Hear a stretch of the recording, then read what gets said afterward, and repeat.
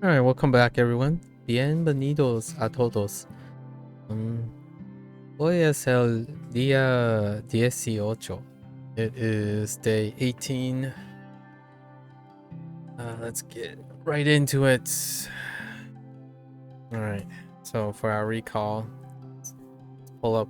Yesterday we got a lot more vocabulary than our average recently. Oh, and we can use this. No. Wait. Okay, so emotions. Emotions.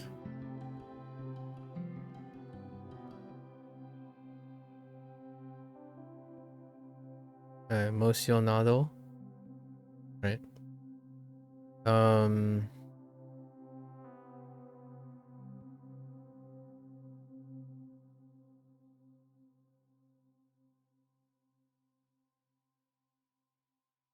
Sorprendido.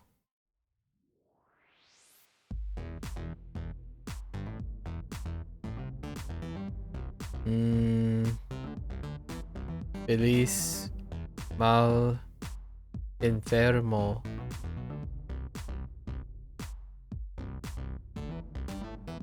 Enfermo.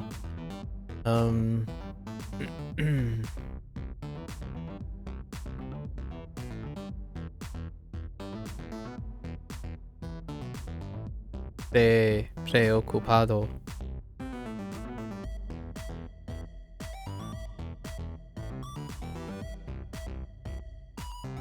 Aburrido. Aburrido.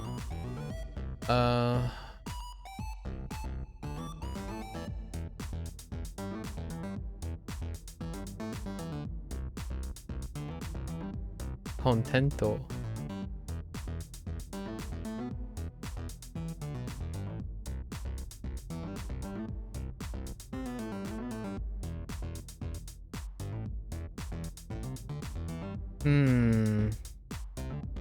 Any others? Emotions, and then or feel. Me siento.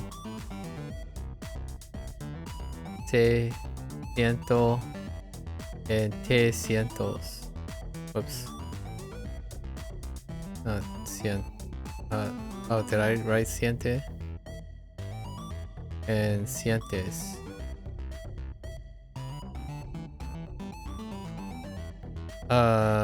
¿Qué tal?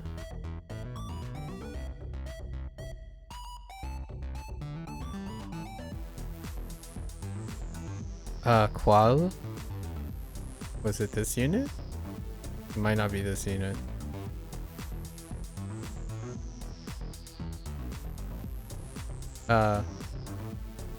¿Por qué? As well.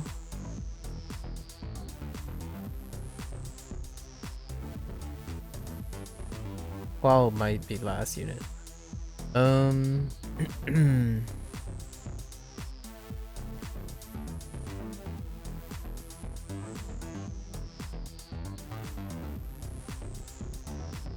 Bebé. Papá.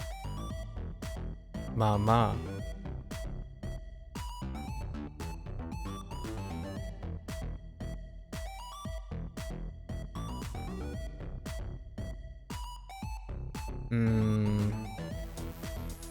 I feel like I'm missing an emotion somewhere. So we have another way for happy, worried, bored, excited, surprised. Oh.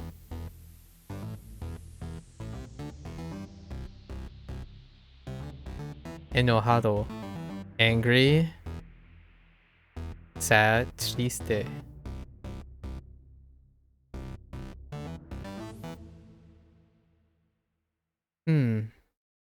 Now I think we have most of the emotions. Oh, were there locations? No. Really just focused on feelings. And then combining these with like Como estás? Right. What about leaving? No.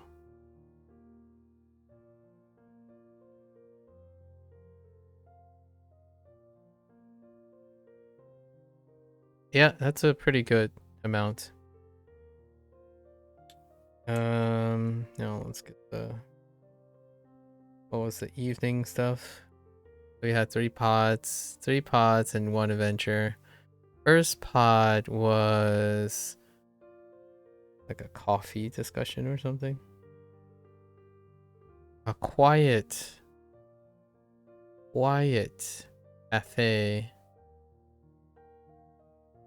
cafe conversation.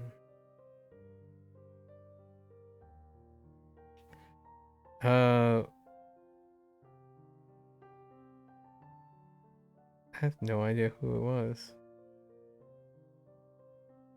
Oh, this one turned out to be Lucy.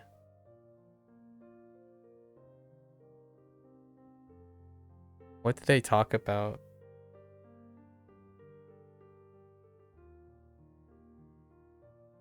I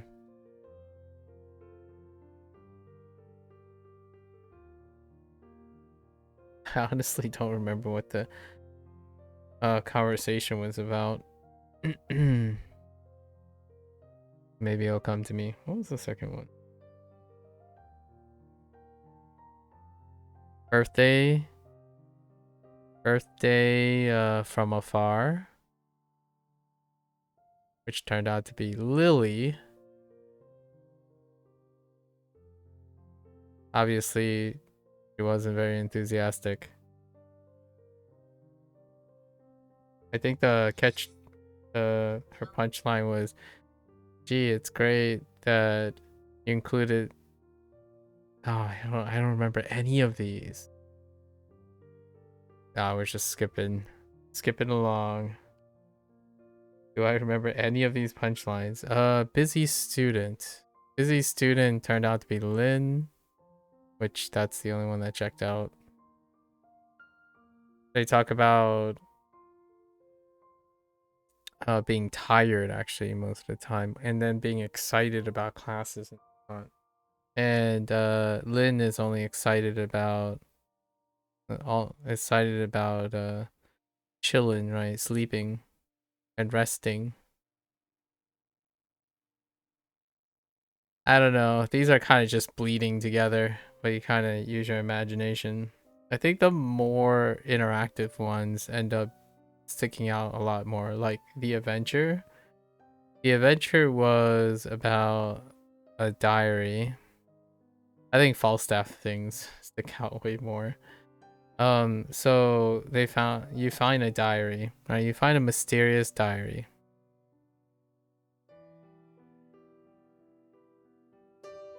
A mysterious diary. So Eddie, there's a diary right around Eddie, and you're playing Junior. And Junior and Eddie's like, wow, it's a diary. It's like, I wonder who it is. And so the first thing they obviously do is read the diary. So they find a diary, right? Eddie and Junior. And you're playing the role of Junior. And they concluded that whoever's diary this is, they're very depressed. So they're unhappy. So they're very sad, actually. They didn't use triste. Triste was the one that so this person's very sad. So Junior goes around, so you're a Junior and you go around asking if you're sad or not. If you're so you ask like two other people if they're sad. You had the choice of Falstaff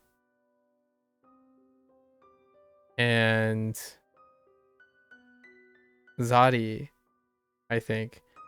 And obviously either of them are not depressed, but apparently Falstaff said you should check behind his luggage, his suitcase.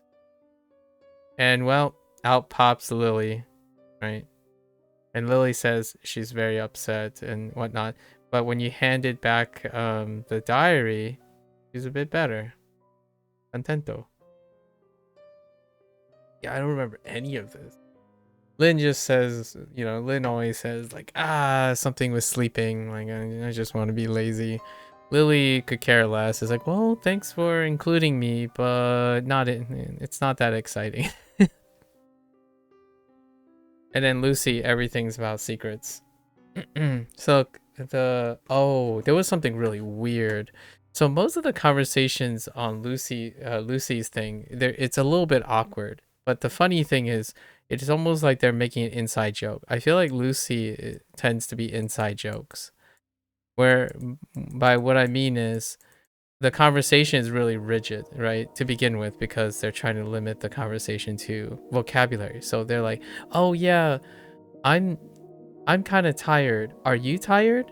"Yeah, I'm tired." "Oh, I remember this now. I'm tired." It's like, "Have you had coffee yet?" It's like, "Yes, I had coffee." Um, and Lucy's like, well, must be some code for something because it's a weird conversation." It's like, "Oh, you're tired. I'm tired. Did you have coffee?" "Yes, I have coffee. Do you want coffee?" It is really robotic, but that's how you start, you know? Anyways, let's get into it. These ones are really chill. Duolingo sessions are very, very chill. Oh, actually, we can look at our coverage here. So there's the me siento, se siente, te sientes. Oh, un poco, otra vez. Yeah, and a veces. I forgot about that. Nunca and siempre. Ooh, I forgot about frequency. Yeah, so un poco, like degrees and time. Un poco, otra vez, a veces. Disfrutar, we finally got as a infinitive, and dormir as well.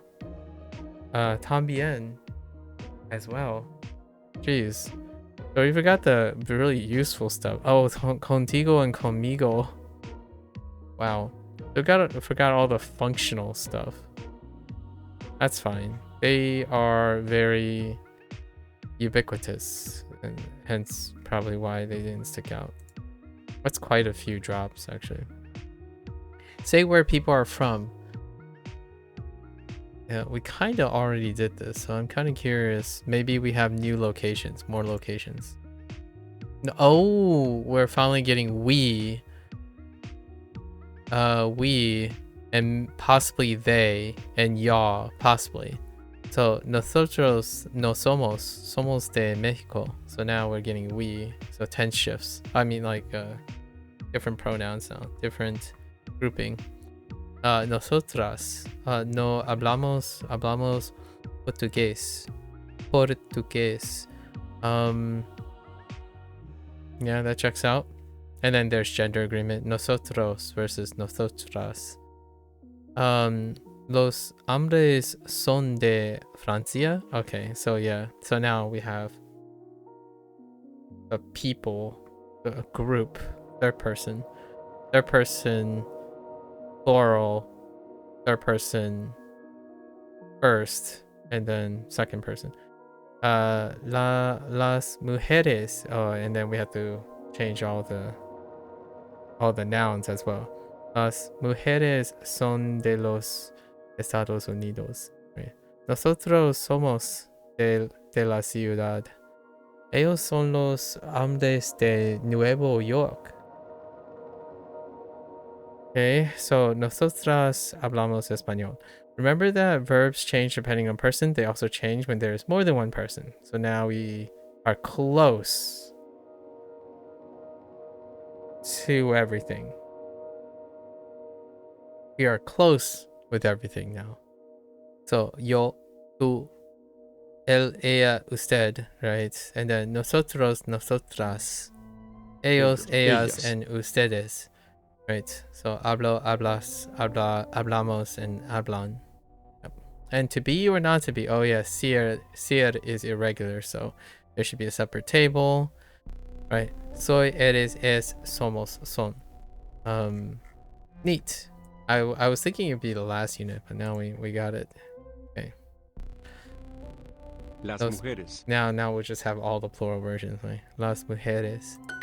La familia tiene 5 mujeres. Cinco. Yellow. What? Los hombres. Hombres. Hombres, lo siento, no hablamos español. Whoops. Oh, so they want I'm sorry. Español. No hablamos. Miguel y yo siempre estudiamos en la biblioteca. Right?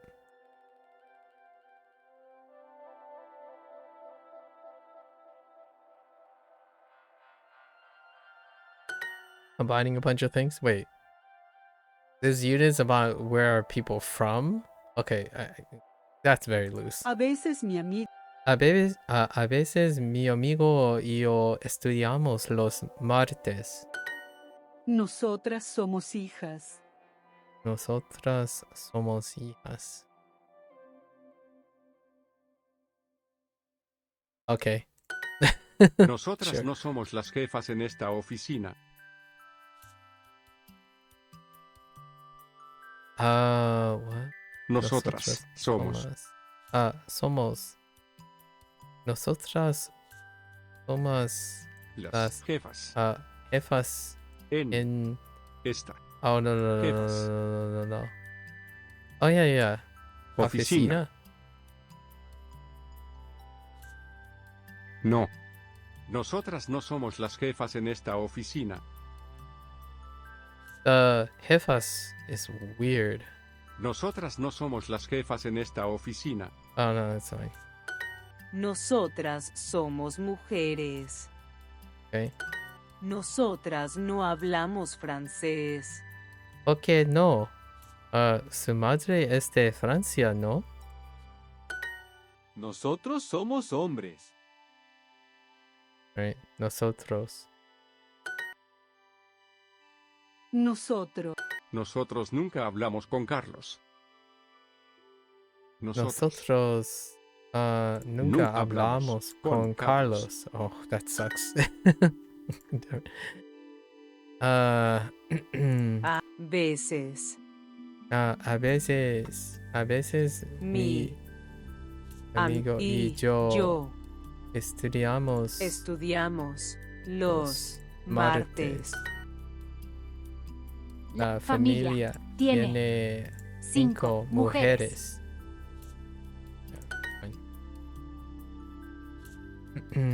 Nosotros Nosotros estudiamos en la universidad. Okay. All right, we're fine. Still fine. Las ciudades de Canadá.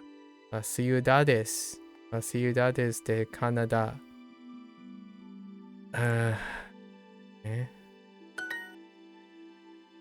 Ciudades. ¿Dónde estudian Juan y María? ¿Dónde estudian Juan y María?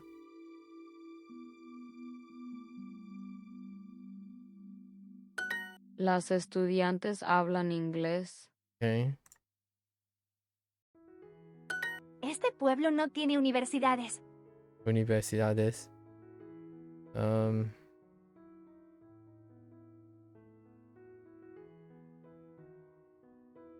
Yo quiero trabajar en 2 universidades.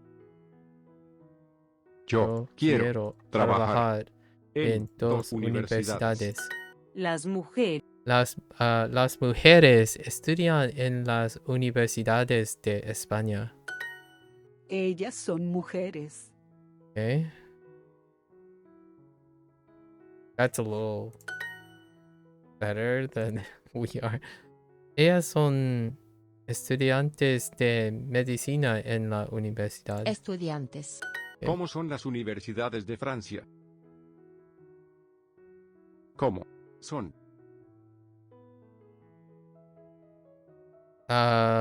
Something.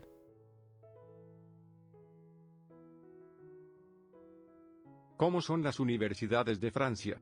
Las de Francia. Okay, they just want to say. Wait. ¿Cómo son las universidades de Francia? How are the... What are the... What? Okay.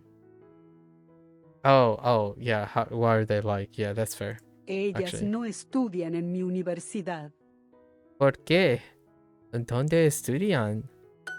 Ellos son hombres. Okay.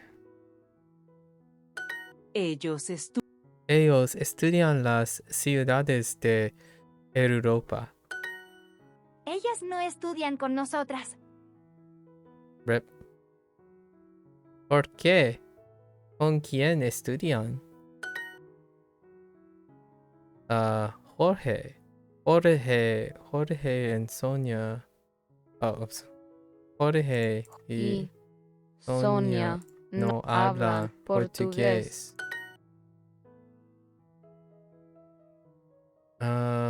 Ellos a veces estudian en la mañana. mañana. Okay. Ellos Ellos hablan mucho mucho en en la clase de español. Okay. I'm popping away. What do we got? Oh, El jugador. el jugador. Quien tiene muchos negocios. Muchos negocios. Okay, so now we're having plural agreements with mucho or adjectives.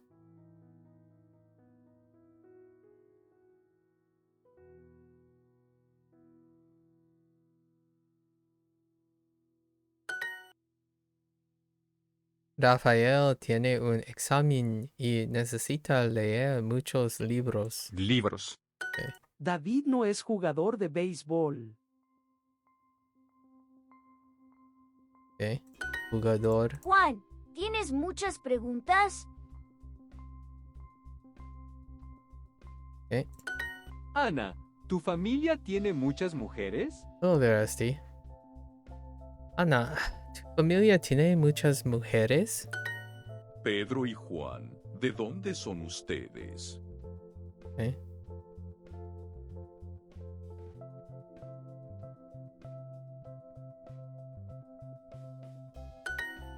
Rebeca y Bruno, It's going pretty ¿ustedes well. hablan? Rebecca y Bruno, ¿ustedes hablan francés? Rebecca. Don't you dare leave that one. Rebeca y Sonia son amigas en Facebook. Oh my gosh, Facebook. Not sponsored, by the way.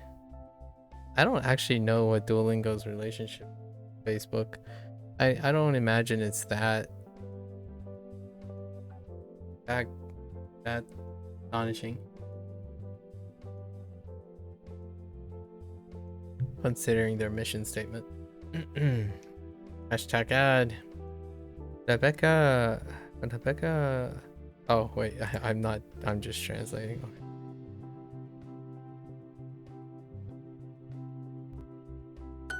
¿Tu hermana tiene muchas amigas? ¿Tienes un carro? Sí, ella siempre está con ellas. Oh, that's kind of cute. ¿Por qué trabajas los fines de semana?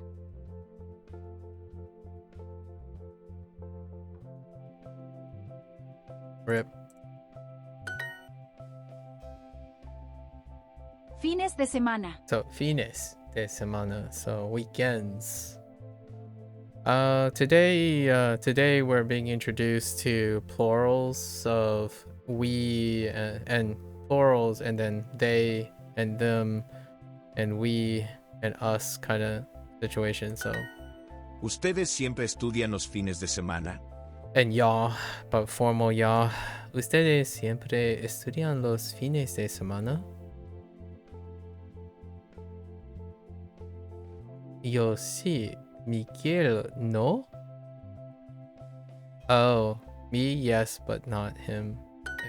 Miguel y José son jugadores de fútbol. Okay. What are you up to, SD?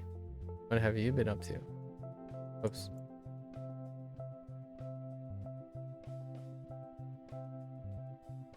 I keep looking for different words. Keep looking for football. El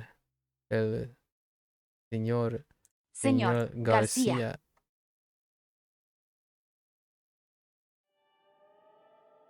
Tiene Muchos amigos. Been good. Locked in on French because your exam is in 3 months? Ooh. French. How's that going? 3 months out. That's a lot of time. Miguel y Pedro. Ustedes? Ustedes jugador de béisbol. Miguel y Pedro. Ustedes. Ustedes Son. Jugadores. Jugadores. Oh, I forgot about jugadores. Jugadores de béisbol.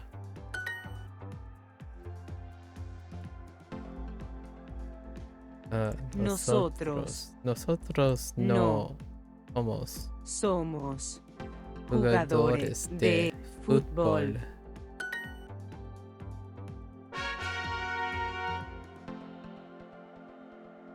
Yep, you gotta take the B2 so that you can apply for French units in Europe. Oh, it's like the base requirement if you want to take courses in French unless they take English classes. Oh, okay. I had no idea. You had to take exams in order to take units. Interesting. ¿Cuántas mujeres? Oh, we finally got cuantas. ¿Cuántas mujeres? ¿Cuántas mujeres?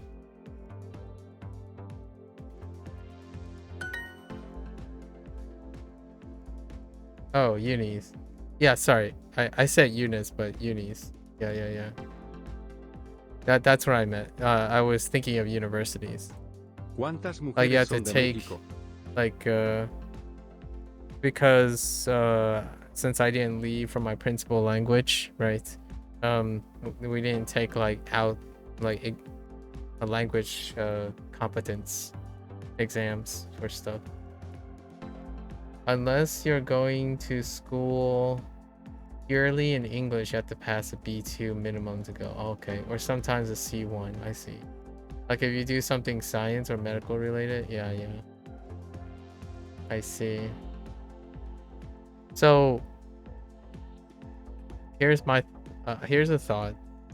So are there French science classes and English science classes? And if you wanted to take a French science class, you need to pass a... Okay. All right. Gotcha. ¿Cuántas mujeres son de México? ¿Cuántas? ¿Cuántas mujeres son de México? Honestly, that would have been kind of fun if I was young. If I was at a younger age and still deciding on career, that'd be kind of interesting to take science class. Take science in Spanish, like just to see what it's like.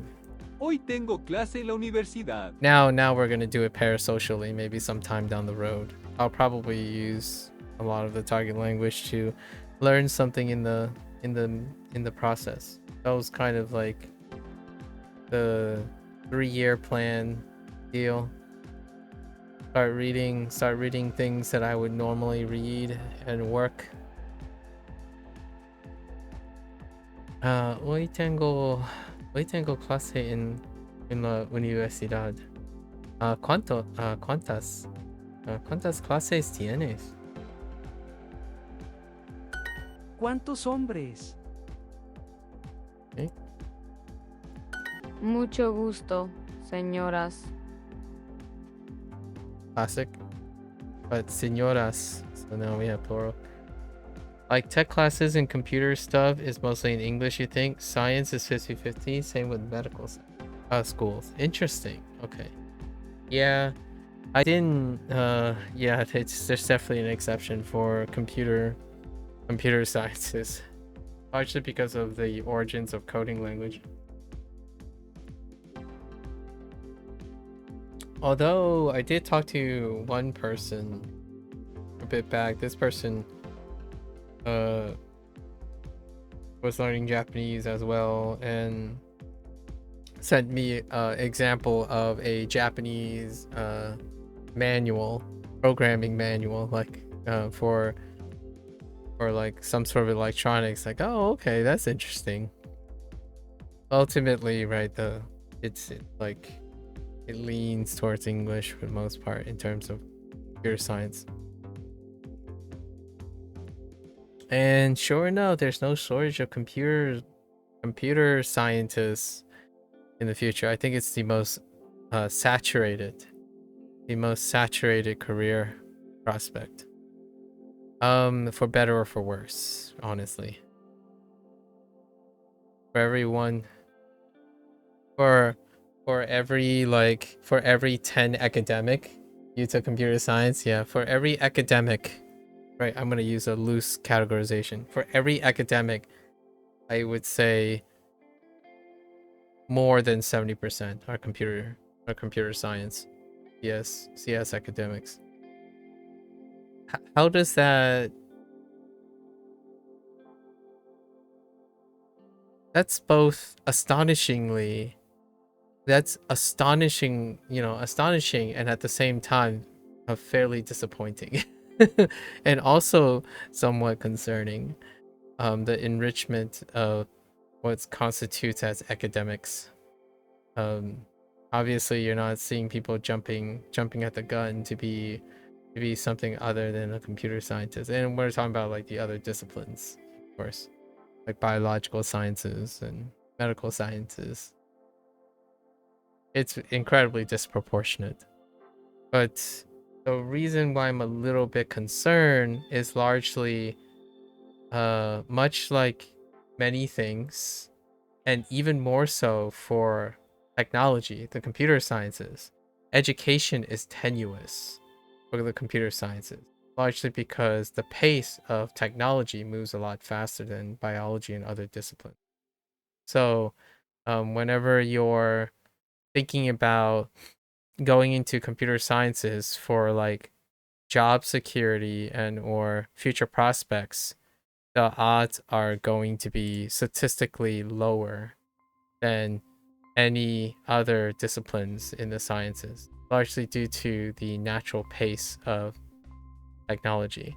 So when you're in formal education, oftentimes you're gonna have this consistent treading feeling of being needing to diversify in order to be competitive in computer sciences compared to like biological sciences or becoming a physician, school of medicine and whatnot.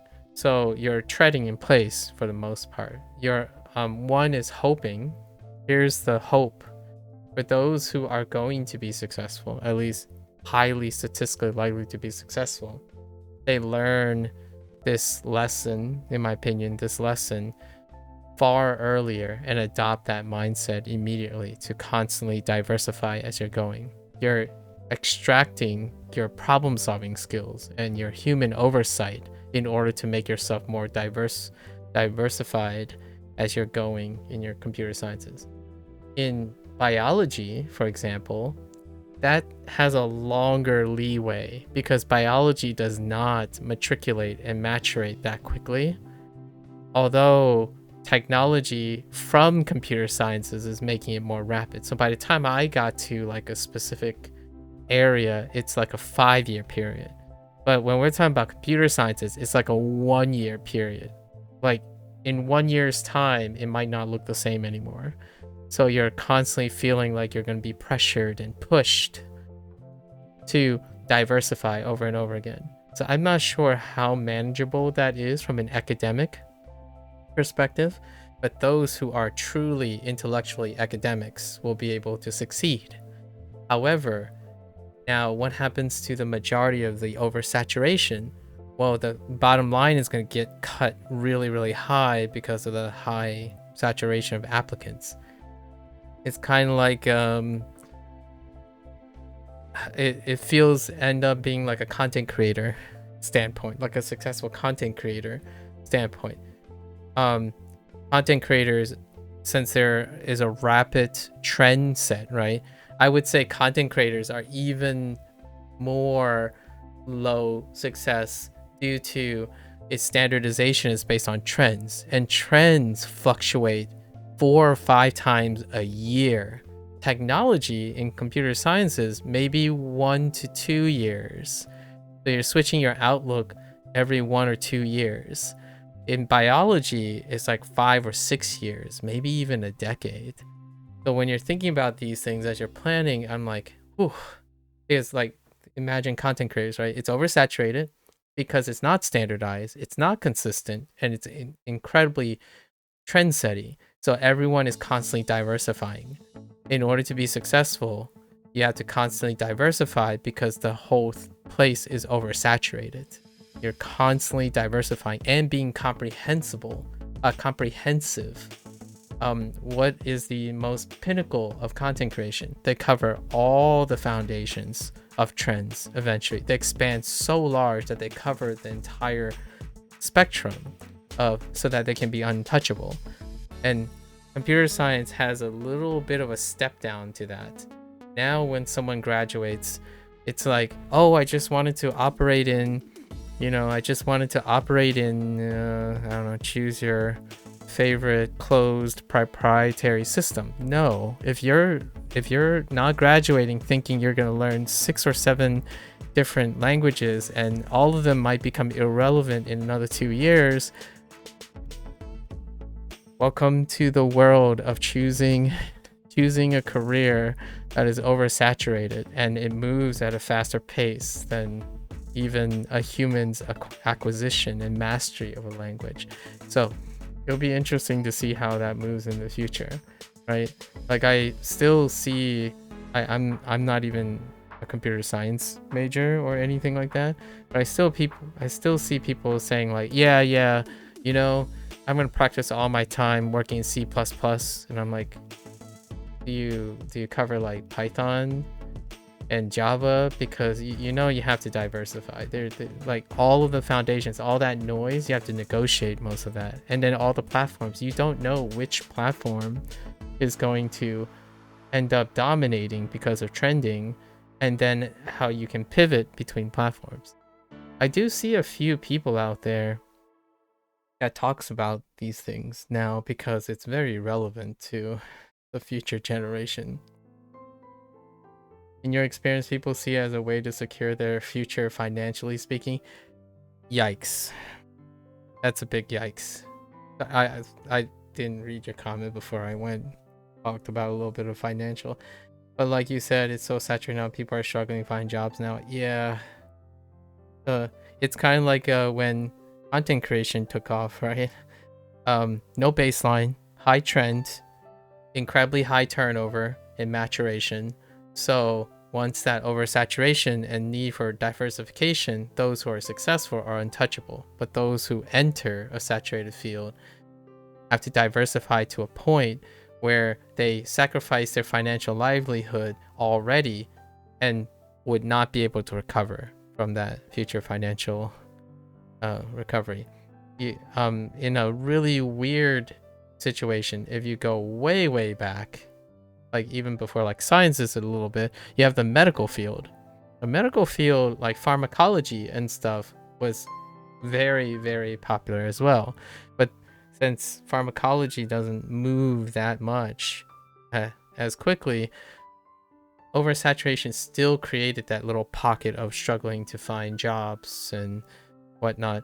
Teaching was another thing even before that. Lots and lots of teachers. It's weird to say that now because no one wants to, like, it almost feels like to find someone who wants to be a teacher is like finding a unicorn at this point. But there was a time when teaching and being a professor and whatnot were like high accolades. It was one of the prestigious positions, and people say, well, I learned things, so if I learn things I can be good at teaching them. And that used to be oversaturated as well. Weird now, the time we live in. But I do see computer sciences as the second coming of content creation. Like, but not necessarily bigger than content creation, because professionals also turn to content creation as well. So if there's anything that computer science will probably mirror in the next 4 or 5 years, it's probably the financial constraints, the financial upfront investment required, the maturation time in order to be competitively diversified in science, computer sciences, to be competitive. So now we're talking about upfront things. So when you say you're going into a computer science discipline, it's going to take you, I don't know, say 3 or 4 years. You have a 3 or 4 year plan. You have to finance for that education. And then when you enter the employment force, like employment opportunities, you also need to finance an upfront hit to your finance before your career takes off, right? If you survive that, then likely your career will take off. There's no guarantee until after you reach maturation. From post-education period, I mean, you might be thinking, well, other careers, what are other careers before that? Science was before this. And during my time, you could seeably have thought, okay, I'm starting my career down being a scientist, an academic scientist. And in 5 years' time, or maybe even in 9 years' time, when you get your PhD, that science will still be in the green, as in there's demand for it, maybe no geopolitics involved and whatnot, but that didn't turn out to be the case. That definitely did not turn out to be the case. And that is for science. Like for biology moves so much slowly. So funny enough, that's also a case for gambling as well. Your future might be secured because there's a chance it will be, like, but it's more of a lottery system at this point. Like, hopefully the ones that are most consistently successful are the ones who end up diversifying enough that they will have a relevant computer science skill set that happens to be in the right place at the right time, right? It's one of those situations now, like, oh, sorry, like you're really qualified for this job, but it's already taken. So it will no longer be who does the best job, is who was there when it's available, when it's needed, because most people are going to be replaceable. Crazy. And then it'll go around in circles again, right? Like demand drives the future and whatnot. I'm kind of curious when around the world, when the demand for having teachers again comes back around. It's probably not in my lifetime. I don't see human teachers uptrending anytime soon. But it is interesting. And it's a little bit unfortunate, but I think if I were to take a gamble on future financial security, it would not be computer science. However, if you have enough money and you budget and you take on loans and respectfully, like safely manage your finances and extend loans and accreditation, you might get through that period. It's kind of like being a doctor, right? If you fail out of medical school or you don't make it to the end of medical school, well, you're settled with all that debt because it requires a maturation time. I'm curious, how long does it take? My feelings as I feel around regarding computer science careers, I think I would say your formal education is complete. You get like your first certification, and then you spend the next 4 or 5 years diversifying, taking whatever internships you can find, diversify your skills until to the point where you have enough diversification in your skill set in order to land an opportunistic opening. And that's what it felt like after graduating with PhD in science, in biology. Now, when you graduate with a PhD in biology and you want to stay in academia, you're basically at the mercy of whatever is open. And that's a different situation because the demand wasn't any higher either. Funding was actually lower. Funding kept dropping for scientific research. So less and less places can support academic science, pursuit of academic science. So it became more competitive when all of my generation of quote unquote scientists maturated and the demand was actually lower. Or not necessarily the demand as in wanting science. The demand actually went up, but the resources went down, right? The resources. So what happened is you compete for that. And ultimately, it means you are going to have to be more opportunistic or better than other people. And sometimes it's not the best that gets hired. It's the most convenient and lucky that gets hired. And it's kind of unfortunate, but that's... I see computer science as the next wave of what happened to scientific pursuits in general. Surprisingly, you've been seeing trade jobs come back. Ooh, nice. And lots of people, at least in the spaces you frequent, as well as some stuff you've read talk about how more people are becoming electricians, plumbers, and welders again. Yes, trade jobs. It's unbelievable how much, when it comes to financial, like, you can still work towards computer science, right? Your dream career, the thing you want. But I can't tell you how many people are sustaining financially by starting on building a side trade job, like a side trade, even a side hustle. Almost though the vast majority of side hustles and pivots are supplementing the deficiency in trade jobs, largely because of the explosion of convenience, of the lack of people with trade skills.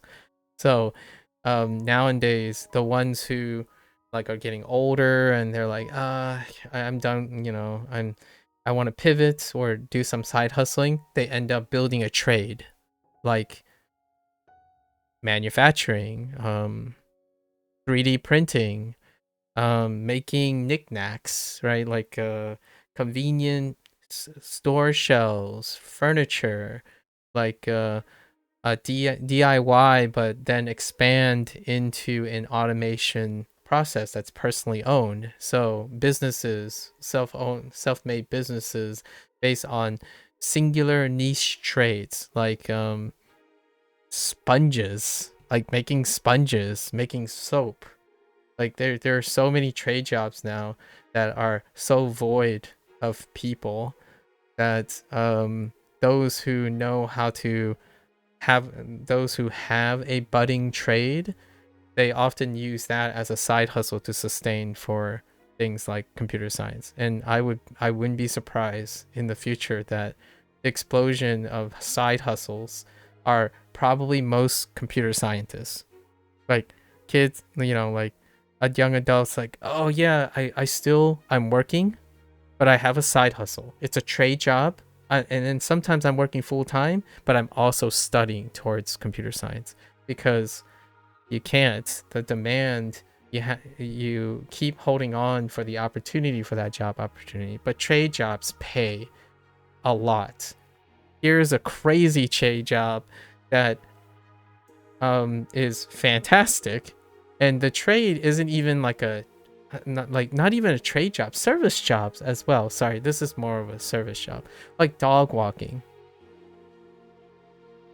Heck, man, I would believe it if there's a service job where you're just hired to keep someone company. I know how that sounds, but in a different way, right? Like service jobs are on the decline. There's a high requirement, like a high demand for service jobs. Like, I know how that sounded. That came out a little bit weird.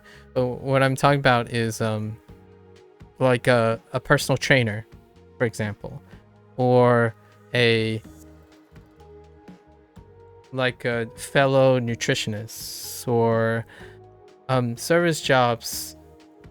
And no one wants to do service jobs anymore. So that's kind of the weird supply and demand that you see. Like dog walkers, ooh wee. Makes me kind of want to think I want to be a dog walker. In terms of language learning, right?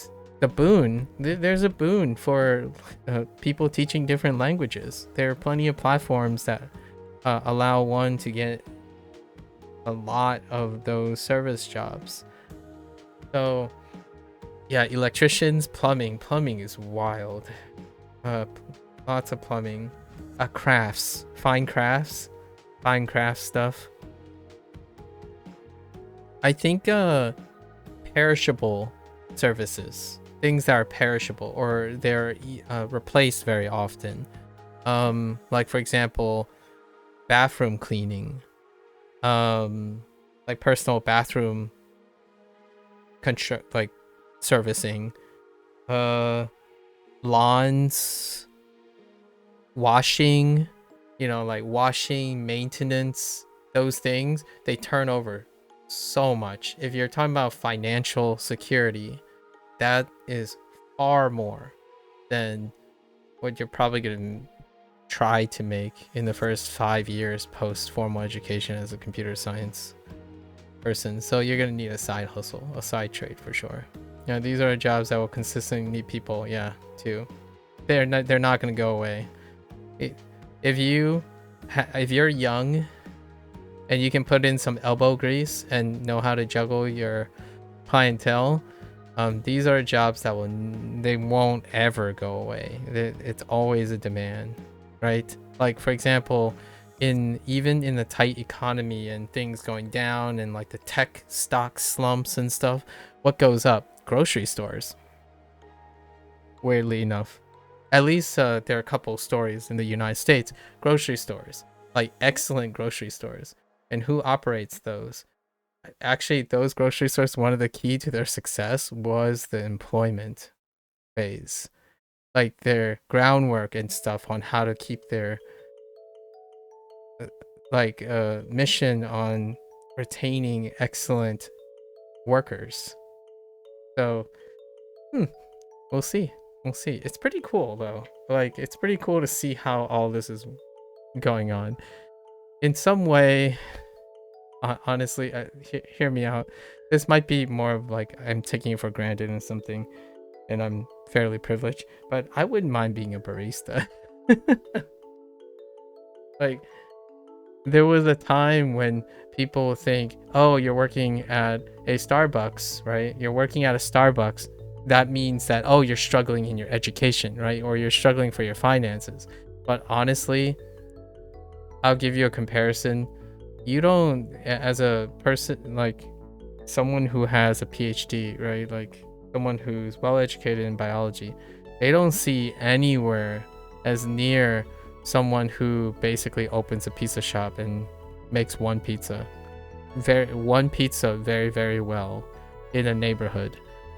No contest. Like occasionally I would hear people talk about how much money they make and whatnot. I don't think I've ever earned more than like 30K net in a year of my entire life. Like when someone's saying like they earn they earn like $35 an hour, I'm like, that's probably a better wage than I've ever earned ever in my entire life. So education is weird like that. It's weird like that. I can't even imagine what teachers make these days, actually. I wonder how what the life cycle of a computer science major will be like in another 2 or 3 years. Yeah, depending on what you do, if you do it well and you get people coming to you, can make lots of money, even if it seems like something that isn't very lucrative. Yeah. I think niche trades are so great right now.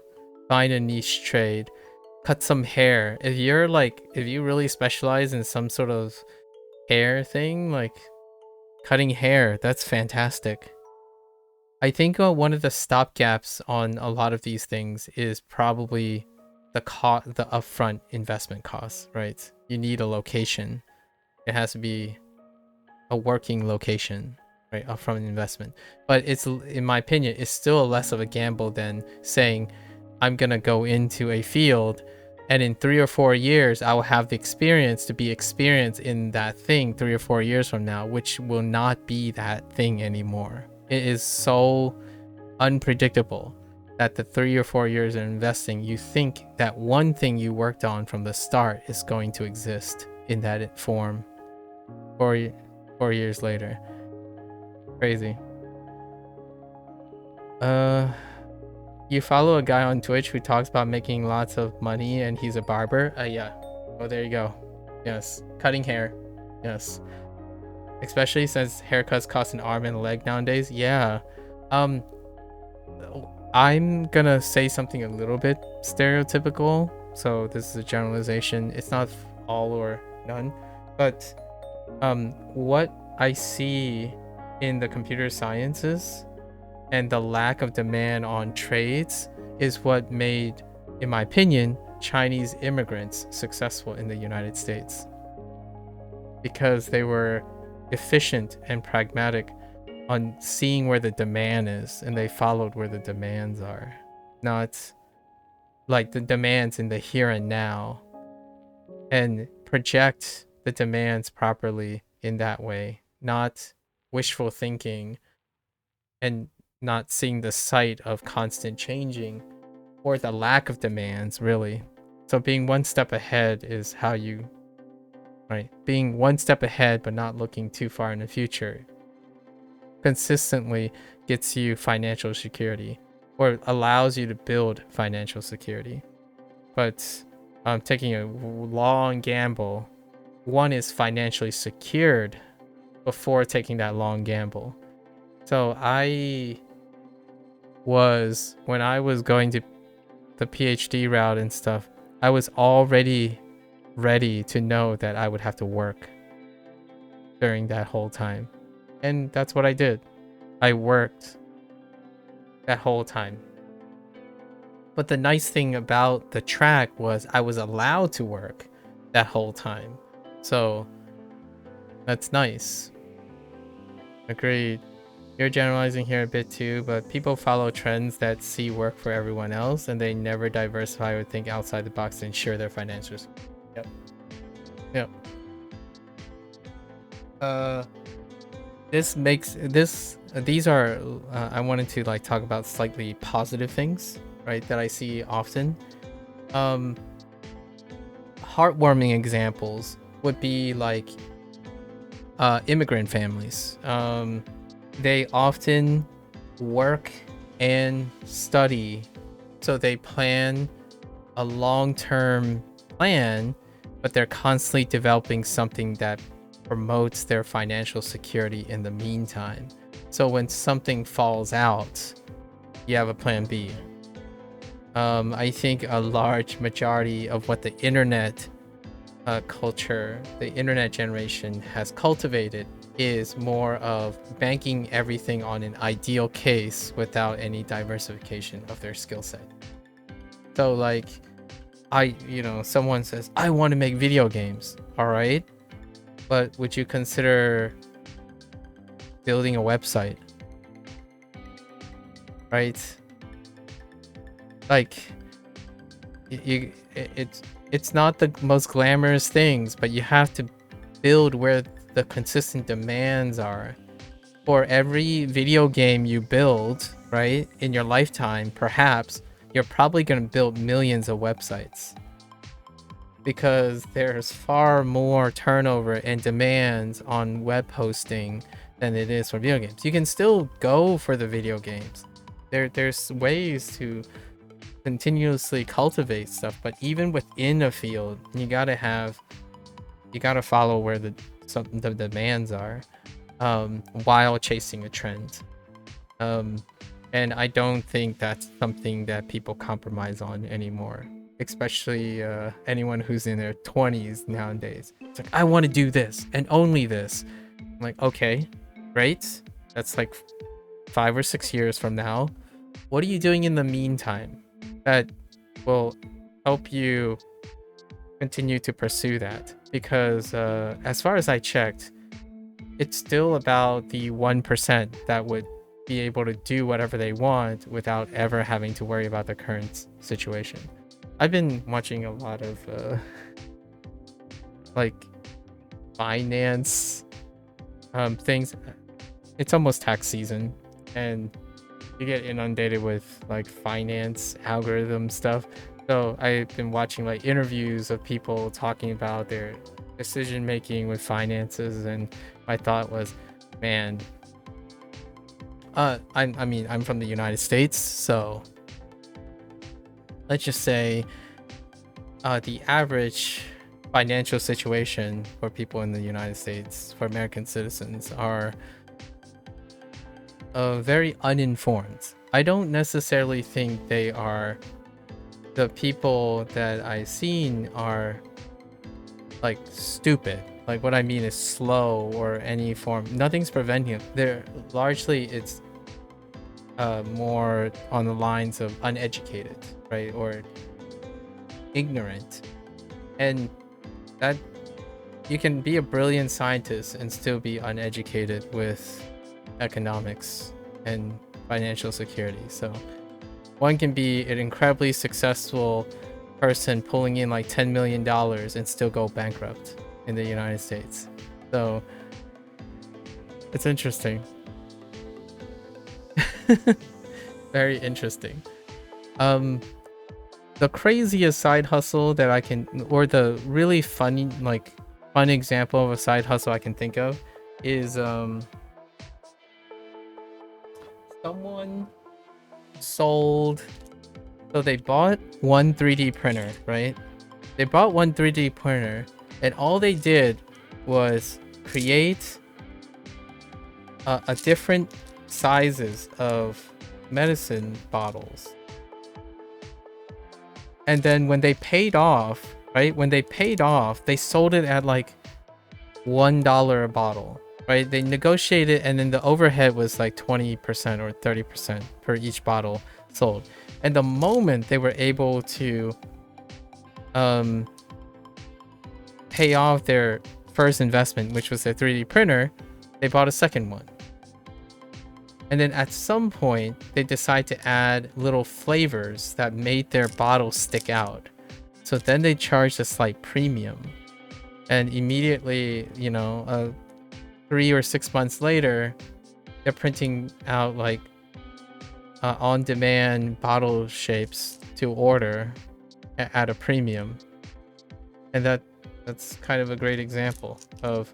And meanwhile, this person is not like spending his life becoming a professional bottle printer or something. So financing this person's career, whatever they want to go after. Oh yeah, speaking of taxes, that's another good job. Yeah, doing taxes, people don't want to do taxes. That's a great service job. Your mom started as a tax preparer. You don't need a degree for that, just some sort of training, and now she owns 2 tax businesses that make her good money. Yeah, exactly. It's not glamorous, but boy howdy, if you're talking about financial security, you do things that people don't want to do. Like, strictly speaking, obviously, while you're funding your dreams and your goals and things you want to do, I think thinking that you'll be lucky that you are the one that gets to have a dream job. It's called a dream job for a reason, right? That means you have to be lucky and talented and all of that. But that doesn't stop you from... I have a example. Someone likes braiding. So they like braiding things. So all they did was they bought a bunch of string. They didn't even make the string. They bought all the bunch of string. And then when they braid the string and to sell it it appreciated because there was a human touch to it. So a $1 string suddenly became a $10 string. So when you buy wholesale strings for like 100 strings for like 10 cents each, and you sell them back for $2 each, think about like the turnover is absurd. Like how much you exchange on the side, right? Like the conversion. So whenever you have a craft that you convert resources to something else, or do a thing that no one likes to do, a labor that no one likes to do, that's people will pay for that because they're making money. your customers are making money based on maybe the career that you're eventually going to get, but that money comes to you if you're able to supplant that. Like easy making coffee and serving coffee in a place where maybe it's like at least, I don't know, 4 or 5 mile radius away from a Starbucks. It'll work. It will come for coffee. You just undercut Starbucks. Anyways, this sounds like a lot of hot takes. Obviously, also these things take time as well, but they have far less startup and uncertainty than a computer science career. In the meantime, taxpayer, man, tax prep. Make me want to be a. Isn't there a formal name for a tax preparer? I feel like there's a fancy name for that. Of finance manager. I don't know. Anyways, good chat, and I'm happy to hear that your mother is doing very well with her business. My parents operated Chinese restaurants, so you know, here's a little deep cut. I've gotten many comments a lot of times when people find out that, or when I share my parents used to run Americanized Chinese restaurants, and they would say things like, oh yeah, but that stuff is unhealthy, or like it's fake, or and all that. And meanwhile, I'm like, but you don't understand how businesses work. In order to meet all those and the ends, they balance what is supplied and the quality that meets the customer's demands. So you, the internet, or the person who's spoiled and privileged, may understand that, oh yeah, sure, this doesn't meet your quality, but you're not coming from the lens of understanding what the demand is. There's a reason why McDonald's continue to be McDonald's and Burger King continues to be Burger King, and you know, Subway and stuff. They're businesses. They understand how to manage their finances and the demands of the people. So when people kind of generalize like, oh yeah, but this place have so much better this place, and I'm like, you gotta step back and look at the context. What is your supplies? What is your demands? What's your distribution? Crazy. And too many it goes without saying, I think conservatively, I'm sure not a lot of people would disagree with me on this, too many computer science majors and very, very few truly diversified computer science majors will hit the market. So your next career, your likely career in computer science, will start with a very marginalized position because you do not hold any competitive edge over the oversaturated market. If you come out saying like, oh yeah, I programmed a lot in C++, I'm just a C++ wizard, right? Well, the odds of a C++ position, a C++ only position to show up in the market is probably going to be very, very rare. If it does happen, consider yourself lucky. But if it doesn't, I'd probably suggest, I don't know, picking up Java and Python and anything else that's popular.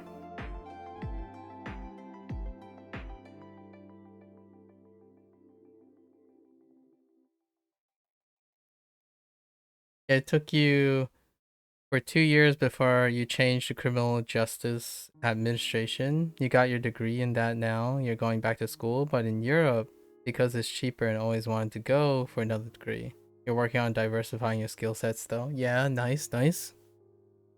Criminal justice administration. I understand those words, but I don't necessarily understand those words put together. Does that have, is that anywhere in the realm of like paralegal work and whatnot? I feel like paralegal work is always in demand.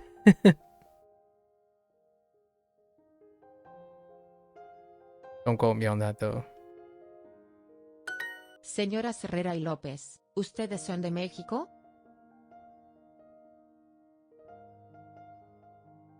Señora, what?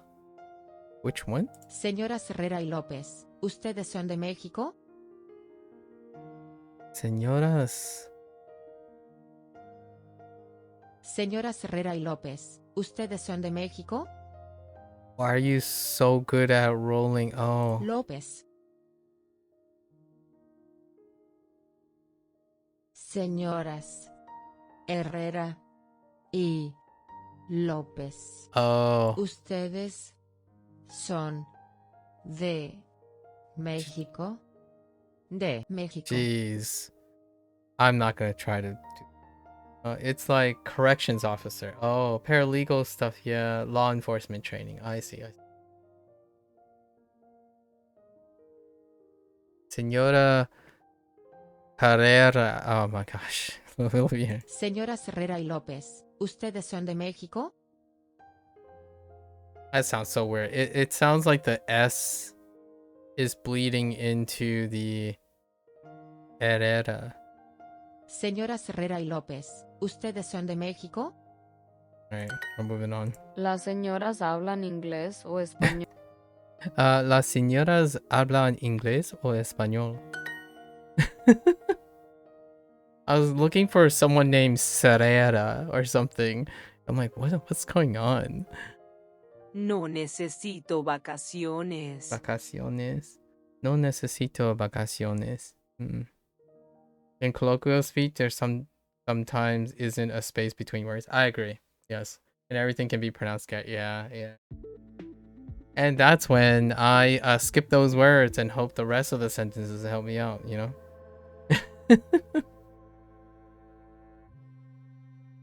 that's the goal, you know? I think one of the things that is kind of a hit or miss, right? Articulation, right? You kind of get used to it because you heard it so often, and that's kind of what happens with colloquialism. It gets jammed together, and I don't think there's a single language in like natural language on this planet that doesn't have the colloquial running at some point. It's such a stable and consistent human condition to say something so often that eventually it just runs together, right? I mean, the English is filled with now words, but they were not words before, like wanna, gonna, have to, yeah, yo. Well, I mean, bruh sounds like brother run together, honestly. Like, I know it's not that way, but it might as well be brother running together. Colloquial contractions. And it just makes their way into common speech. Yep. Oh, it's a huge thing in French too. I can imagine. No necesito vacaciones.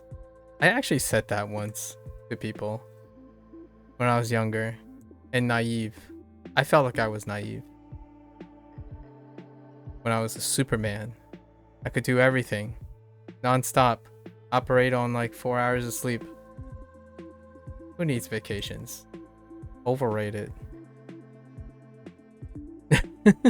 Oh, wait. Vacaciones. Oh yeah, vacaciones is always vacaciones. Right?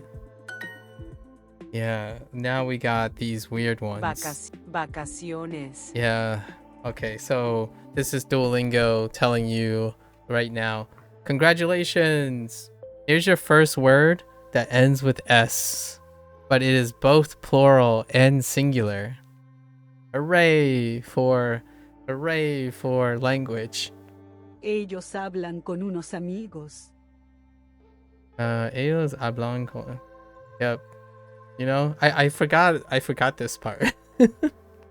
I totally forgot this part about the yeah, it does the deer situation. Oh dearie me.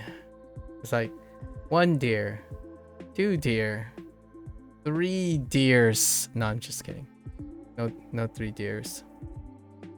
Ellos hablan con unos amigos. I'm still waiting for gerunds. We're still waiting for gerunds. We've been typing gerunds here and there.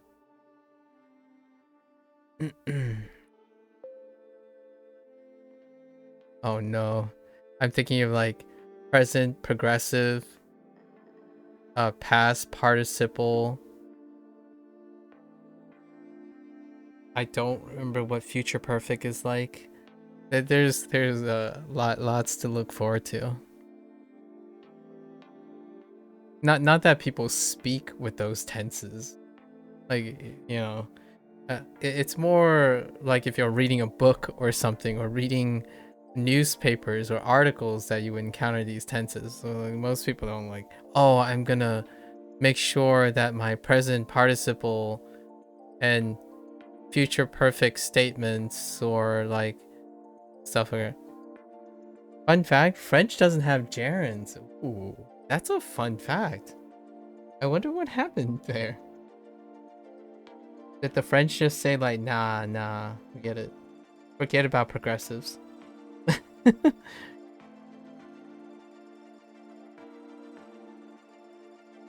I mean, you could always learn Mandarin with me, SD. There's no conjugation. You can always no, that's a poor plug for Mandarin. I feel like that's a very subversive plug. There's not even conjugation in Chinese. You don't have to conjugate. No tense.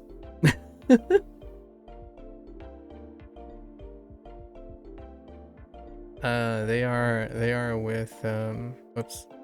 They are talking with friends. Wait. They talk. Speaking. Oh my. Talking. You do plan on it, Kappa? They are speaking with some friends.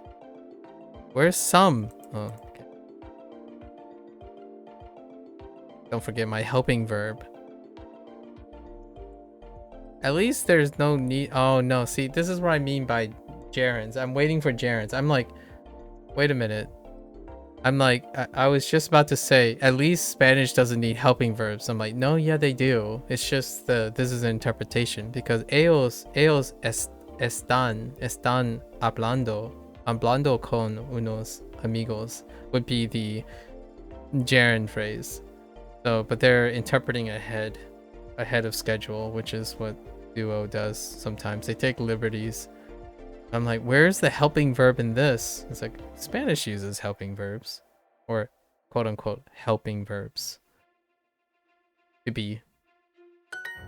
Necesito unos bolígrafos. ¿Dónde está la biblioteca? Sorry. ¿Cuántos necesitas? Yo tengo unas amigas de Francia. Okay.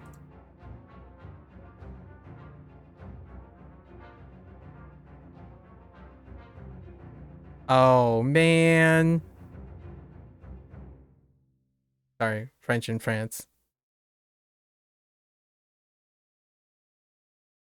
Here's an important example. Eating is important. In French...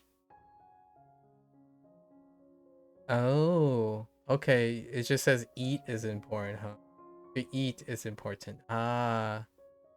And then comiendo. Comiendo is, yeah, is importante. Yeah. So so that's still to eat, the infinitives. So they use infinitives instead of gerunding it. I see.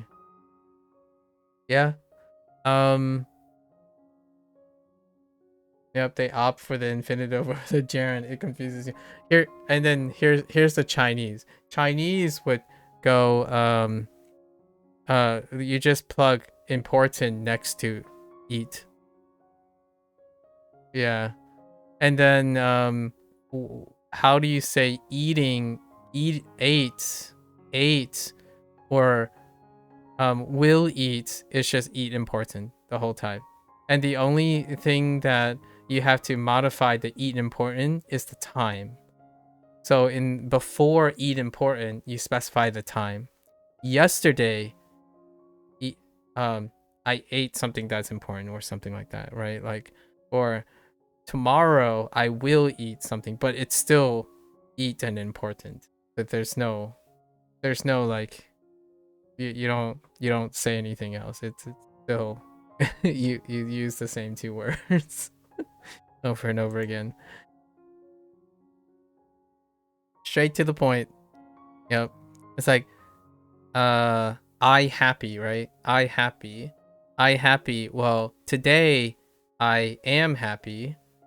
Tomorrow I could be happy or something, but you still use I in happy. There's no like change, like am, is, or will be. Nah.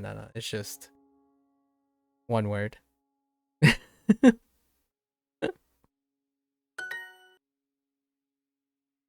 It does make all the sentences sound similar though. So, while it's really efficient, right? You know what happened? What, you know, the trade-off is if it's efficient, that means that everything's going to sound very similar. And one of the things that people may not like about Chinese is that it is one of the languages that have the highest number of homophones or homonyms, right?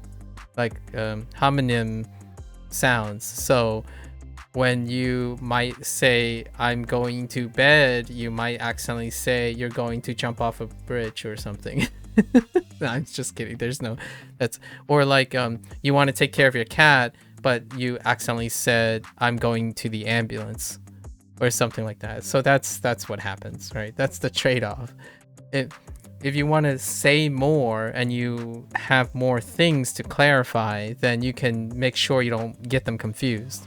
So at least comiendo es importante. You can't get it confused with, oh, the other forms of eat is important, you know, or something like that. It's a balance. The more efficient something becomes, you end up getting bruh. Bruh? Bruh. Like that's what you end up getting. Kids are already doing that. Kids are already doing the Chinese way. You say bruh in 4 different tones and you're good to go. They mean a lot of things, but also they're very efficient, but they're also very, very confusing. Right? When someone just types bruh, it's like, what do you mean, bruh? Is it bruh or Bruh? Like, what do you mean? Like, you need to clarify. Everything sounds like bruh. I think learning different languages, that's the joy of making these comments. It's funny and relatable to people who are interested in learning different languages, because you can laugh about it. Like, oh yeah, well, you know what? When I want to talk about gerunds and I don't want to sound confusing, I'm just gonna switch to Spanish mid sentence for the kicks and giggles. Oh, there's Sub-Zero.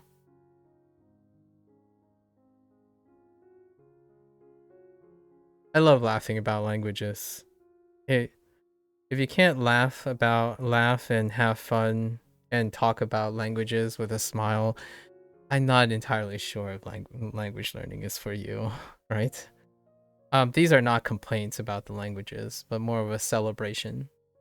Like French decided not to have gerunds. That's pretty funny, actually. I think that's pretty cool. Spanish and gender, right? That's cool though. French has lots of homonyms too, and some learners find them difficult to get down. I can imagine. Like, homonyms are definitely in existence for all languages. Lots of words sound the same but are spelled differently. I know, right? I mean, lots of French words are spelled, but they're not sounded. Like, I mean, like, you can make up new words all you want. Just put in all the silence ones. Like, hear me out. This is not how French people name their children, but all I can think about, like, the American anecdote, like, oh man, I want my child to have an edgy name. Okay, so let's go to French, and where can we substitute extra silent letters and also replace another letter with sets of letters that sound the same as that one letter? There we go. And then we have something like, I'm not good at doing these things because I don't study French, but like, I don't know, it would be like something like this with and then it's a silent L in the middle and a silent E at the end or something, and this guy's name is Philip. Oh no, wait, we could even do like, these are not real rules. I'm just making stuff up because I don't understand linguistics as well, right? But maybe like this is a silent E because it's like the difference. No, and then we can add an O in the front, right? An O or something. Oh no, I think it's the O. So you just add an O in front. It's like, oh yeah, that's a silent O. That's a silent O. That I don't know. Like an example like that when someone learns enough French. Like, oh, I was just gonna throw in a few things. Like, yeah, that's an edgy name that everyone in your entire life is gonna continue to mispronounce, largely because your parents had some edgy requirement. I mean, what is a Chinese version of that? Well, a Chinese version of that would be something like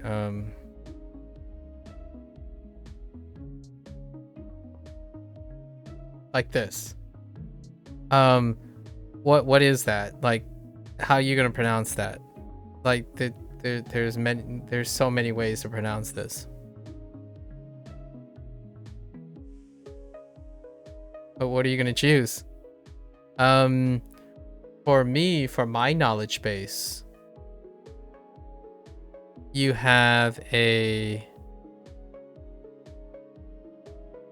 15% chance of getting this right. You have a 15% chance of getting this right from me, because I know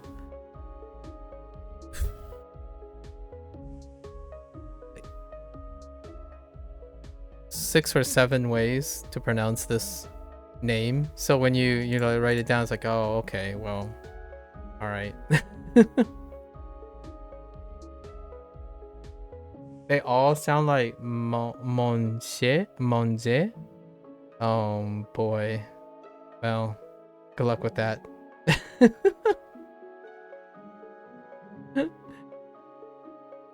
All of them? I see.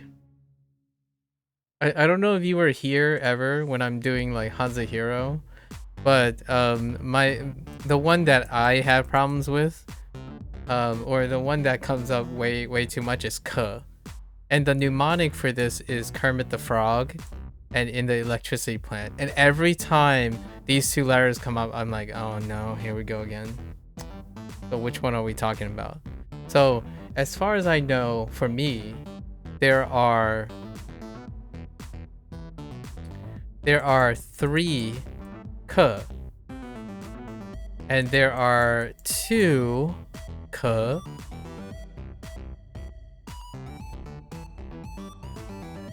And there are 2 K.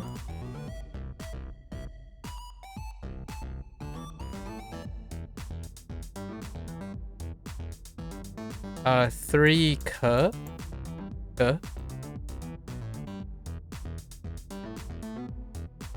I'm missing one. Oh, and then there are 4 K. And the ones that I'm getting mixed up on is all the K's, but it's funny. Like, all right, sure.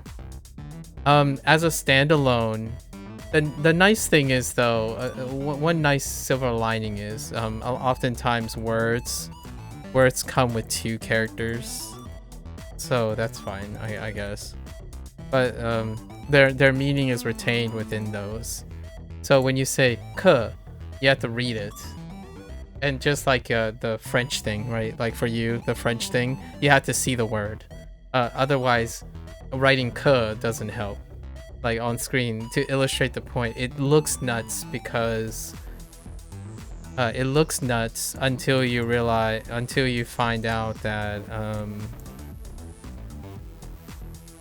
like one K looks like this, and then another K looks like this, right?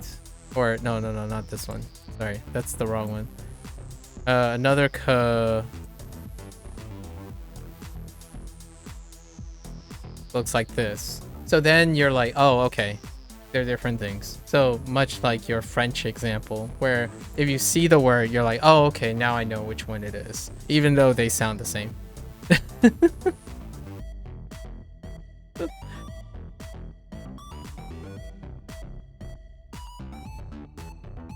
You're fine. We're fine. Just learn the language. Man, I'm having relationship drama for the first time in a while now. Wait, what do you mean you're having relationship drama? Are you okay? For the first time? Are you okay? Is everything alright? Estoy muy cansada. Feel free though, SD. Definitely feel free to pick up Mandarin if you so wish. Gecko, someone else who's also learning French, my Belgium representative, Gecko is learning French, and yeah, I don't know, maybe my mind might change about French. I might. I actually do have French family friends, like multiple French family friends, so maybe pick up a couple phrases, like have things I can use. Join the dark side, join us. Oh yeah, and you want to for sure. You're just juggling languages at the moment. Yeah, me too. I think hot take. This is gonna be a hot take. It's great to be skilled at various languages, but again, diversification, right? I like being someone who there's something I'm good at within a big category, but I also like to dabble in all the things to remind myself that there are things you can enjoy without having to master them. And then there are things you can be good at and you focus on. But at the same time, while you're focusing on honing in and focusing on very specific things, you can still enjoy the other things. You never know how you're going to connect and pick up those things, right? Like removing its diminished return. You're able to sacrifice a tiny amount of time, like a disproportionately smaller amount of time for your specialty to enjoy a collage of diversification. So I could still see myself learning and dabbling in other languages while still continuing to focus on juggling the main ones that I would use all the time. So for sure, I'll spend an hour butchering French for people's entertainment.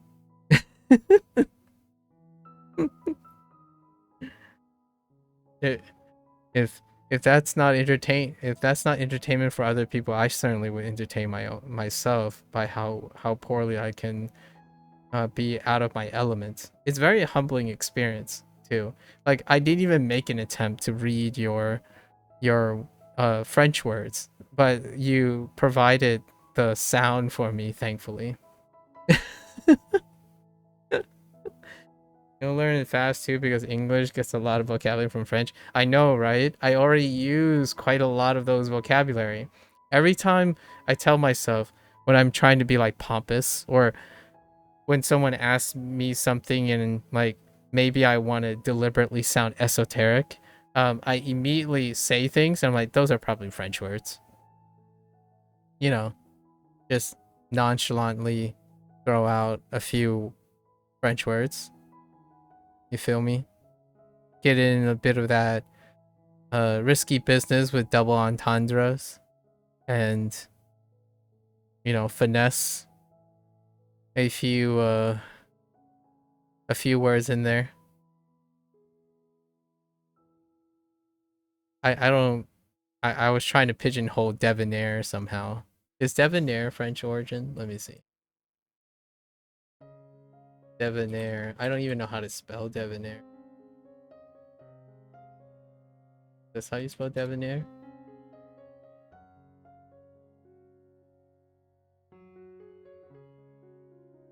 Yep, that's French. Who would have thought? Debonair. I'm like, that sounds French. It's old French. I'm like, just the way it's spelled, I'm like, that can't be anything other than French. Your girlfriend is on her master's right now, right? About to finish next year? Yes, so I've heard. It's not going well. Okay, but you try to encourage her and ensure that she be fine no matter what because she still has a bachelor's degree in chemical engineering to lean on anyways. Did you actually use those words? Okay, anyways. However, she refuses to apply for jobs, claiming she doesn't know enough and needs to study more.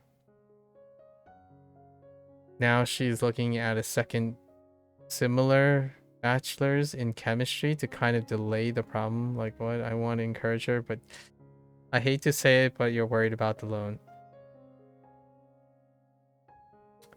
You know, it's incredibly coincidental that SD and I started today's digression with learning how to diversify for financial security. And we started with computer science majors about the oversaturation and not considering contingency plans and how to focus and negotiate diversification while pursuing a specific career. And I don't know enough about chemical engineering. I do know a bit about chemistry, but I'm not sure about demands overseas or wherever she's studying right now. I think applying for something now is very pragmatic. I would say it might even affect her be able to provide some experience to gauge her current situation. But dang, that's a tough one. I'm not sure in what way you're communicating this information, but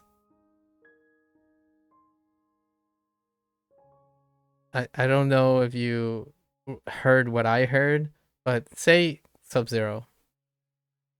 Imagine if you said, you failed a project. Like you told me you failed a project, right? Or you're failing a project.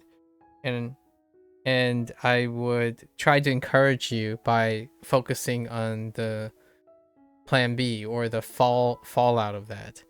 I think that can come off as, oh, don't worry about it. I know you're not that good, but at least you're good enough. It is kind of what I read there. I'm not sure how you were encouraging her, but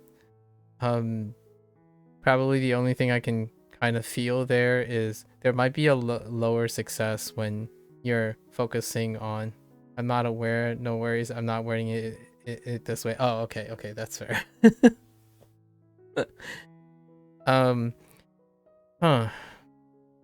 That's a tough decision.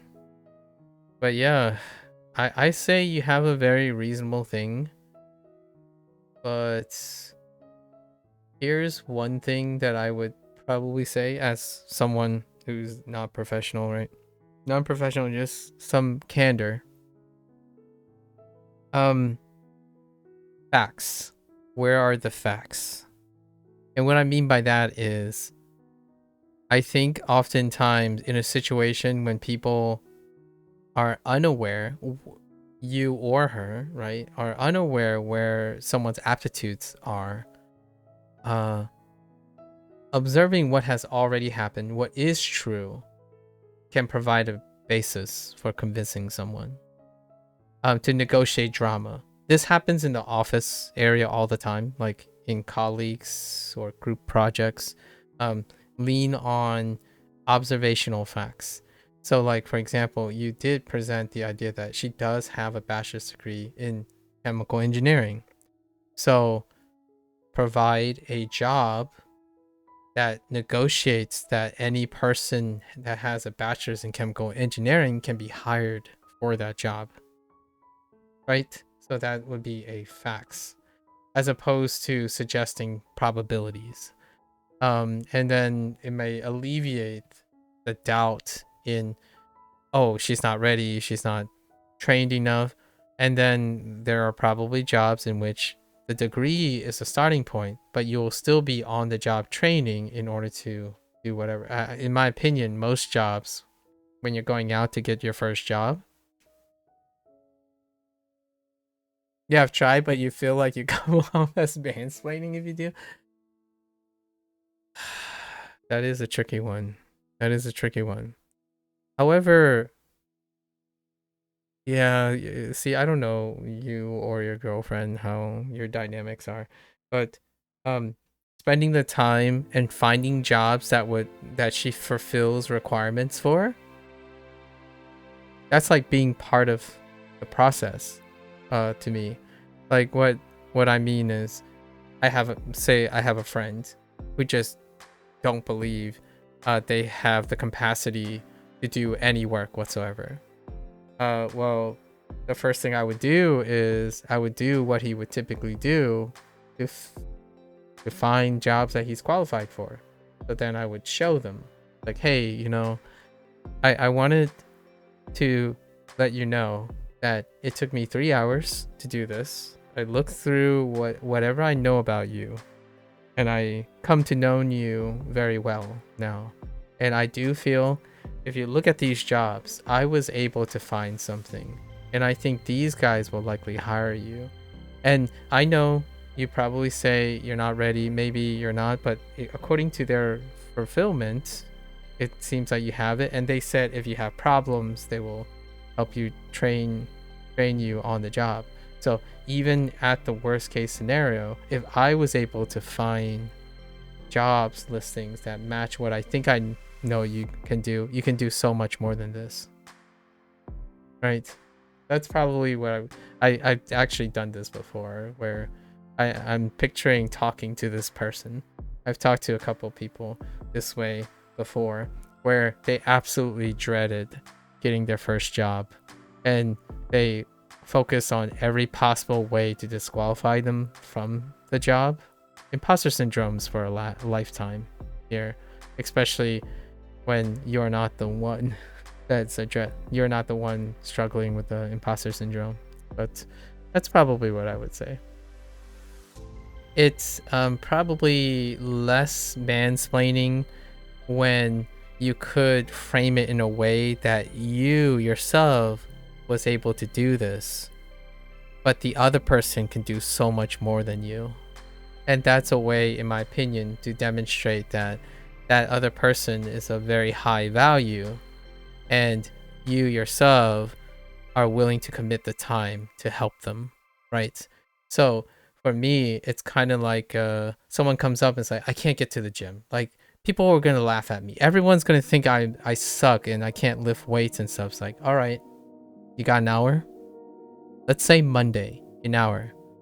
Let's go to the gym together. I'll grab a gym membership. You're worth the time. You can probably do way more than you think, and I will go there and do it with you, right? So there's no mansplaining involved. You're involved in the process. You're dedicated to the preservation and being there to be a form of encouragement, right? And then in the meantime, when you do that thing, you have all the opportunities, or you have more and more opportunities as a person to encourage them in the process, right? Like, oh yeah, this sucks. It's like, dude, this sucks for me too. Like, let's just suck it up together. That sounded a little weird. I should have thought about that for a moment, but you know what I mean. In it together, right? In it to win it together. I think sometimes you can, it feels less like mansplaining. It feels a little less like mansplaining if you're able to put yourself into the same position.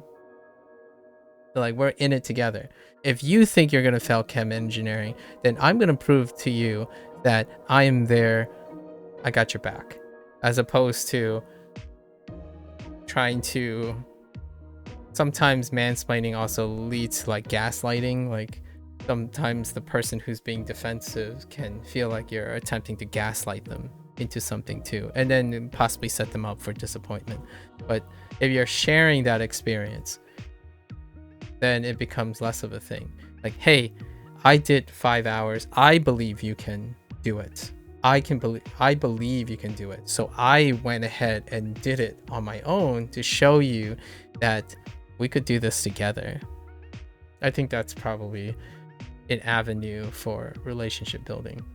I think a large majority of my friends or acquaintances over the years, it started with me participating in the thing that they're worried about.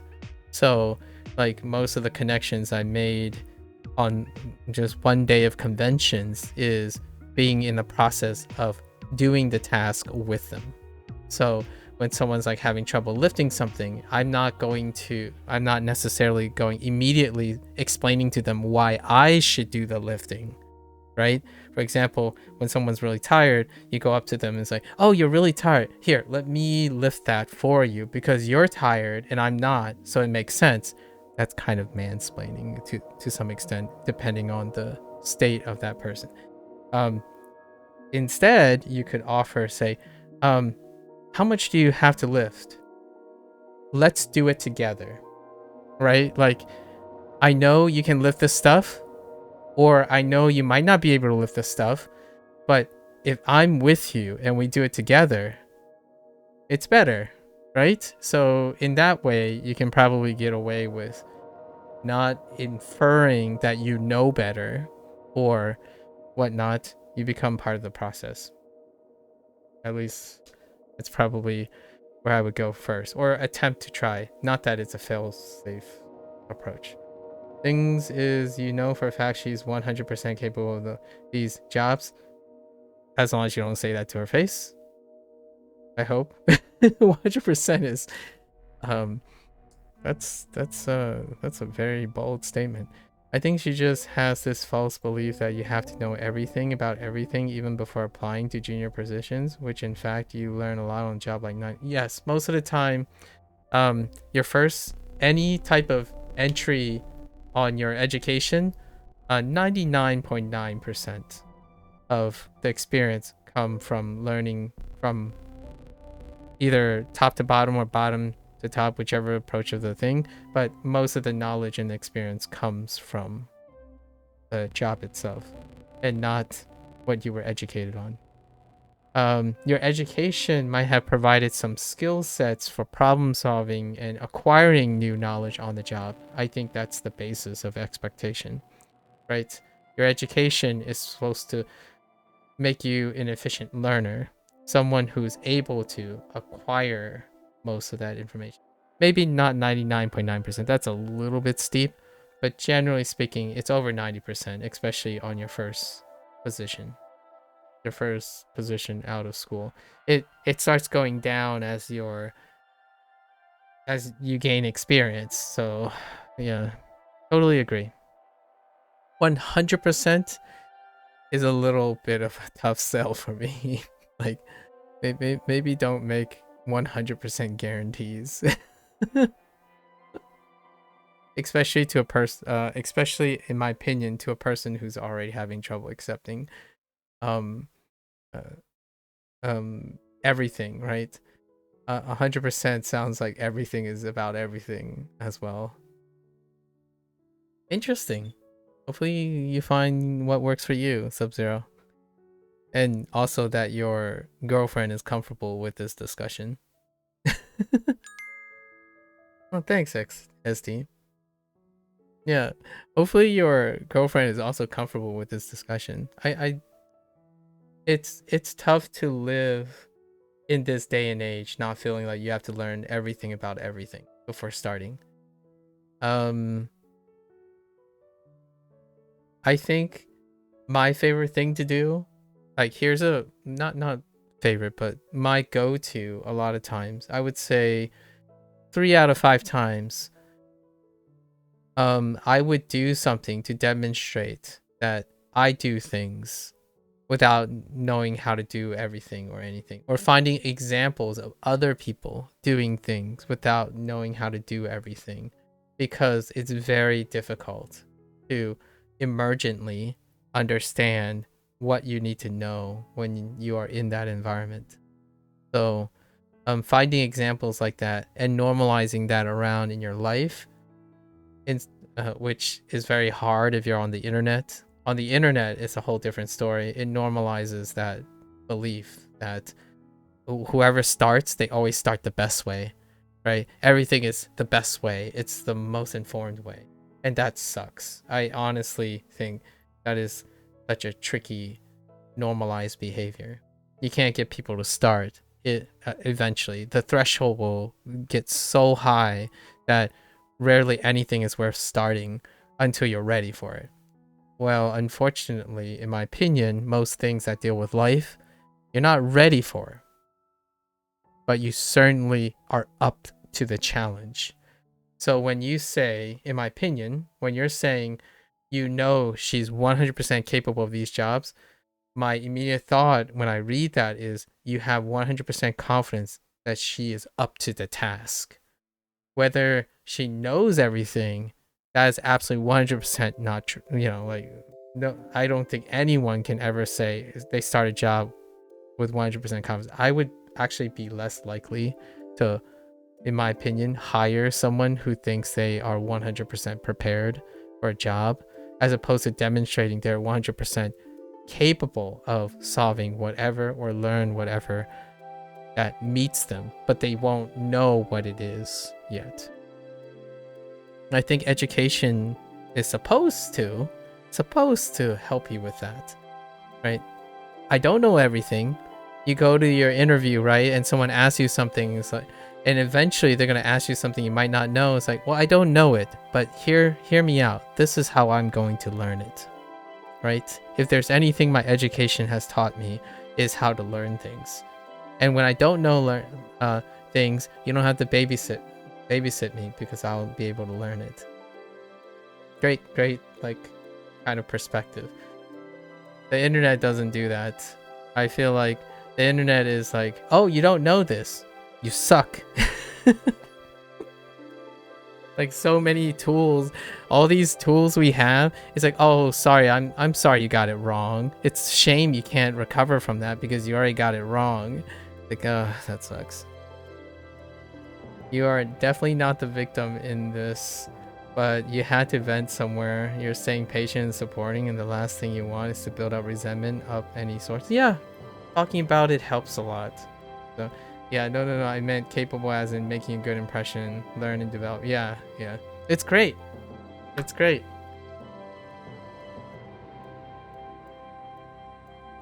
The question is, I think a trick, in my opinion, this might be a trick. Do you guys do anything in which you guys just enjoy doing it because you don't are concerned with knowing everything? I like having some of those things. You know what's a great stuff?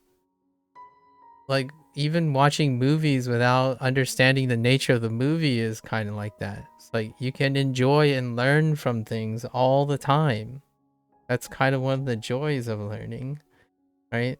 You might not even know what skills you will develop taking on a job that you didn't even think you wanted or know. Kind of sucks when you're so calculated to the point where you would prevent yourself from leaving that potential, right? Humans are beautiful in which that they can be emergent in their experience. So perhaps you have a clever way right now to think of a way to demonstrate the beauty of taking on the task or the challenge. This is not to say to SD that I'm going to learn French right now. No, you can keep your French. I'm kidding. but you can totally keep your French for now. I'll butcher French on another day. I'll make sure to butcher French really egregiously a little bit later. Maybe like next year. I think one of the biggest ways to mitigate mansplaining, you know, the characteristic mansplaining that people, one of the foundations of that feeling of mansplaining is the lack of demonstration. So if you're close with someone, you have so much enough creativity between the two people that you can do something without explaining it. So it'll be implicit learning, right? You can implicitly do something, like go and join a cooking class together or something and learn to cook something when neither of you know how to cook.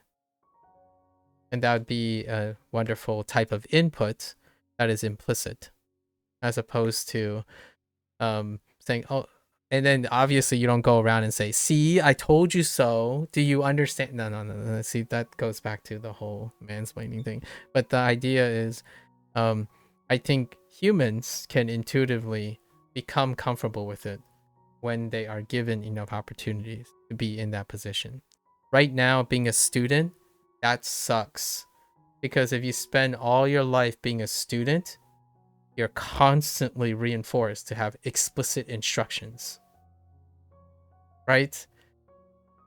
I can't blame you or your girlfriend for feeling that way. Up to that point, you're constantly with explicit instructions. Until you get hired, there will not be any implicit, is often not implicit learning. At most, maybe like laboratory units in science or like practical stuff might give you an idea of learning with experience or implicit learning, like demonstrations. So there are those sprinkled out through education, right?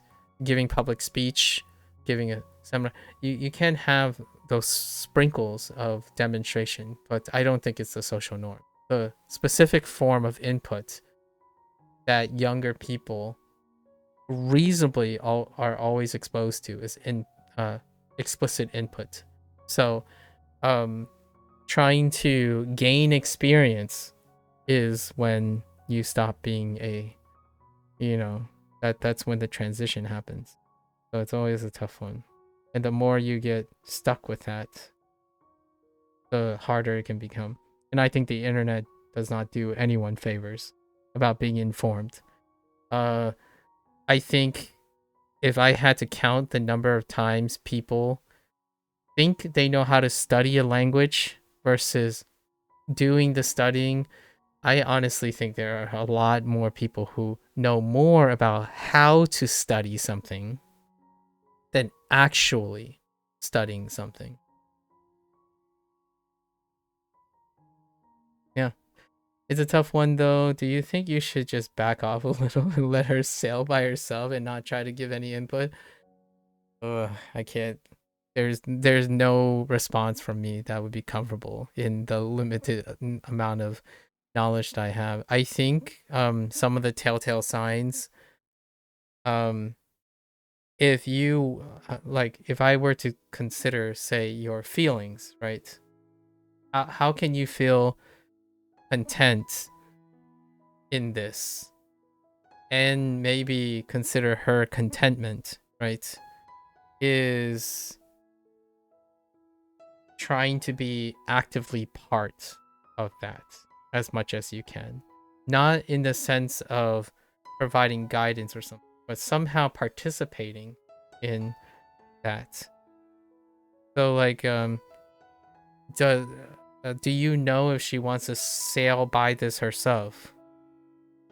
Is probably one of the questions I'm asking myself, if I even know that. Because if you think she wants to sail by herself, then any further input would be an encroachment on that idea. Since I don't know her, I don't really know. I know you well enough that I would back off because you're a solo sailor most of the time. Most of your comments and stuff deal with taking charge and taking control. So instead, right, Sub-Zero, I would give you examples in which you can do better than them.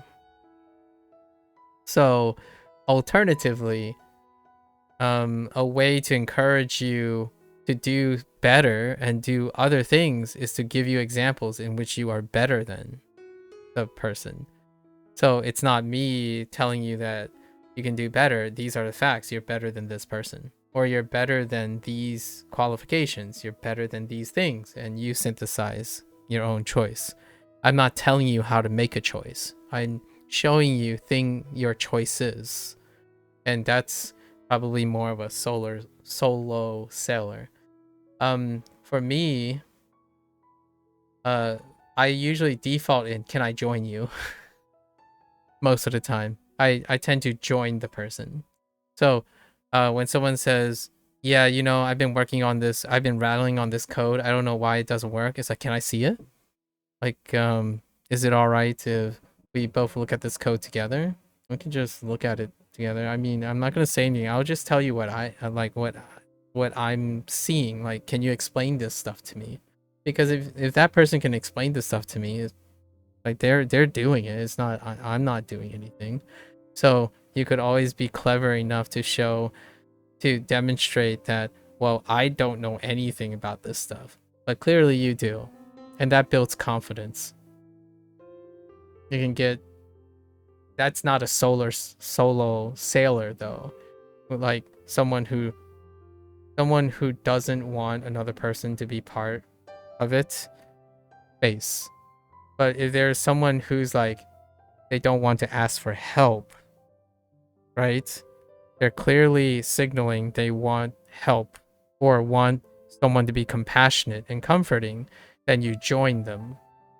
When you join them, they are in control. So that control and that explanation gives them confidence. And then that confidence builds their own self-esteem. So most of the time when someone says, I don't want help, but I want company, right? Or like some sort of support, and it makes me feel better. Like personally, I would feel bad if I can't make this person feel better. The alternative is, can you explain to me what you're learning right now? And then can you explain this stuff to me? And the more they're able to explain this stuff, it can build their confidence. And obviously, I don't know anything they're doing. The idea is I'm going to try my hardest to understand complicated things that they already know, but I don't understand. So when someone asks, you know, like SD was talking about homonyms or gerunds in French, it doesn't matter if I don't know any French. I want to know how much SD knows in French, because it's great and it's very encouraging to have someone else explain something to you, because you're not explaining anything. You're getting, in my opinion, you're allowing that other person to demonstrate how much they know. And if they can do that, then they are far more confident than they originally were. What that's going to look like is up to you, obviously, because she's your girlfriend. And it does suck that you guys are long distance, so it would make this a lot trickier because you have to come up with creative ways to do that. But generally, getting someone else to explain what they're good at to you is probably a win for me. And might work in both situations. They're more likely to work in both situations. Like, get the other person to show what they're working on, because then it reminds them that, oh yeah, there are other people who know nothing, like you. No, I'm kidding. It's a humbling experience, but at the same time, you get to be part. You get to be part of their life. That's what I do most of the time. If you wanted like a default thing, the first thing I try most of the time is, you know, someone says, my life sucks. I hate high school. I hate needing to get a job. I hate doing this. I don't ever want to start this because I don't learn enough. And my first question is, well, I don't know anything about this. Can you tell me what you know? And then can you tell me what you want to do? And the more they're able to do that, the more they find clarity, right? Maybe there just isn't enough people around to give them enough feedback. It's like, oh, hey, did you know that you're kind of a big deal in what you do? Well, most of the time in education, it's not about that. It's about what you haven't been able to do, right? Like the goal you're looking for. And when people spend so much time looking at the goal, this is my spiel on goal-oriented thinking versus process-oriented thinking, they might end up forgetting how much they already have accomplished. And that is a gold mine for a supportive person. If you want to end up being a supportive person, like a rock, as opposed to like a cheerleader, a rock as a standard, making yourself the point of information is reversing the role. You get the other person to explain the thing to you. So you're doing the listening, right? But if you're truly the person that is more adaptive and learning, then you can listen to the other person. Probably contribute to their self-esteem, while at the same time you get more information that you can possibly work on to get them to recognize that themselves. So listening sounds so cliche, but active listening, finding situations that you can make the person make you the active listener, is probably the I don't even want to, like, I'm not gonna beat around the bush. That's a gender bias too, you know, like because of you could call it biological, but sociological, politics, or cultural things. But the social norm oftentimes is there's a gender bias. One way to alleviate this gender bias is, if you're convinced you're mansplaining, it's because you're not doing a lot of listening, right? Like in practice, I can't tell you how often this is a stereotype for now because of understanding of cultures, like cultures and mediums and the existence of patriarchal society, chivalry, right? Misogyny, feminism. The idea is if you see these things, the act is to do something that is not expected. And one of them is to listen, right? If someone thinks you're mansplaining, then you spend more time listening. And one of the times, most of the time, I actually just sit there and listen. I actually don't do anything for the person. It's pretty shocking how effective that is in nowadays. But when I go to like volunteer at places, people who have problems, I actually spend most of the time asking questions and listening. I didn't provide any form of advice. They already had the answers themselves. So if you think she is 100% capable, like you're absolutely certain she's 100% capable, then you are, the question is, are you 100% capable of hearing what she's thinking without having to explain back? I think that would be a great place to start. It was one time, I think I asked 4 questions and I listened to someone talk for 3 hours and they found the solution all on their own. Largely because I believe that they could. Now, it is very different, but you already made the guarantee to me anyways. If I don't believe they're capable of, I would not resort to this. But if you are absolutely confident, then let her say things. Let her explain everything to you. Because the moment she does, and you're right on the money, you know, I told you so, because fictitious, see, I told you so. You don't even have to say I told you so. She'll recognize it on her own. At least in my opinion. So like kids, my favorite things about kids, like high school kids and stuff, when they say like, I absolutely hate school. There's no way I can ever like school. Like, tell me about it. And the moment they realize what they don't like about school, I asked them like, so how do you change that? Like, what are you gonna do? And it gets a little better. And all the questions and all the solutions came from them because they got clarity after explaining it to someone else. And much like what we're doing here, right?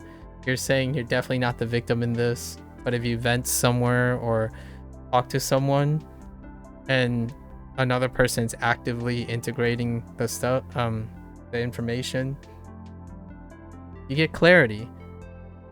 And if you're not sensitive to mansplaining, which I am mansplaining right now, I guess this would be qualified as mansplaining. If you're receptive to that, then it feels more like, oh, well, that's clarity. And that's nice. Talking about it provides clarity. If you guys aren't already actively talking about it all the time and it's a problem, then you're avoiding it, right? And I guess that's what you're afraid of. At the moment, your apprehension is, should you be avoiding this?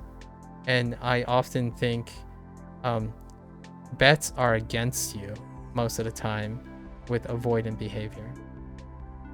And especially when you brought up the loan situation as well, that's avoidant behavior. But you can still participate without mansplaining. So one doesn't have to be avoidant to be able to be part of someone else's problem. Not to be the problem, you know, be part of that problem, but be part in the problem solving. Sorry, that was a terrible choice of words. It's like, Zub-Zero, what if you're the problem? Kidding. Sorry, kidding. Just a slight jest. Alright, now we're gonna go focus on this. Estoy muy cansado. Cansada. Oh, okay. Cansada. I was gonna say cansado, but I'm very tired. Necesito unas vacaciones en un Hotel. Hotel. Hotel elegante y caro. Yo necesito unas vacaciones ahora. I really need a vacation right now. Or now. Señores Gómez y Flores, ¿de dónde son ustedes? I don't think I've ever said that and really meant it in my entire life. I'm kind of curious how often people actually say that and really mean it. I don't think I've ever said that. Maybe once. Maybe once. It wasn't very often. Maybe this stuff never bothered you before, as you never really found it any of your business, but I guess it's kind of on your mind now that we're both 25 and looking to start our career. What are you saying? You're becoming an adult? I'm kidding. Oh no. Sorry, I'm a little sassy right now. Pardon my direct commentary. Yeah, but or is Sub-Zero's heart becoming 4 times bigger? It's not Christmas yet, so I can't really make that joke in context, but is it me, or the lone wolf has developed more empathy? Or it could be pragmatic though. It could be pragmatic obligations. Starting to realize this alone ain't free. Yeah. That's understandable. Scrapping. Is scrapping a economic term? Hold up. Is scrapping in economics term? Nope. Scraping is not a standard economic term. I was gonna use scraping as it, like, gotta work towards it. You just hate how financial stuff comes into play in relationships. It's a part of life. I haven't even, like, people had, like, some peeps haven't even asked the tough questions when I haven't been asked some tough questions when it comes to relationships and finance yet. But I have often thought about all those questions as well. Not that I'm in a relationship, but that's what made dating so much better as a teen. That stuff mattered. Wait. Hold up, fill me in. How did financial stuff not matter when dating as a teen? Okay, hear me out. I didn't date as a teen, but there were people that thought we were dating. I'm being a little bit beating around the bush, but I have been on dates that, have I already shared these stories with you? I've been on dates that I didn't know I was on. I'm not sure if that's a thing, but it probably deals with a financial thing. So, well, finances kind of come into play a little bit, like, you know, who's paying kind of deal. So you didn't have these situations? Didn't those stuff matter? Like who paid for dinner? Who paid for the trip? Is that not a thing in Norway?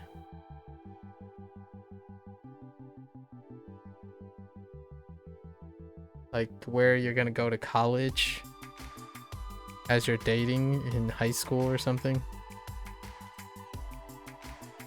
I must be really old.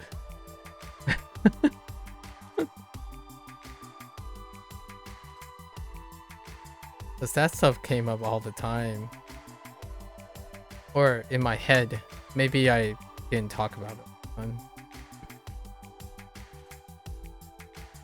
Well, maybe not teen. Okay. You were somewhat of a late bloomer too. Okay. But like from 18 to 22, I feel like it doesn't matter at all. So, like, oh, you're living with your parents, taking your third gap year. That does sound like you're a late boomer. I'm glad to hear that you have very, very supportive family members. I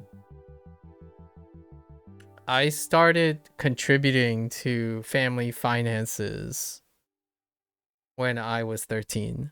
So it's very difficult. Very, very difficult to empathize with the late boomer thing. I started working the very first time I was legally allowed to work. But kids are not allowed to work full-time. But we were allowed to work part-time when we were 16. So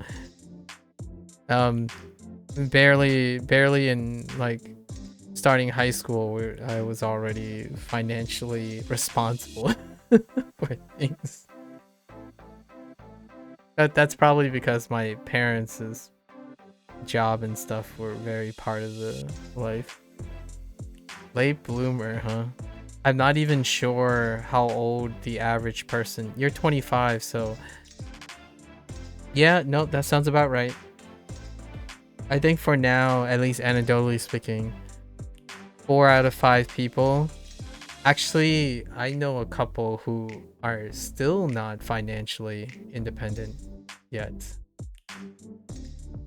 And would totally be there. Actually, I'm not even sure if you're a late bloomer, because okay, they're slightly younger than you, but they're already in their 20, like approaching their mid-20s, and they're still financially dependent on their loving parents, very loving, supportive parents. It's not a bad or a good thing, obviously. It can be bad or good depending on who you're looking at, but in this case, I think it's the consequence of having very supportive parents. Now at the age of, the ripe age of 25, you can say, dang, and high five your parents or something a little bit later. You think it's different in the US? It requires a lot for someone, or at least people with kids, to be really financially struggling, so there's less pressure for teens to go straight to uni or work after graduating compared to the US, you guess? Oh, that's fair. I thought you were gonna make an argument that yeah, that's fair. However, the kids that I know of, right? They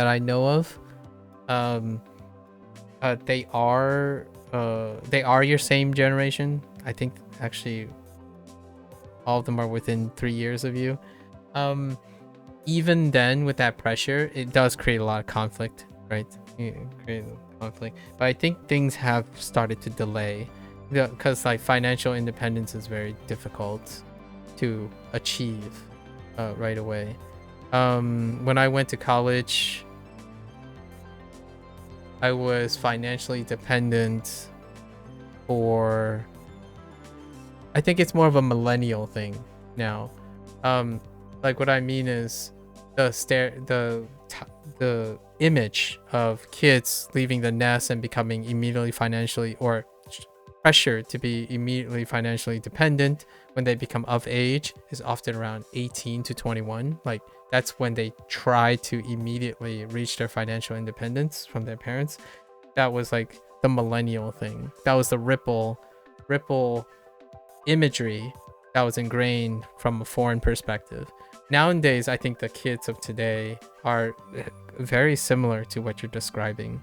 They're 21 to 23 and still with their parents, loving parents, right? Because if it wasn't loving parents, the parents would kick them out of the house. And that's kind of, in my opinion, that millennial impression.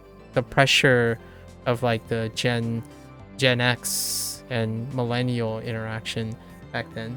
But now it's difficult, and you have to recognize also that it's even harder, quote unquote, arguably harder to have financial independence right away outside. Like for me, 19 is when I became financially independent. In fact, hear me out. When I say 19 I became financially independent, it also meant I was financially not in debt at the age of 19. I was not in debt by 19. So my parents' pressure, they're Chinese, so hear me out. They're not even American, like they're not like the stereotypical American too. When I think of financial independence, I also mean that I make more money than I spend at the age of 19. However, in the United States, financial independence means you can take out loans, right? You can borrow from the bank, you can defer loans and not have to ask your parents for money, right? Like for food, and you pay your way through college and education on credit. That's usually when I'm referring to financial. But for myself, because of the way my parents are and I was financially debt free and not relying on my parents. And obviously I can't pay back from I there's no way. Well, yes, I'm able to pay back everything my parents paid for me now, but that's weird. That's like compounded interest. How can you pay for 18 years of, you know, love, meticulous care, or indirect form of support and stuff? You can't. So most of the time I would say financial independence by 19. Basically, I no longer have to ask. My parents don't know where my money comes from or something like that.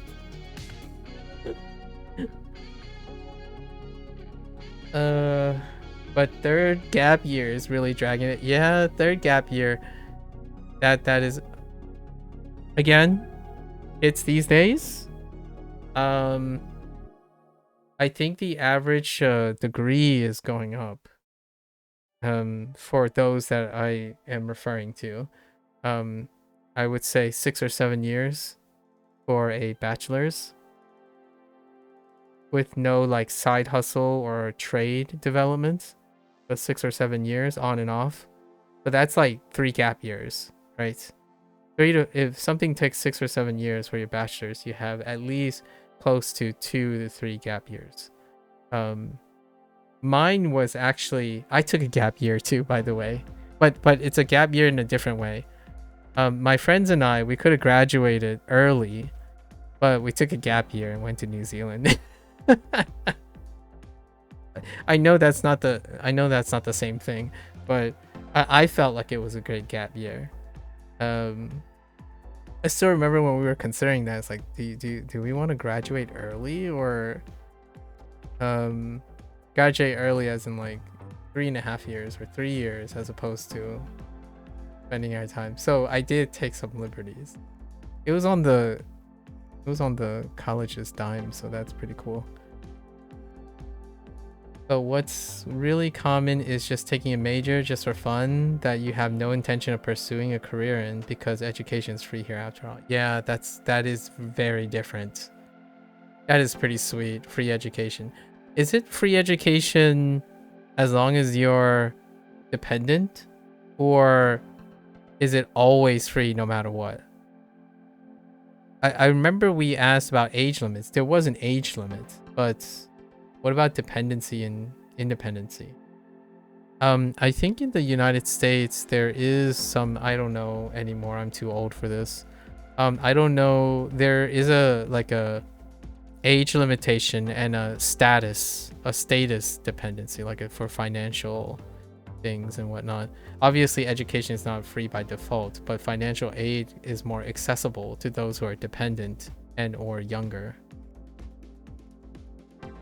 It's a combination of loving parents too, you think? Yeah, I think the harsh parent mentality is more rare here. Oh, okay. And even if they do kick out, there's so much financial support that you can get from the state here that technically you're not as screwed as yet either. Oh, well, that's lovely to hear. You were jobless after high school, but instead of my parents kicking you out, they forced you to apply for financial support from the state. You basically receive half a salary in the meantime while you're applying for jobs? Huh. Yeah, hear me out. I had 2 gap years in my career. And they're not going to seem like gap years, but this is how I relate. I wind down by working less, but not like working not at all, right? That's the difference. That you and I have that same mentality.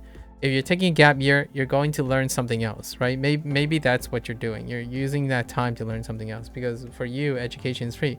For me, work experience is free. It's kind of what your girlfriend's situation is when I'm describing it. Between undergrad and graduate school, I needed to know if I wanted to go to graduate school, right? It's the same question. Am I good enough to go to graduate school? Do I want graduate school? Like, do I want to pursue science at the doctoral level? So I took 2 years. That's a gap. And those are gap years. I took 2 years. And I went straight to work for the government as a researcher in a post-baccalaureate program. So, like, these are programs geared towards students that just recently graduated and that they would work in a lab with other postdocs, postdoctoral researchers. And I did that for a year. I really liked it. And they're like, you know, we can extend that to 2 years. It's like, all right, I'll stay for 2 years. And that then paved the way for me to get into graduate school. Largely the graduate school of my choice. So I took a gap year by working less in a different way. And that's kind of how I feel about gap years. It's your time to diversify. So I diversified my skill sets in order to feel more confident about going to a graduate school. And I like to think that's what you're kind of suggesting as well, or possibly hoping for your girlfriend and yourself, probably. Oh, you always thought you took all your majors back to back? Nah. Financial problems or financial limitations, pedigree, privilege, very different. I talk about it a lot of times. Like when I went to elementary school, I was already 2 years behind. When I transferred, 2 years behind. Caught up in high school, but by the time I caught up in high school, I don't know what college is. So I took as quickly as possible. I was lucky enough to go to college, but the college isn't like I'm like, it's not an Ivy League college or anything. Like we're talking about still playing catch up. So most of my life I was catching up, right? When I went to graduate interviews and whatnot, the one thing that probably differentiated me from a lot of people is I took those gap years to diversify. That's the only thing I talk about in the interviews. I don't talk about, like, I occasionally talk about my undergrad stuff and whatnot, but most kids are talking about their undergrads because they came from Ivy League colleges, right? Like, I still remember being in an interview and we have like meet and greets and stuff, and because we're prospective students and we're all like going on interviews, and everyone's like Stanford this, Princeton this, Harvard this, you know, Caltech this, and I'm like, I can't even describe to you where my college is. Like most of the time, I'm that guy where I needed a landmark city in order to tell you where the college is. And the good news is the college was next to a landmark city that happens to be a very famous brand of chocolate. So that's how it made it very easy to break the ice. But generally speaking, most people are saying like very, very top schools, because I was applying to a top school. But I took those 2 years. And that's what I mean by it's Hershey. Yeah. Yeah, the college I went to is next to Hershey, Pennsylvania. It's the one city over. In fact, the community was probably made possible because of the existence of Hershey. It's a college town, so outside of it, it's the college. It's not even a town. It's a college town. The whole, nearly all of the population is the college. You didn't know that was a place? What do you think the... I'm kidding. They don't make chocolate there anymore, but that's where it started. You can still see the old factories. The old factories are preserved for like tours and stuff, but yeah. Yes, exactly. She's interested in chemistry, but she's very skeptical about the actual jobs in the field. I think it's a great opportunity to give it a shot. If she does go back to school, then I think she might have a lot more clarity after. Exactly. But you have to demonstrate that to her. Really graduate from Willy Wonka Chocolate University. I don't even know where Willy Wonka is supposed to take place.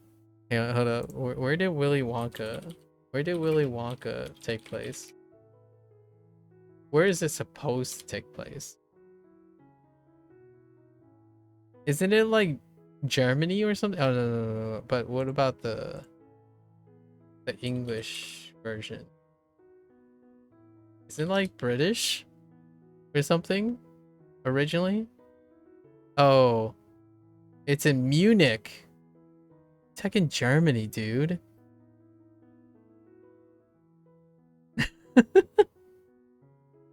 Although, where is it supposed to be? Like for the book itself, like where was it supposed to be? The filming took place in Germany, by the way, in Munich, but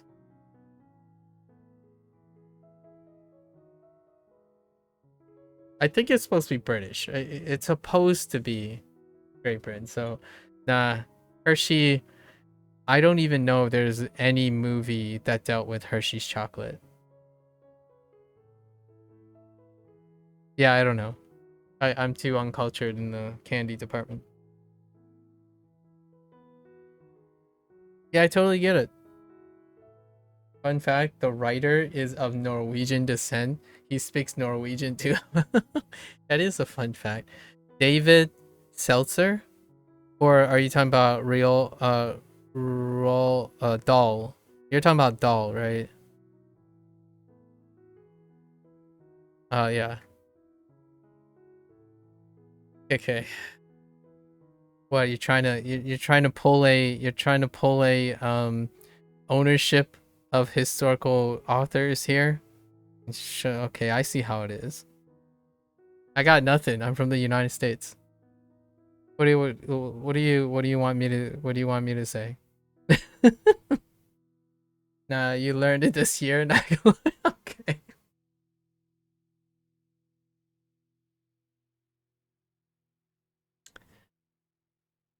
I don't know what I would be like if I knew college was free. I think I would have like 2 or 3 PhDs by now. Like, this is okay. This is an anachronism. Say all my values stayed the same. I probably have like 3 PhDs now. Honestly, that's probably what I do for a lifetime.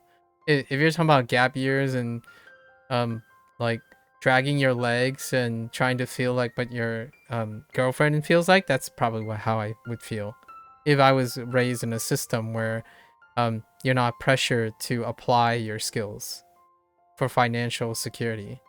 Like, hear me out.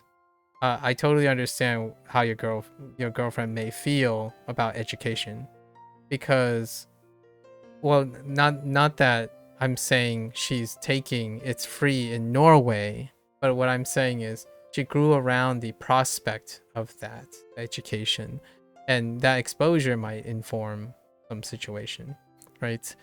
And for me, yeah, I would probably study a lot for the free education. This is not to say that I would be a completely different person growing up in a Norwegian background. Probably a very different thing, because if I took the course of empathy, I would largely empathize with whoever I'm immediately with. So the time I leave college, I would end up empathizing with other Norwegians as opposed to other Americans during my time, because I would leave the nest and my parents would be none the wiser. That would be the static element. My parents would push me out of the house regardless. Like, if my parents immigrated to Norway, they would still push me out the door at 18. I mean, it's free, but it's still attendance. It would be hard to juggle with a job though. That's understandable. Technically, you could sign up for a Chinese major and get a free 3-year course, but you don't think you will have time. Oh, I see. Yeah. It'd be kind of tough. It sounds such... I would love to do these thought experiments. Like, what would I be like? So one thing can be held constant is my parents, like, they would still run a Chinese restaurant. It would be quote unquote westernized Chinese food. So it would not be surprising if in a different world my parents you would have frequent one of my parents' establishments, because they come from a consistent line of entrepreneurs. That's how the vast majority of the Fujianese population. We were talking, me and SD was talking about trade, learning where the demands are, food, other stereotypical things, nail salons, right?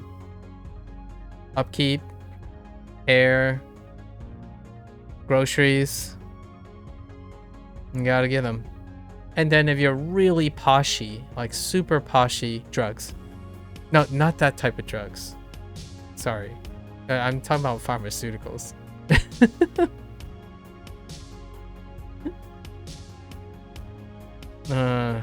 Yeah, that could be taken out of context. But like, if you're like super poshy and you're up to it, probably pharmaceuticals. Gotta go where the demands. How is the pricing for people who do double majors at the same time in the US?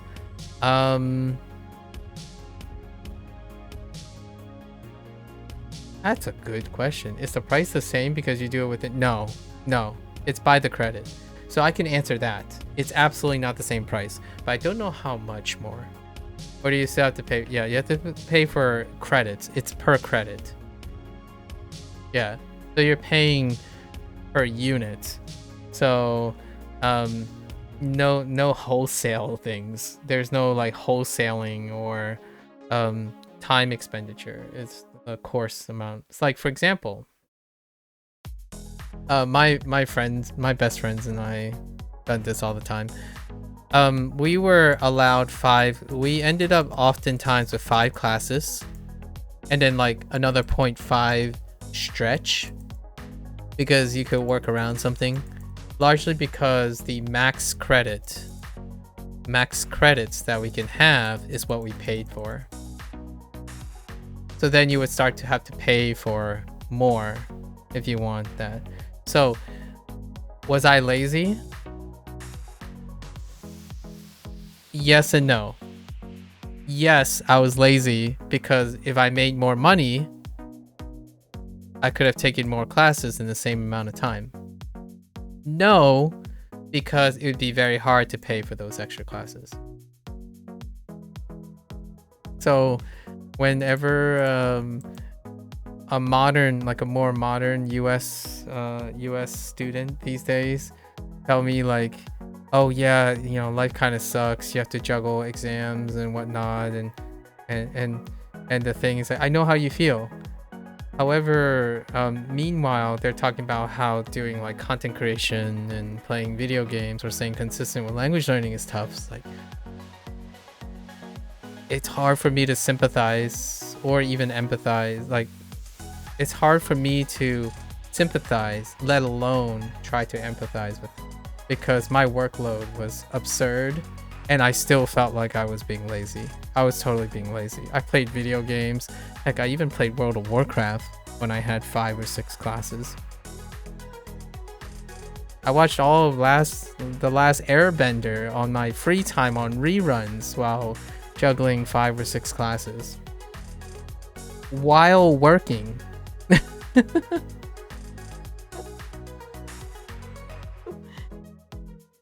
But listen here. While I don't regret most of the things I have done in my life, I'm talking about moderation, right? Moderation, balancing social life, being sustainable. That's not because I did it when I was younger. It's because I'm doing it now. So you can still get to similar places, similar ways without ever having to do what I did. But some people might think that's cool, right? Like, for example, how can I tell people that my prospects is that I can retire now?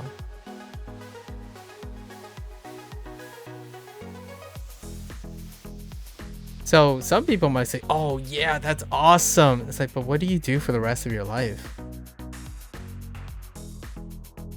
So it's a paradox. The people, in my opinion, people who end up being in the position they are typically don't think of it as a blessing, but more of a compromise that they made only to realize later. So, like for example, if you're living the best times of your life in your 20s, would you prefer to give all of that up in order to not to live the best of your life in a different situation, free of your 20s? My 20s were work, study, sleep, work, study, game really hard, work, study, game really hard. That was it. Parties, you can count them on your hands. Vacation time, you can count them on your hands. 3. And those 3 were obligation oriented. I don't think I've ever taken a break. And during those 3 vacations, I was still doing work while I was away on those vacations. Because, you know, science and academics just come with you. You don't have to like be there to not study. So, and I'm still doing it to this day. Have I been taking vacations? Not really. Like, what do you, the things I do, right? Like for example, what do I do last year? I went to volunteer at an anime convention. What do I do at the anime convention? I work. That is my thing. Like, I do less work and it feels like vacation.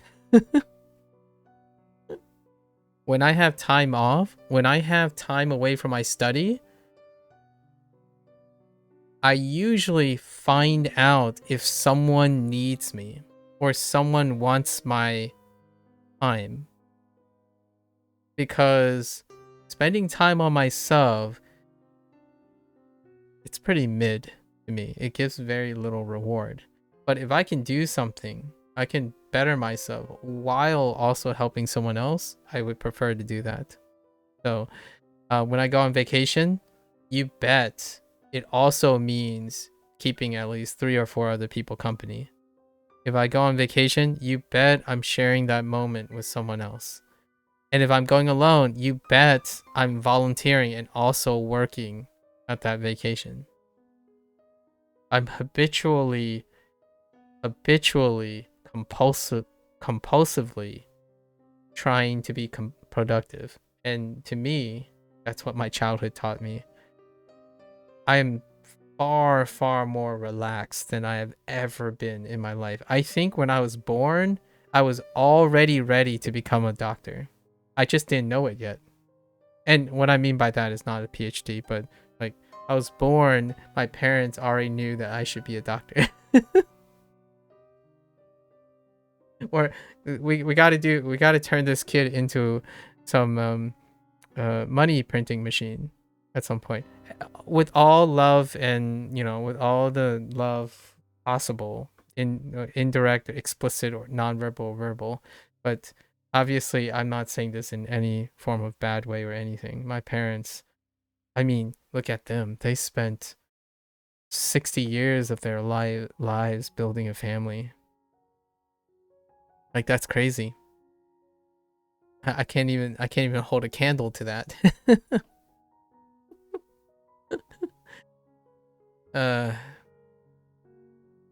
They picked the healer class where you do character creation off the rip. Isn't it funny that it's such a joke, but the first class I play is either the tank or the healer. Usually you fill the healer role because there's at least more tanks than they are DPS. So I usually play the support class. And if the healer and the tank is taken, I would play the support DPS role or the utility player. You know, the anchor. Usually the anchor, not the playmaker, but the anchor. Yep, solid as a rock. That's how you have to be.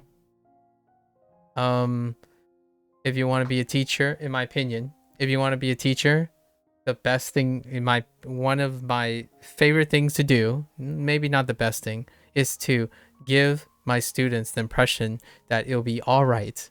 I'm not perfect. I don't know everything. You won't know everything. I will get things wrong and you will get things wrong. We'll talk about it. But one thing you have to get away from get out of this class is it's going to be all right. Be a great time. We're going to learn something together. We're going to learn about each other together. And unfortunately, in my opinion, that is not how formal education is being prioritized everywhere.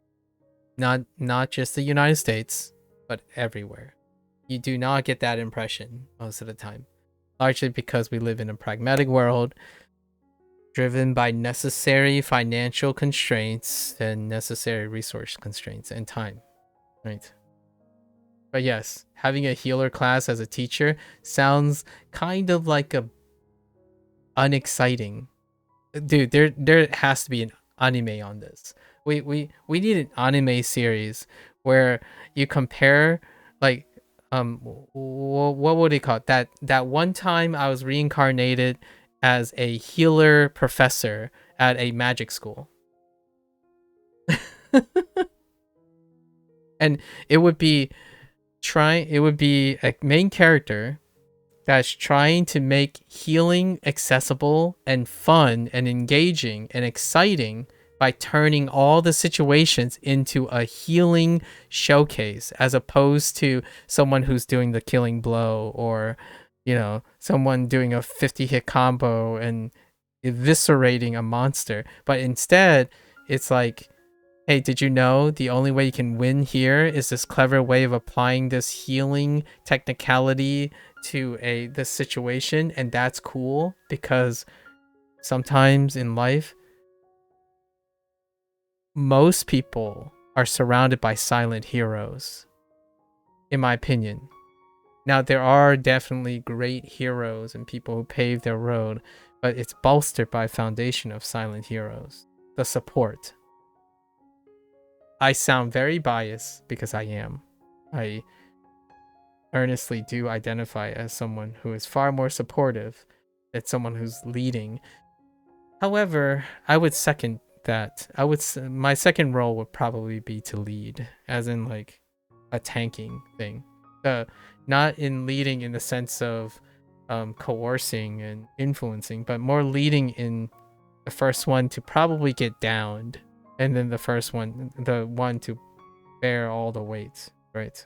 I prefer to be the one to bear most of the weight versus the one to reap most of the rewards. It's kind of masochistic. It does sound a little bit masochistic, but boy, does it feel nice. Okay. BDO got a scholar class? Oh, don't even. What are you trying to do? Are you sponsored by BDO? Are you sponsored by BDO or something? Like, what is this hard sell for scholar class? I'll show you a scholar class. Musician. I often pick up as a musician. Like, if we were playing D&D, my class is probably a bard. I mean, like, I'm not gonna beat around the bush. It's probably bard. Nah, you only got like 1 hour on the game. It's just fresh. You think you're gonna go play RuneScape instead? So hear me out. Are you talking about OG RuneScape, or are you talking about RuneScape 2? Wait, is RuneScape at 2 or 3? I played OG RuneScape. I played RuneScape when it was RuneScape. Before World of Warcraft. Because I didn't want to pay for World of Warcraft. And then I did. Old school RuneScape. Yeah, I still remember those days. free OG RuneScape. Alright. That's enough digression. Wait, how is this interpreted? Mr. Gomez and Mr. Flores. Where are you from? Alright. I don't like RuneScape ever since the RuneScape 3. Okay, so they're on 3. Yeah. Yeah, I still see people playing like RuneScape, OG RuneScape on RuneScape Lite's client. Whatever that is.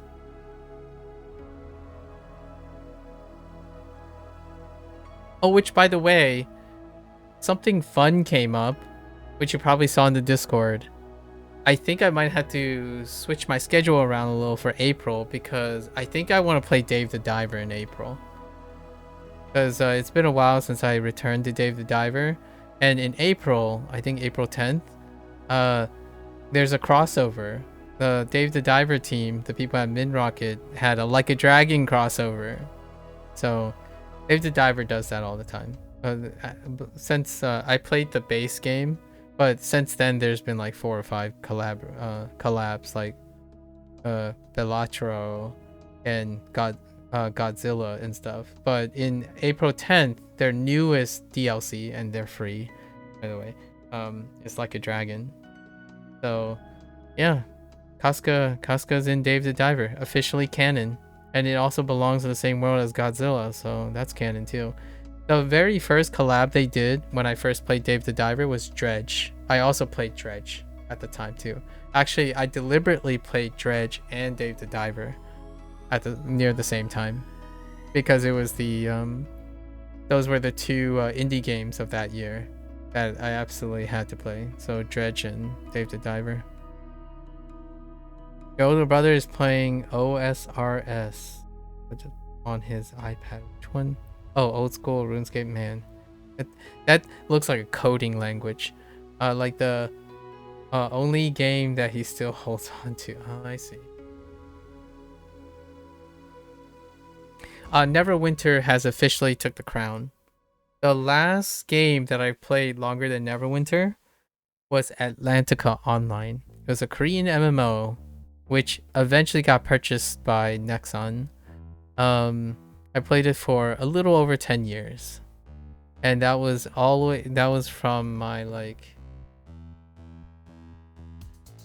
half of my undergrad days all the way to like somewhere in graduate school. Yeah, Atlantica Online. It had a really cool premise, and then I think it's on its last server. Everything got blown together. It's no longer like it's on its last leg, but it operates on a 3x3 grid system, real time 3x3 grid system, and all your mercs occupy all the grids, and you make different combinations of them, and they all have separate actions. And all the mercs are historical figures. And I played the musician. My hero character was the musician. Yeah, I can't make these up. Like, I either play the warrior, the tank, or I play a support class. So most of the time, like World of Warcraft, I was the priest.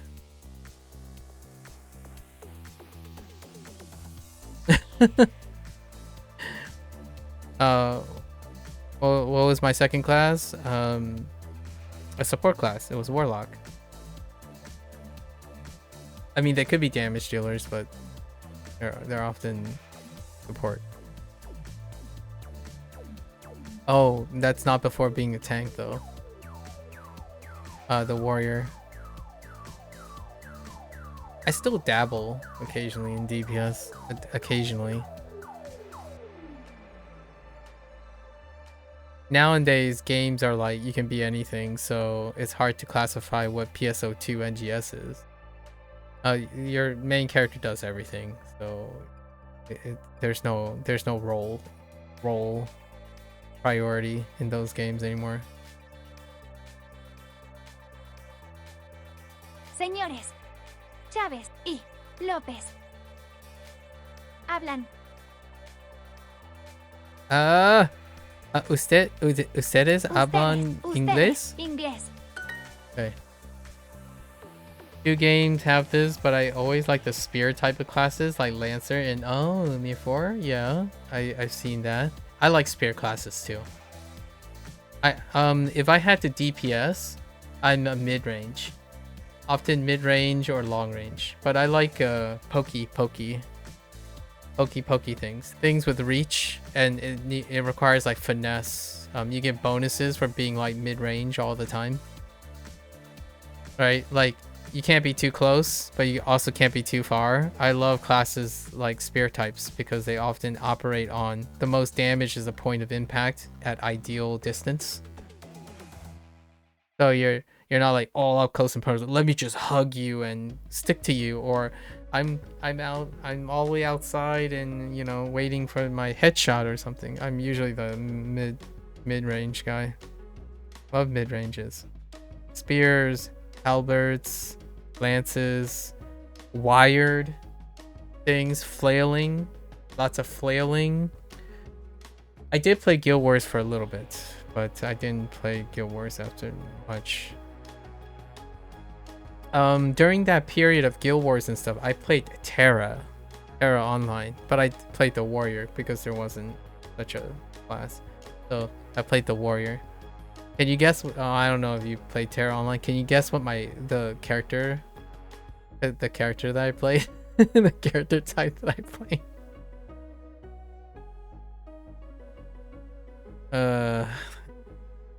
It's very I very commonly the panda. Yeah.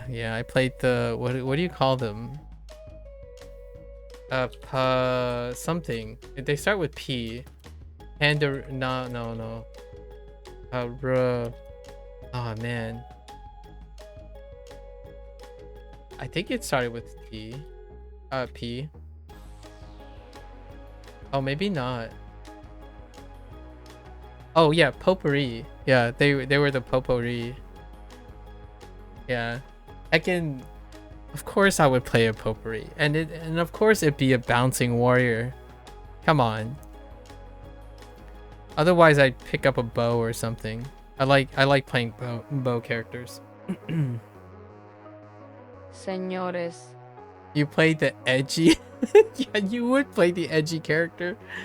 The Castanix. Yeah, Castanix. You would play those edgy characters.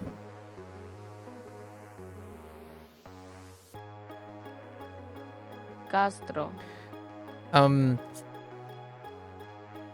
The way to sell me on a game, right? Like I when it comes to MMOs, I play the outcast, whatever the outcast is. So like if there's like a really, like for example, Final Fantasy 14, those tiny guys, that's what I would play. And if those tiny guys can be a tank, I would play a tank, because it's funny to be a tiny guy and be the tank. That's what I do in Neverwinter. I play the tiny guy. That's a tank. Or like I would play an egregiously large round panda healer. Something. I usually don't go with like normative edginess or balance things. I like being eccentric when I'm playing a MMO. You play Asura in... Yes, I probably would. It's eccentric enough. If there was a jester class, I'd probably play a jester class. Or like I would play, or for MMOs, I would play a class that don't have a real weapon. Like what I mean is, it would be a class that people don't think they have a real weapon. like a scholar class is a great example. A barb is a great example because they have musical instruments, right? A staff isn't really a real weapon. It's the casting that creates the real weapon. And oftentimes people don't look at bows the same way as well, because oftentimes games like that feature close combat. So even the bow wielders have close combat abilities, right? They would have daggers and knives and whatnot. But no, I would deliberately try to shoot the bow. Period. You always love it when there's so much variety in the races in MMOs. Granted, I never played the weird little big guys, but I appreciate the name in the game. Nevertheless, yeah. And I'll just be one of those weirdos playing those things. Yep, I'm that guy. You know, you walk up with your edge character with your greatest best in slot aesthetics, solo leveling aesthetics, and I'd be that guy next to you. It's like, who's the guy that looks like a stunted hat upside down wearing a jester hat and patchwork clothing? Like, oh, that's, you know, that's that guy. Like, what does he do? Well, apparently he makes people dance and smile so that they don't want to fight him. Like, oh, okay.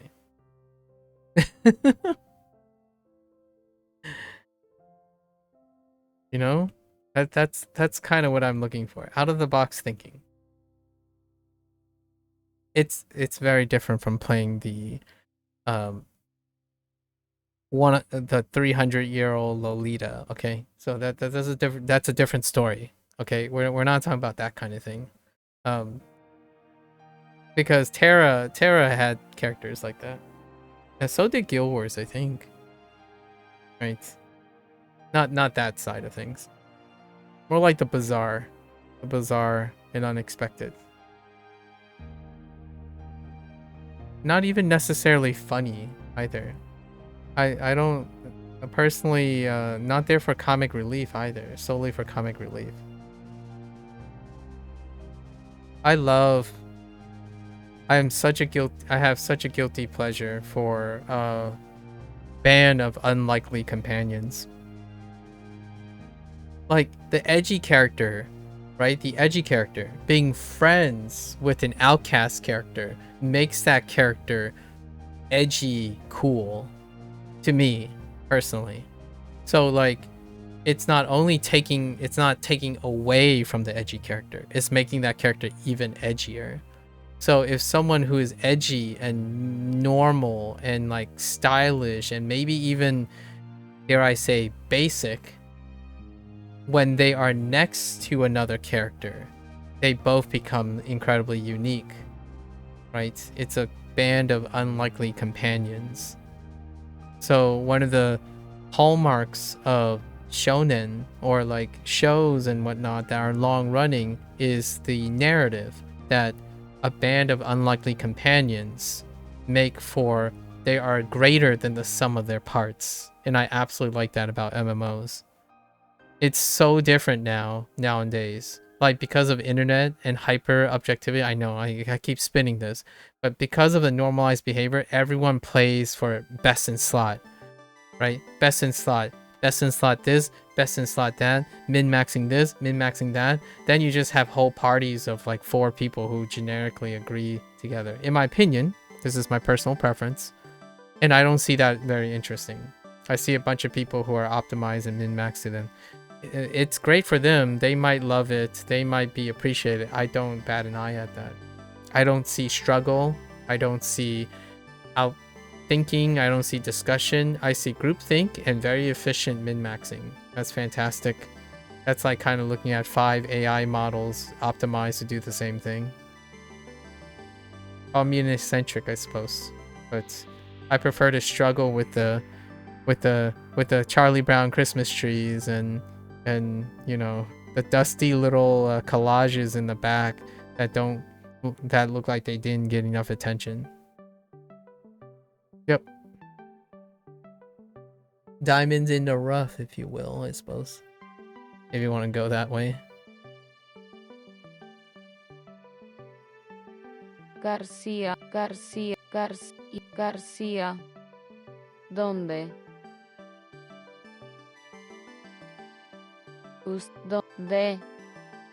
¿Dónde? Ustedes.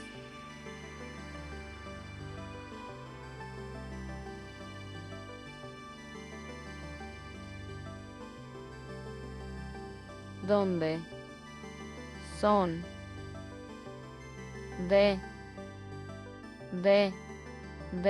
¿Dónde? That took a while.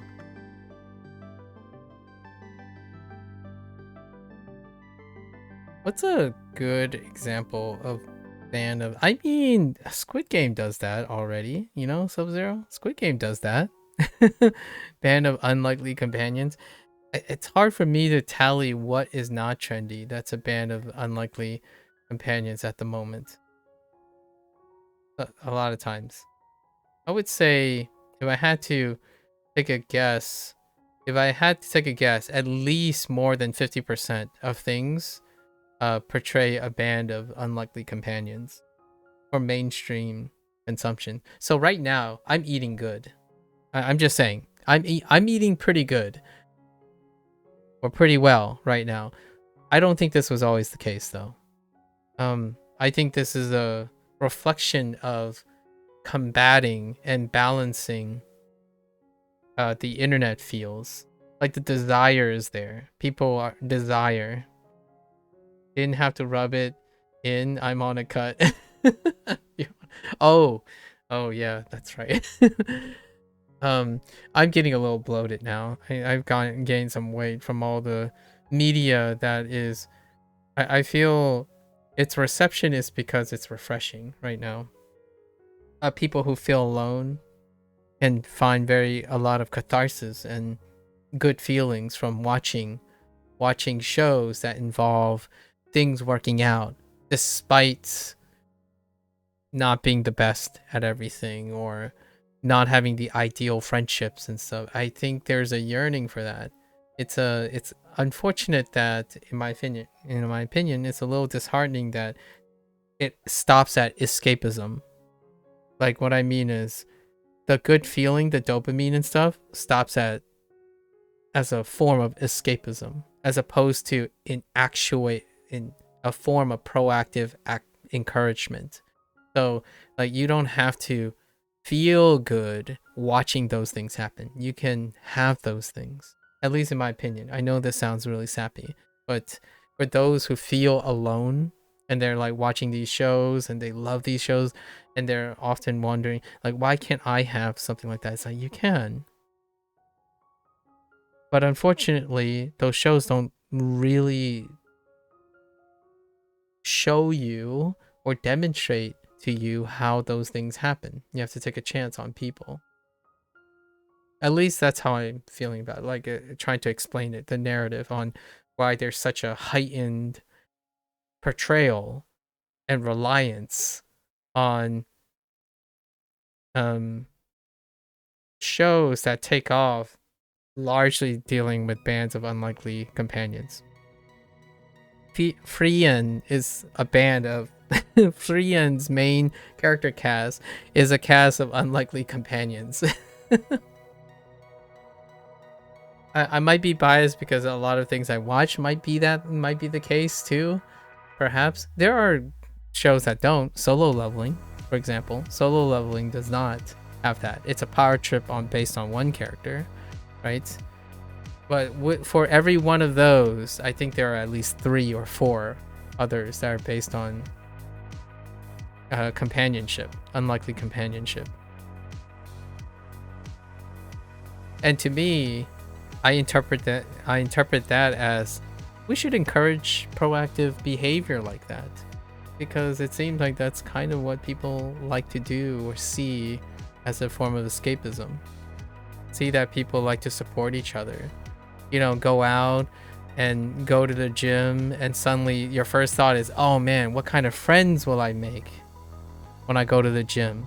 As opposed to that dreaded feeling when I go to the gym, it's like, man, I hope no one's recording this, because there are so many fitness influencers out there trying to like make themselves sound better than me, and I'm so subconscious right now, right? That's the real reality of the situation, right? Yeah, people going out, it's like, well, what if I'm not ready to interact with people? What if they don't? That kind of thing. It's not a welcoming reality. But honestly, it's not as dreadful as it may seem. It might be more dreadful at first, but I don't think people are out there to bite you most of the time. At least I like to believe that. Those who are not connected solely on the internet. It would be very difficult to convince someone otherwise. Señores. Like, Gómez. of that thought. Y Flores. If you spend most of your time on the internet. ¿Dónde? ¿Dónde? Son. ¿Dónde de ustedes. Ah! Oh, oops. De donde son. I got. Yeah, I'm not paying attention. My bad. Alright. Señores. Gómez. That's enough digression for today. Flores. De. Always appreciate ustedes. the company. You always appreciate the company. Oh no. It just got started. That was the end of the lesson. Okay, alright. Got this. I need to go to the bathroom. Señores. Sorry, too much information. Gómez y Flores. ¿Dónde? ¿Dónde? Ustedes. Son. Ustedes. ¿Cómo so son las redundant. ciudades de México? ¿Cómo son las ciudades de México?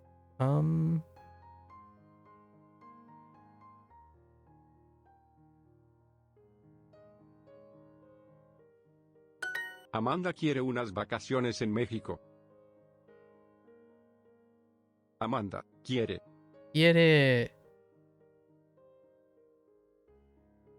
Vacation, Vacaciones. Unas vacaciones. Unas. No. Quiere vacaciones en unas ciudades. Amanda México. quiere unas vacaciones en México. Oh, en México. Ciudades. Unas.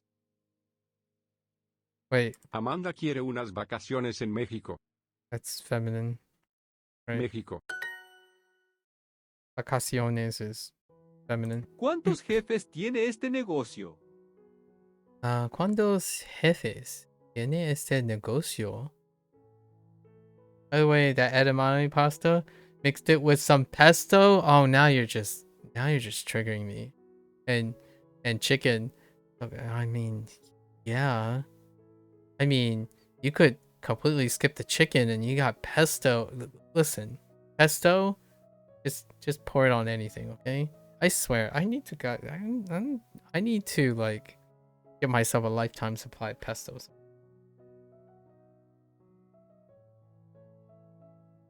Like, if someone told me they made lasagna and instead of using tomato sauce they use pesto, sign me up. Just throw. I don't. What is the most absurd? What is the most absurd thing to put pesto on? I don't know. I'm willing to try it. Pesto on vanilla ice cream? Sure, why not? Let's just give it a shot.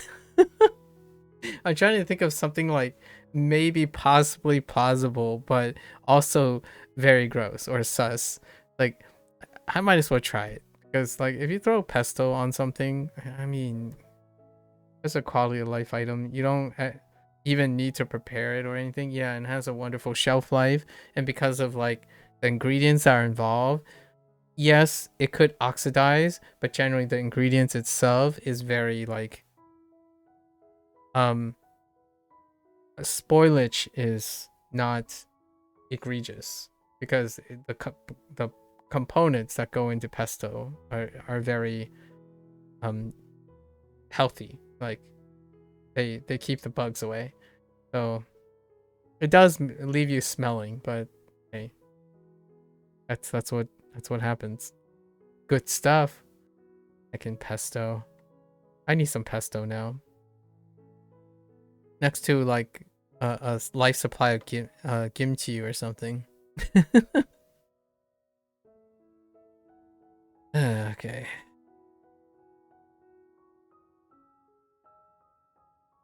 How many bosses are in this business? Oh, estate business. How do they? How many bosses does this business have? Oh my gosh.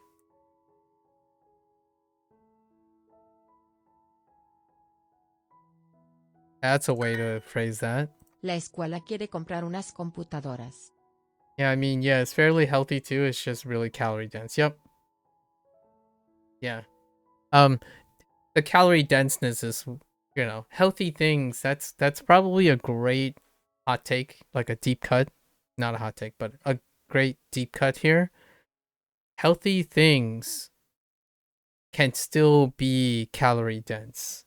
So one can still become unhealthy from eating lots of healthy things. It's one of those things. Like, you got to keep in mind, like, some people think, oh yeah, because peanut butter, right, is incredibly like unsweetened or like natural peanut butter organic. It's so good. That doesn't mean scooping that into your mouth isn't going to cause you to gain weight. It's calorie dense. Healthy things are actually quite, a lot of them are dense in calories because it's healthy and whole. I feel like there's such a misnomer with the idea like, oh, how this thing is not healthy. There's so much calories in it. It's like, avocado?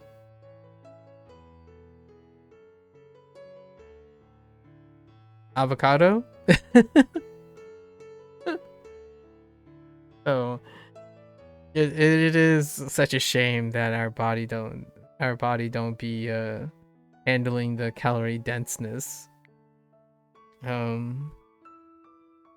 Honestly, what a life would it be? How would you feel about it? What a life would it be to have a breakthrough where, I mean, okay,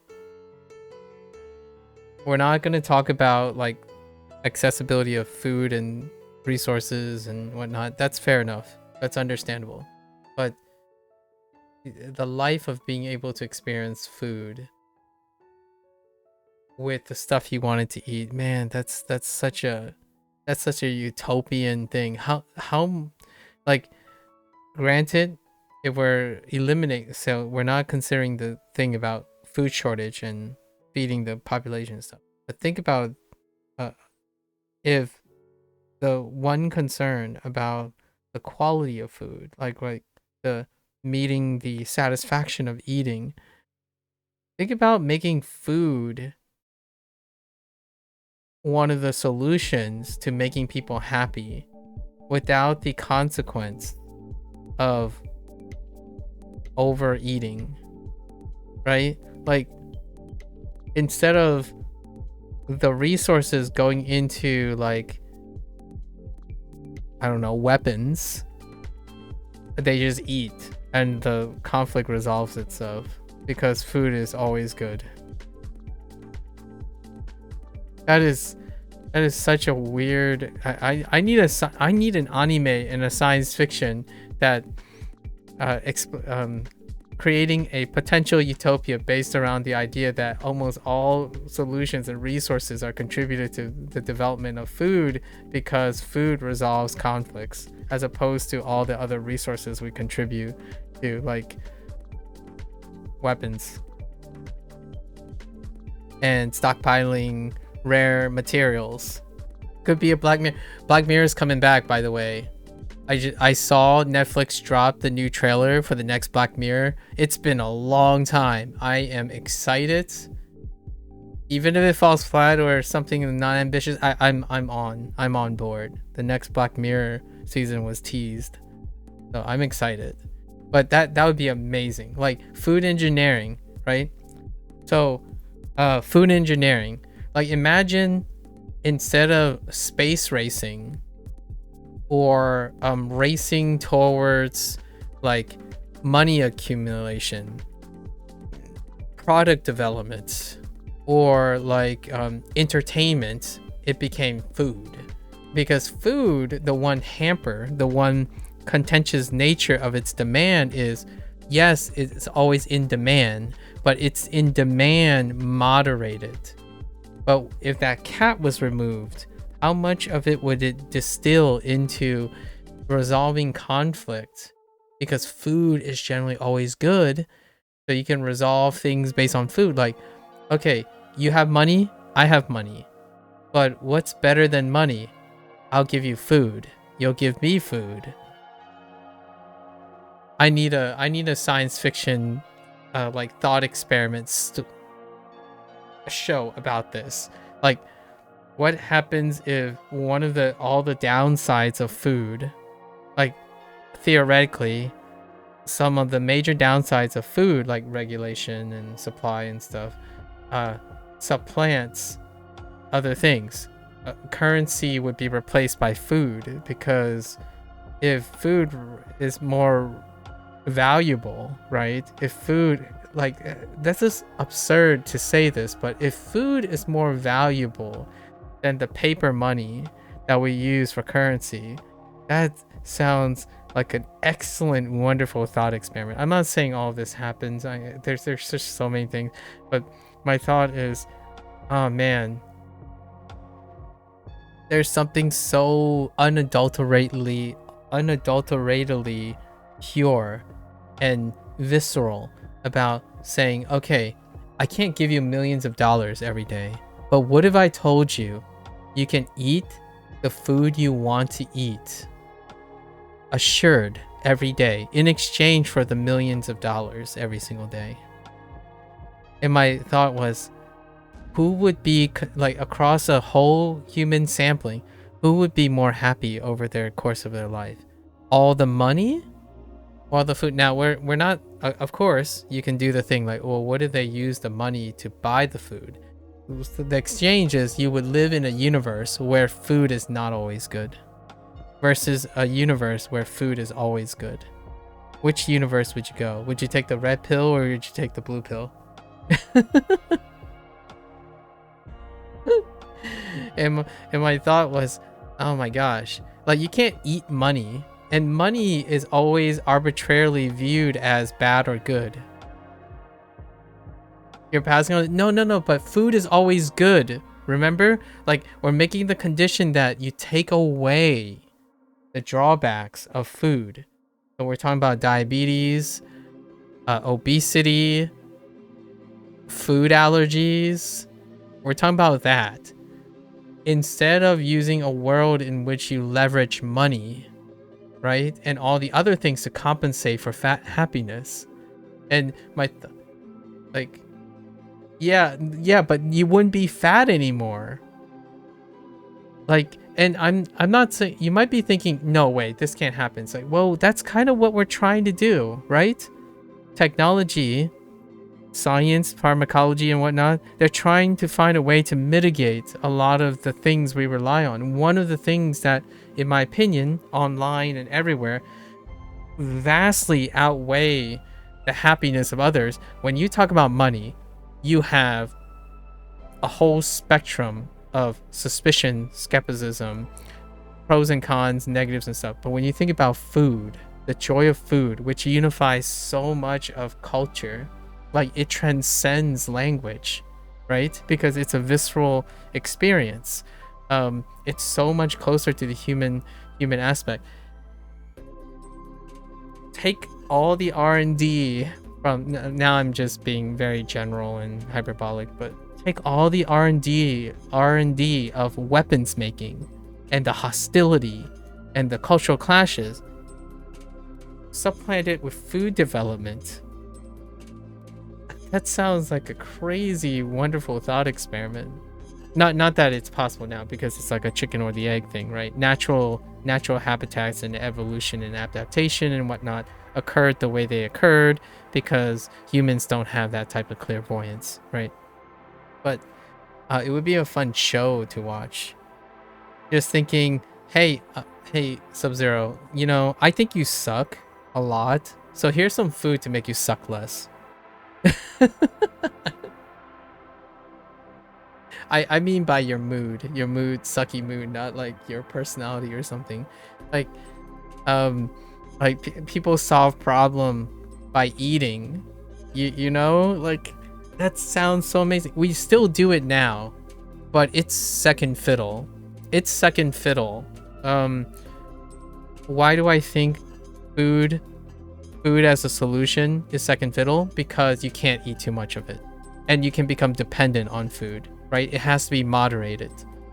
So it's moderated with everything else, like money and drinks, right? And drink is not necessarily part of food all the time, because coffee and energy are so big and dependent that they might even seem exclusive from consuming food, the solid food.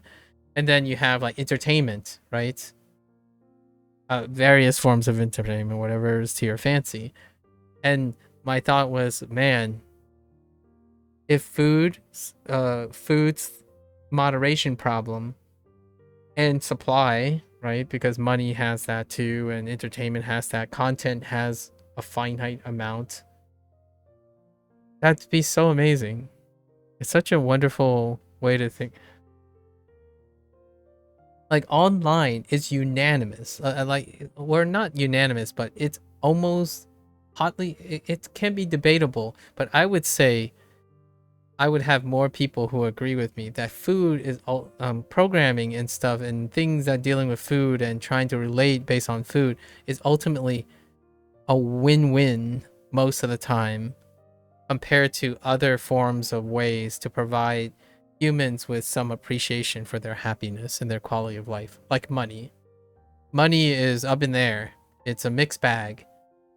Well, when you have someone celebrating and just like, oh, this food is so good, it's far less likely to be viewed as a negative stimuli than the other stuff. Like entertainment. Oh, this show sucks. It's like, I don't agree with the show. This show sucks. Like, this character sucks. Or, I love this character, right? You still have that. But when you think of food, it's still largely more positive than anything else. Like, when someone enjoys a pizza, it's like, wait. You gotta try this pizza. You gotta try this. But the problem... And then you enter a problem.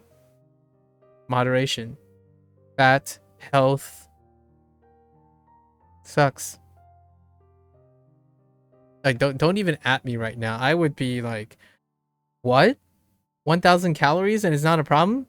Come to Papa. It's like, I'm feeling sad right now. Throws back a pint of ice cream.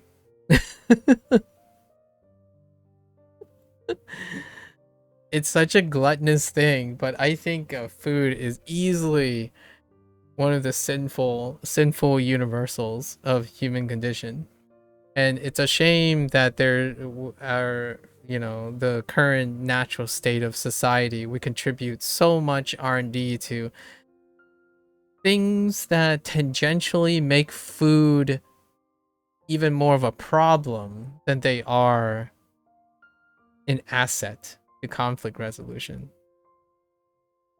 Like, hey, what do you guys want to do today? It's like, let's just gorge on some ice cream to make us feel better. Yeah. As opposed to, like, I can give you real actual comparisons. Like, oh yeah, no, let's just drown ourselves in antidepressants and stimulants instead to offset our mood, right? And it sucks because I can't do that. I can't give someone like, hey, ice cream makes you happy. Here's all the ice. Here's 3 quarts of ice cream.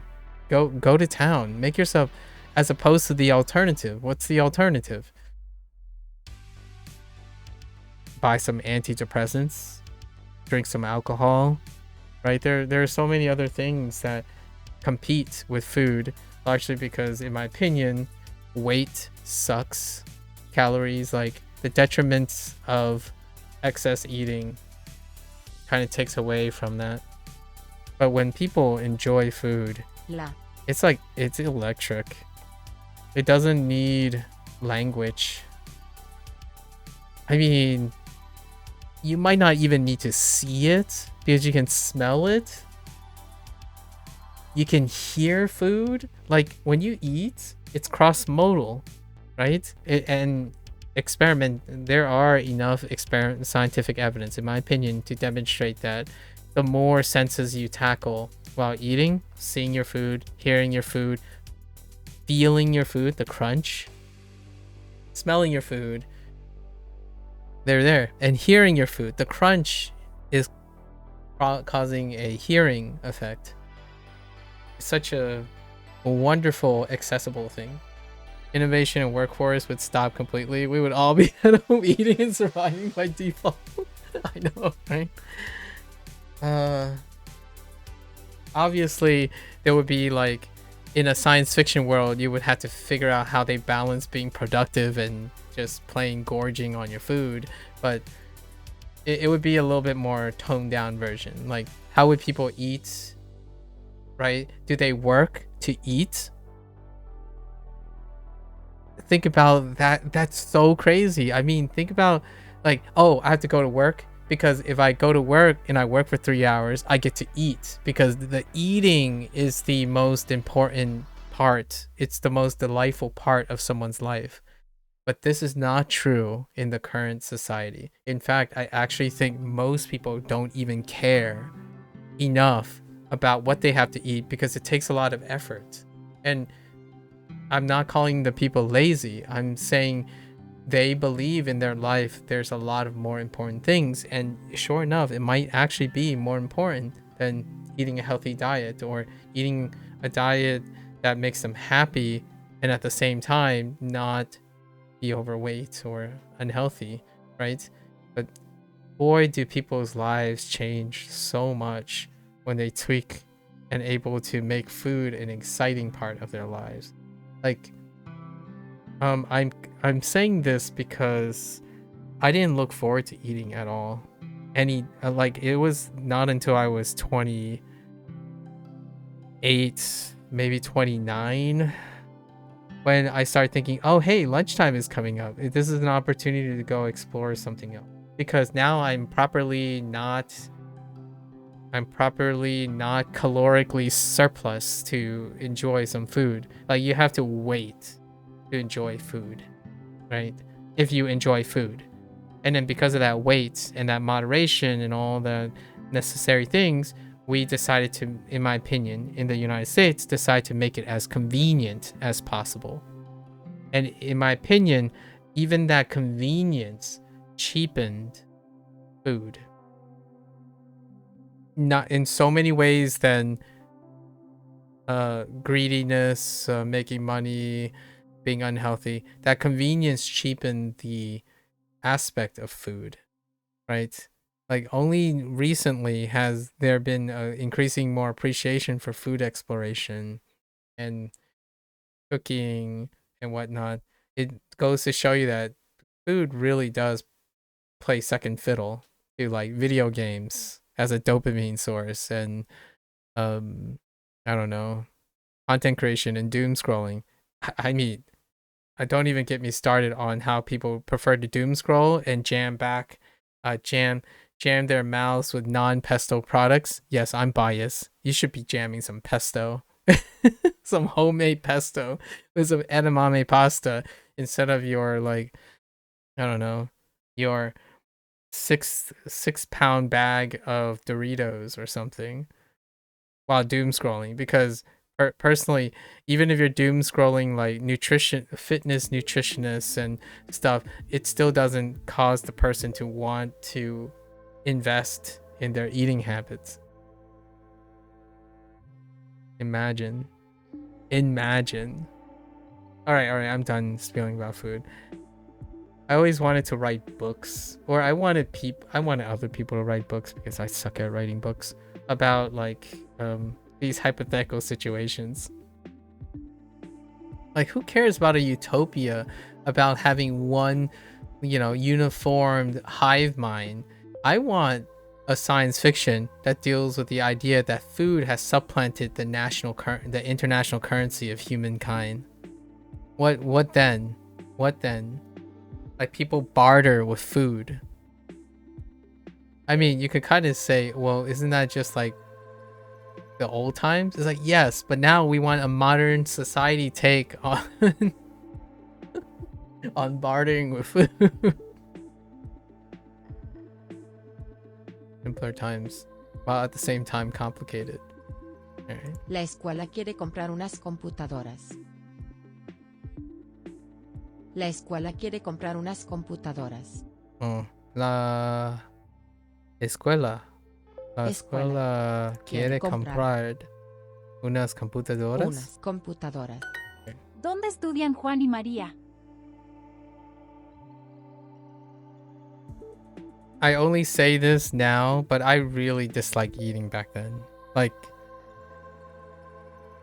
I wouldn't be surprised if whatever I'm saying is not that much of a hot take because people relate to it, but lots of the younger kids nowadays, they're not interested in maximizing or increasing their food. But for me, like, the older I get, the more I'm like, yeah, food, it's indescribable. It's almost irreproducible too by experience, right? Whatever you think food tastes good is probably very indescribable to someone else. Even when you're watching someone eat, it's like you can't. The closest thing to what you're describing for me are my occasional sugar-free energy drinks. It's something like crack to you and you don't really feel guilty, just a pure enjoyable. I was gonna lean into that energy drink thing, right? Modern science, consumer science, R&D, the sugar-free thing, sugar substitutes.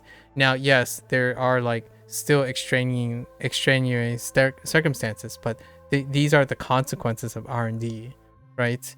Now, imagine R&D elsewhere being channeled into these things. Like,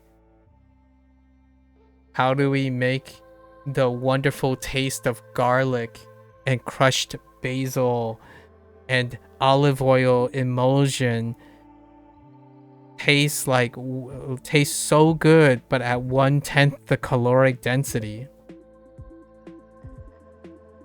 Food. I need some R&D, folks, please. How can we? It is happening though. I'm not saying it's not. There are like lots of money being invested, especially in the United States. The United States has an incredible investment, and it's obviously it's also a business and whatnot. But attempting to make this, like, how can you slam back some pasta that tastes like edamame, but at 1/10 the cost that rivals wheat-based pasta? You see what I mean? Like, give me that, please. Whoever is like the genius of like science, what do you call it? Like gastronomy witchery to make food that I like, but without the short-sightedness, with the customization, like food that gives me exactly the amount of calories that are normalized to my preferences or my requirements without sacrificing any taste.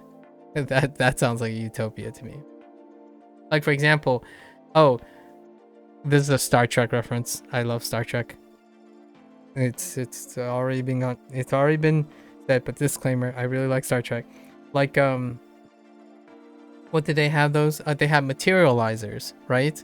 Like, you bleep bleep bleep, the photons are reconstructed, like photonic energy is constructed to create the food of your choice, right? But their properties can be altered, but the sensation and the feeling is mimicked.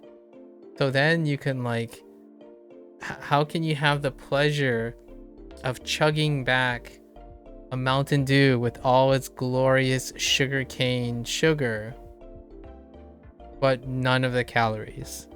And sugar-free energy drinks are a example of that can come true, and still continue R&D just in case like these things happen, right?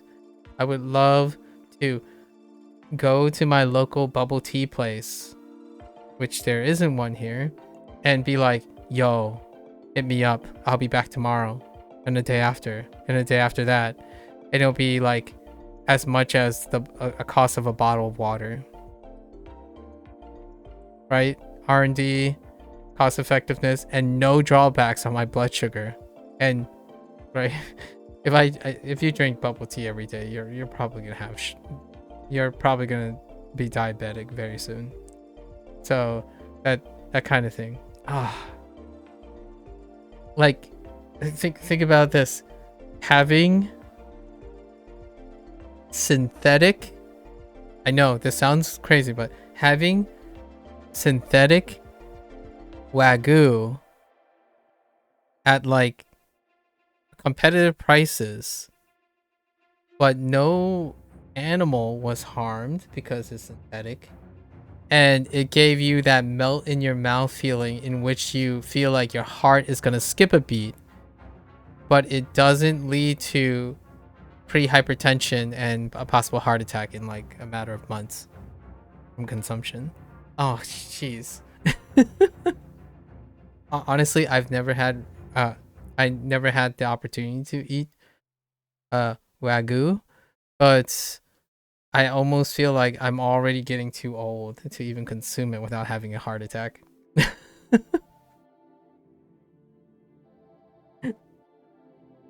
And then all the other things involved. Dang. All right. That's enough about talking about an idealistic world or a utopian future.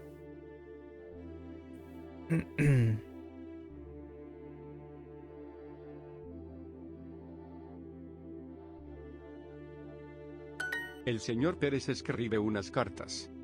El señor Pérez escribe unas cartas. ¿Cómo son las universidades de Francia?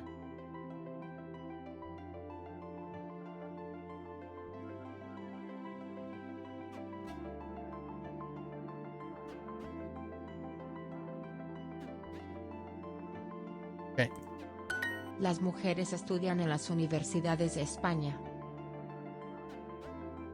Las mujeres.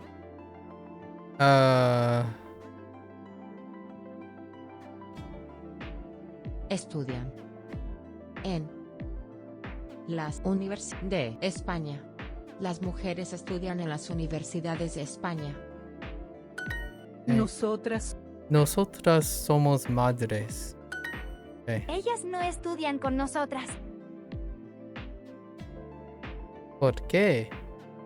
¿Con quién estudian? Nosotras no hablamos francés. ¿Por qué no? Su madre es de Francia, ¿no? I kind of see some of these conversations actually happening, like in actuality. It's just crazy to you how all the unhealthy junk food in the world that we crave so much just so happens to be unhealthy. I know, right?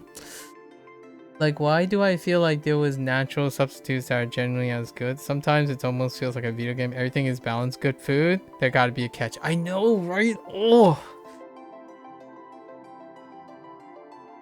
the universe sucks sometimes. Like the stuff that you're just like, oh, you would give up so many of your vices for some good food, but you can't have those good food because there's a catch. It's too good to be true. Like even the zero sugar calorie things, we're set to think that, right? It's like 0 calories and it tastes like Mountain Dew, my favorite drink of all time. Like, there's got to be a catch. It's like, oh yeah, it makes you diabetic. If you know what I mean. Like, life balance. El señor Pérez a veces El señor Pérez a veces trabaja en 2 universidades. Okay. Los hombres Juan y Alberto. Hombre. Hombres. Hombres. Hombres. Ellas son las señoras. Ellas son las señoras García y Castro. Castro. La universidad tiene muchas. Tengo unas preguntas para la maestra. Tengo unas. Wait. Tengo unas preguntas para la maestra. Unas preguntas para la maestra. Necesito unos libros en inglés. ¿Cuántos libros necesitas?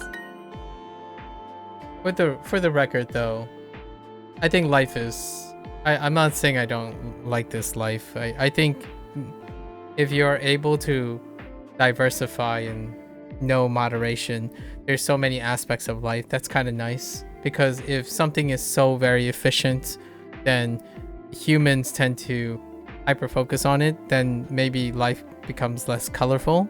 That could be a Black Mirror episode too, right? When you hyper focus on one thing, everything else gets drowned out. So yeah, sure, that's why we keep aiming to diversify our food and R&D as well. It's a problem. It's a persistent, perpetual problem to be solved. Rafael tiene un examen y necesita leer muchos libros. Ellas no estudian con nosotras. ¿Por qué? Okay, very good. For the next patch. For the next patch. One day, that would be the slang that we use. It's like, hey, my burger needs a patch update. Thanks. Can I also get the patch update for like the reduced calories, please? Thanks. I'll wait. No worries. Take your time. El perro grande y el perro pequeño son amigos. Sonia es jugadora de béisbol.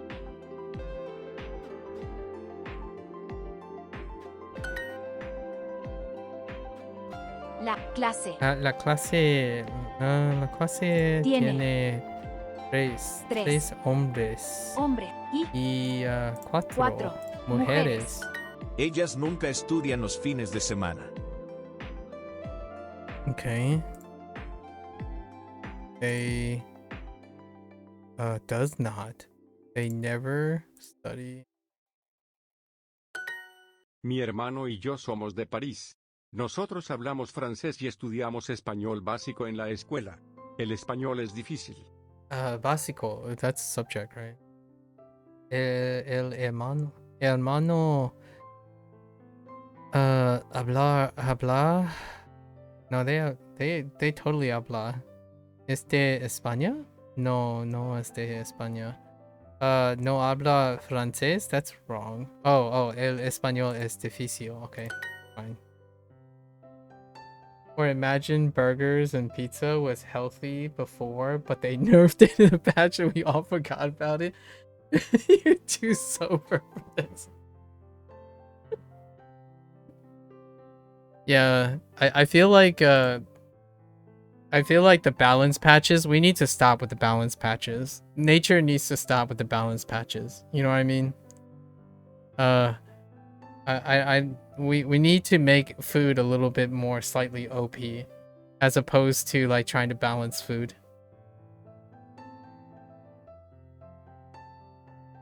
I'd rather be able to present the most delicious, unhinged OP cake to someone to make them feel better than having to spend, in my opinion, a substantially diminished return and gamble on other alternatives to make the person happy. That's probably what I mean. Oh yeah, exercise is the meta right now too. And to balance that, we have the exercise meta. You gotta min-max your exercise in order to compensate for the crippling balance patches that were applied to food. Jeez. Marco no quiere. Marco no quiere. It's so balanced that there are kids who prefer to just eat the same thing every single day because it got nerfed so hard that it's not even worth investing in. They rather up their video game skills than make their eating experience better. It's such a like second-hand characteristic now. And that's coming from a real place. I think the apathy is associated with unhealthy eating, or maybe a lack of concern for their eating. There's no interest in it. Gotta make it OP again. Marco no quiere comer más. Oh, trabajar más. Okay. Ellos hablan. Él habla. Remy y Julián son de Francia. Ellos hablan francés. Claro. Miguel y Pedro son. Ustedes son jugadores. Miguel y Pedro. Ustedes Son jugadores. De béisbol. Béisbol. I could talk about this all day long. I think making the parallelisms between video games, which is at its height right now for dopamine, and framing old stuff like exercise and health, like we're not gonna beat down exercise, like making exercise and food appealing to compete in the same language and vernacular as video games and doom scrolling may be a potential way of trying to create that balance for a functional thing, not instead of like making jokes about idealism and utopian thoughts. I think it's a very great way to normalize it. El jardín. Jardín is garden, right? Vikram visita a su abuela enferma en el hospital. Aw. Hola, abuela. ¿Cómo te sientes hoy? ¿Cómo te sientes hoy? Esta habitación es muy triste. No tiene color. Aw. Oh, that's where the plant comes in. Hoy es un bonito día. Quiero salir y disfrutar el sol. Okay. Salir is to go out, right? Yeah. Sold. Pero no me siento muy bien ahora. No. Lo siento, abuela. Me encanta trabajar en el jardín de mi casa. No. Ah, tengo una idea. Oh, he's gonna bring a piece of the garden to her? Un momento. 20 minutos después, Vikram entra en la habitación con 2 grandes plantas. No. Although, I'm not sure if you can do that in a hospital. Wait, aren't they in the hospital? Yeah, they're in a hospital. I'm not sure if you can bring gigantic plants. Maybe a tiny one. But you gotta catch them sleep. Yeah, I'll talk to you later. Sub-Zero. Good luck. Good luck. Thanks for the convo. Always a pleasure. Good luck with everything. Good luck with your other things. You know? I would love to hear about what you end up doing. Be creative. Estas son de tu casa. Oh, he got him from her house. Nice. Y también tengo unas flores de tu jardín. Mis plantas y mis flores. No. Wait, what's the difference? Oh, flowers and plants. Yeah. Ahora tienes tu jardín aquí. Qué bonito, mi amor. Muchas gracias, Vikram. No, that's cute. Jardín. Jardín. ¿Cómo te sientes? Triste. Oops. Enferma. A disfrutar. Hey, we gotta throw that back. That's such a El cute story. jardín. Vikram visita a su abuela enferma en el hospital. Hola, abuela. ¿Cómo te sientes hoy? Esta habitación es muy triste. No tiene color. Hoy es un bonito día. Quiero salir y disfrutar el sol.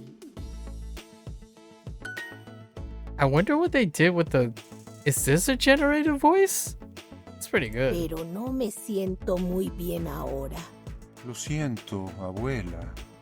I feel like most of the stories aren't generated. This is before the time, but maybe not. I don't know. Me encanta trabajar en el jardín de mi casa. Some of these are quite good. Ah, tengo una idea. Un momento.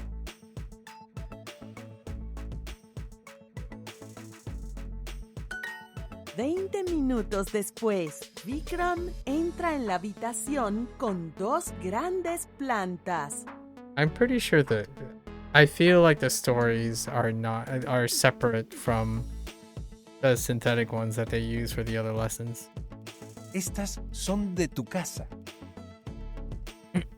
Something is different about their performance. Y también tengo unas flores de tu jardín. Mis plantas y mis flores. Ahora tienes tu jardín aquí. ¡Qué bonito, mi amor! Muchas gracias, Vikram. Yeah. Definitely. Like some of these are really good.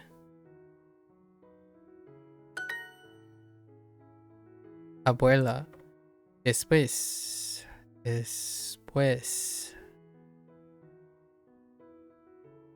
Habitación. También enferma. Okay. Alright, let's go. Alright. Mucho. Contento. Hombres. Hijos. Nosotros estudiamos mucho. Alright, let's focus. Nosotras somos mujeres. Mujer. I see you. Nosotras. Nosotros somos Carla y Ana. Carla. Miguel y yo siempre estudiamos en la biblioteca. Oh boy. Trabajo con los hombres de España. Oh. Keyboard.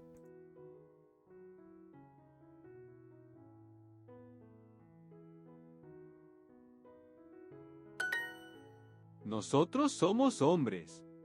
Hombres. Hombre. Tricky. La clase La clase tiene tres 3 hombres y 4 mujeres. Lo siento, no hablamos español. Ella es mi madre, Carla.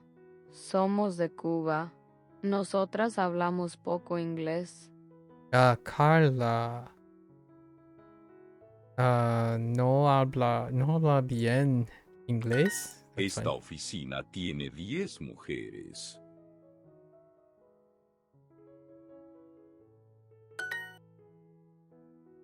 Mariana habla con las mujeres. Nosotras no somos las jefas en esta oficina.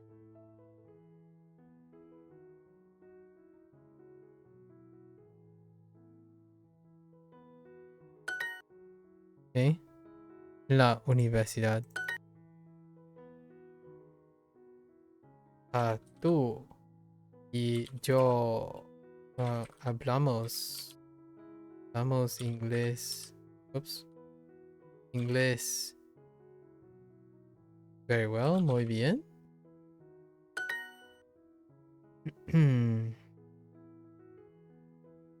Nosotros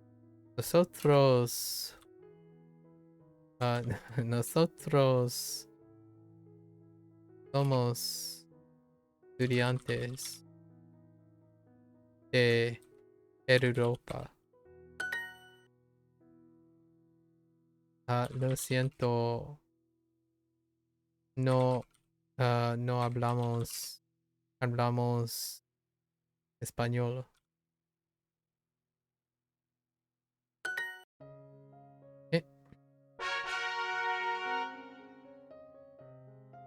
Dormir. Dormir. Bebé. Bebé. Ciudades. Ciudades. Nuevo. Yo quiero. Yo quiero trabajar en 2 universidades. Ellas son estudiantes en la universidad. Sí, son. Las mujeres. Las mujeres estudian en las universidades de España. 4 o 5 ciudades. 4 o 5 ciudades. Las mujeres estudian Estudian. Ah! Did that say estudia or estudian? I kind of Este talked pueblo over it. no tiene universidades. Dang it.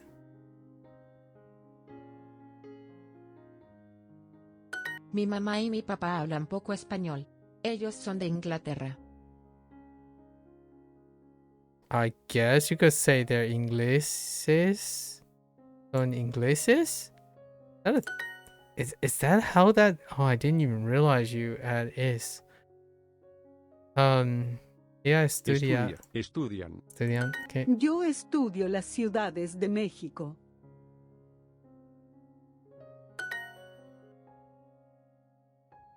Ellas son Amanda y Andrea. Las ciudades de Canadá.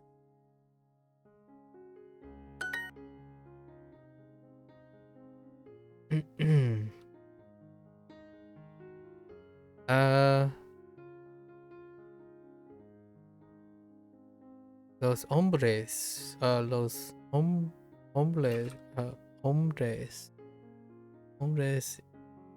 son de Nueva York.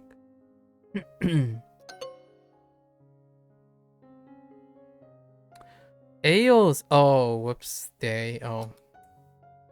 I cut out the pronoun. Whoops. I was cutting to the chase there.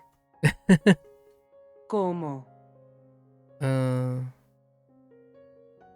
¿Cómo Son universidades. Las de Francia.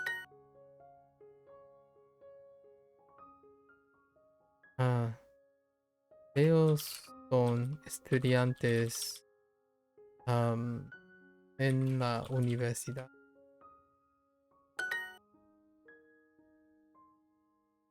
Hablan francés. Ellos hablan. Él habla. ¿Eh? Las mujeres estudian español. Estudian.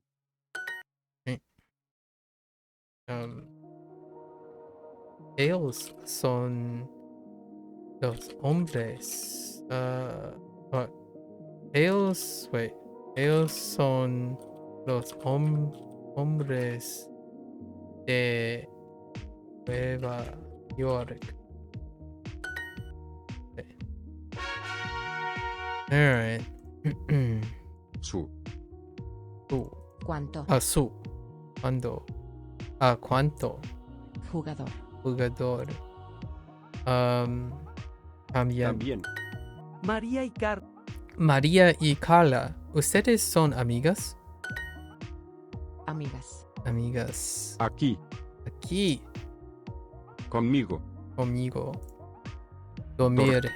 Carla y Ana, ¿ustedes estudian los fines de semana? Mi padre siempre trabaja los fines de semana. ¿El señor Flores tiene muchos negocios? ¿Quién tiene muchos negocios? Muchos. La universidad tiene muchas estudiantes. Estudiantes. Miguel y Pedro, ¿ustedes son jugadores de béisbol? Miguel y José son jugadores de fútbol.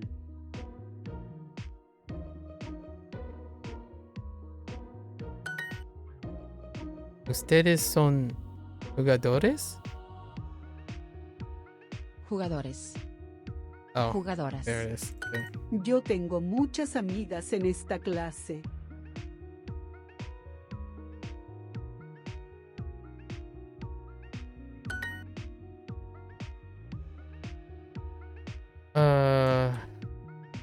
Sonia. Sonia es una jugadora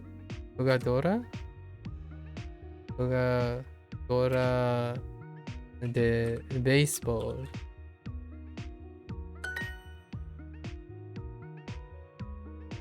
How did I screw up? Oh, I wrote una, but they didn't. It wasn't required. That's fine. La biblioteca La biblioteca tiene muchos libros. La secretaria lee muchas cartas. Ellos nunca estudian estudian en fines de semana.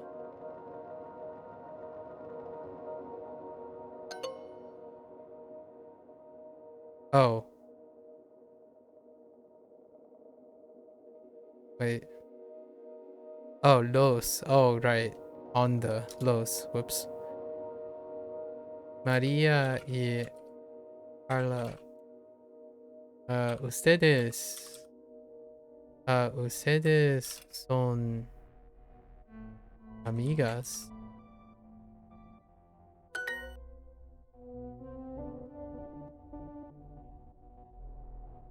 Sure, they went with ellas as well.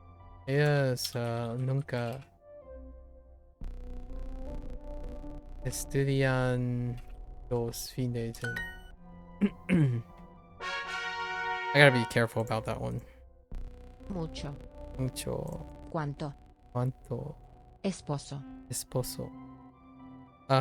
Disfrutar. Ellas son las... Ellas son las señoras García y Castro. ¿Cuánto? Esposo. Siempre escribir. Señores Herrera y Lázaro, ¿ustedes estudian portugués? Wow. Lázaro. Señores Castro y García, ¿de dónde son ustedes? Señores. Señor Ortega, usted siempre está en el trabajo. Usted necesita unas vacaciones ahora. Ya, trabaja mucho. Martín tiene unos amigos de México. Hijo, habla mamá. Necesito unas vacaciones. ¿Quieres comprar un boleto a España conmigo? La madre quiere unas vacación con su hijo. Las señoras, los señores. Yo tengo una hija. Okay. José habla con unos estudiantes de Cuba. Mucho gusto, señoras.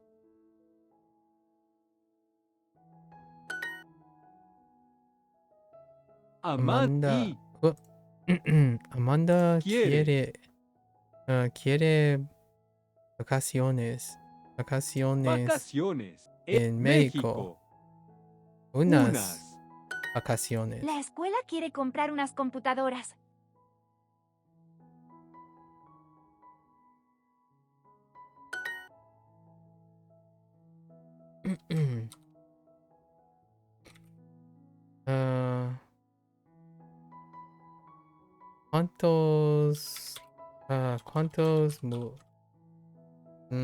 ¿Cuántos las mujeres?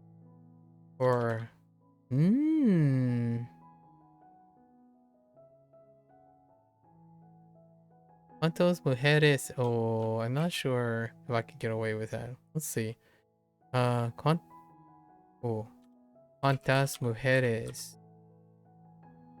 Mujeres son de México. I don't think I can get away with this without an article. Oh! I can. Interesting. I was gonna be on the safe side and I guess yeah.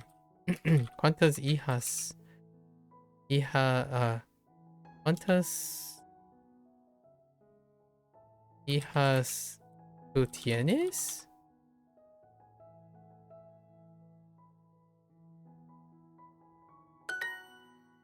Oh, I've got the accent mark. That's fine.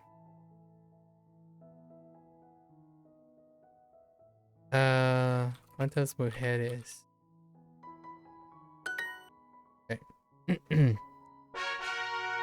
I'm feeling out some of these arrangements. Las mujeres estudian español en Cuba. Estudia. Largely by how it sounds.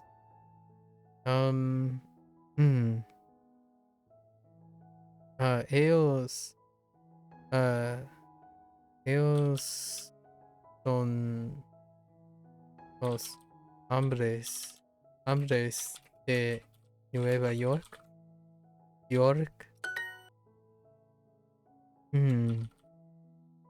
Ellos nunca estudian los fines de semana. Nosotras no somos las jefas en esta oficina.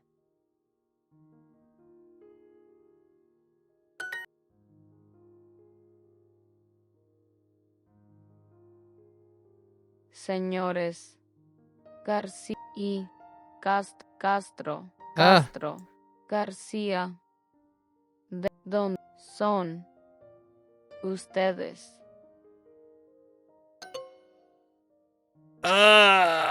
Señores Herrera y Lázaro, ¿ustedes estudian portugués?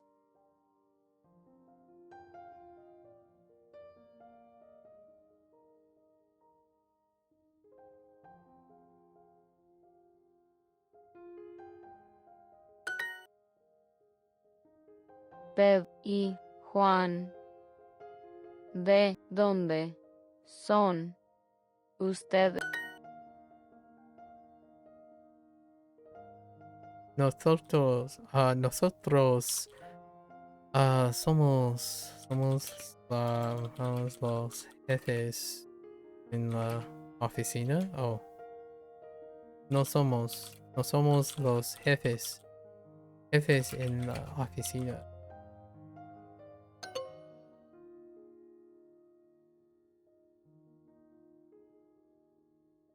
Oh, esta. Dang it, this. Señores,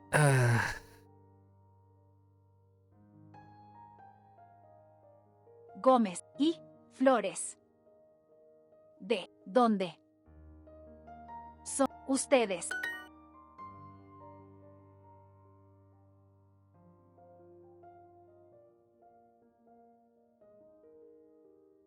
¿De dónde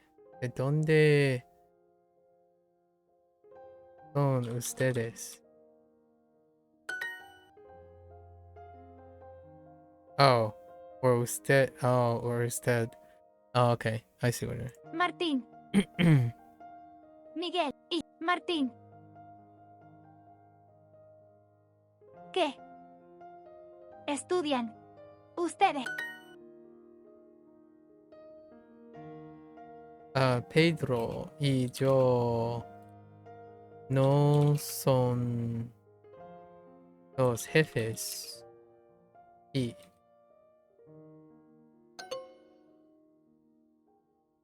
oh, somos. Oh, we wait. Oh, Joe. Whoops. Me. I'm included in it, not the person named Joe. Señores Castro y García, ¿de ¿Dónde son ustedes?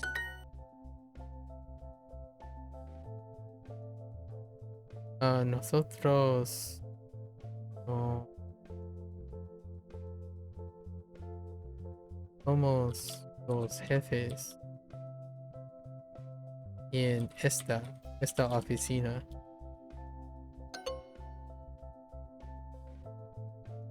I wrote in instead of N! Oh my gosh, dude. What is this typoing? Massive typoing. It's so annoying now.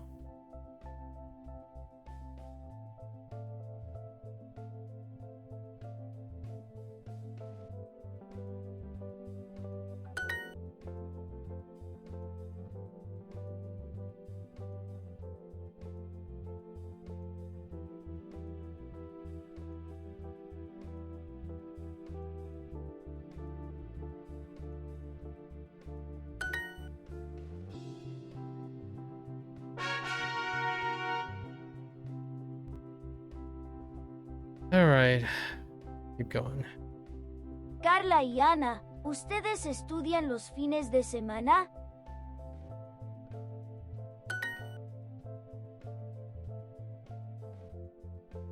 ¿Ellos hablan inglés o español?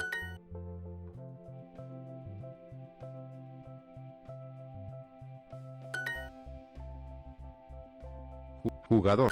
Ellos hablan con unos amigos. Ellos hablan con unos amigos.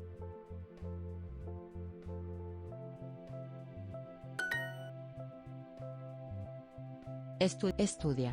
Mi hermano y yo somos de París. Nosotros hablamos francés y estudiamos español básico en la escuela. El español es difícil.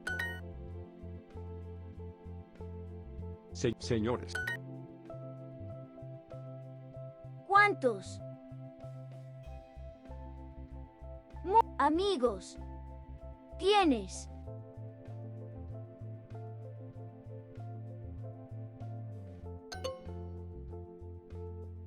Oh, La the other way. maestra tiene muchos estudiantes.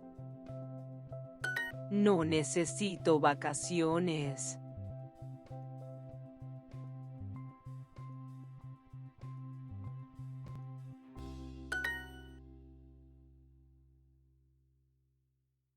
Hmm.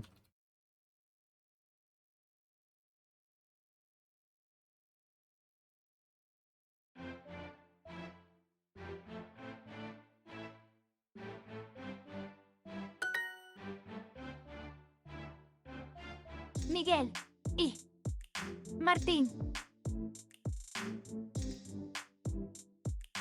¿Qué ustedes?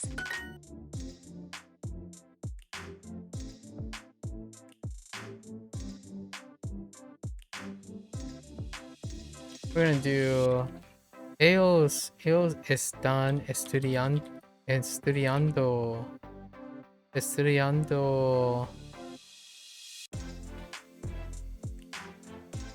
las ciudades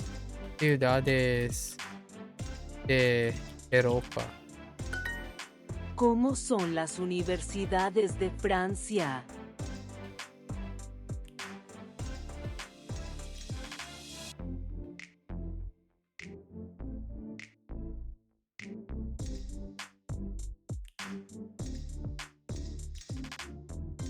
¿Cómo son las universidades de Francia?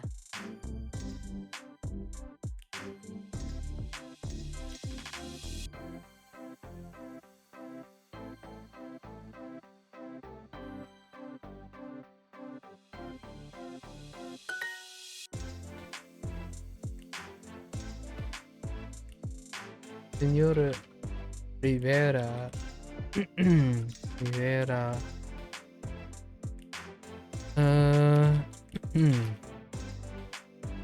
No.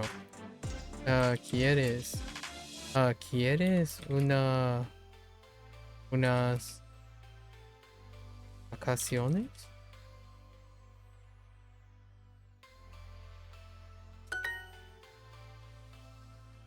Oh, ustedes. Oh, usted. Oh, usted Ellos quiero. estudian las ciudades de Europa.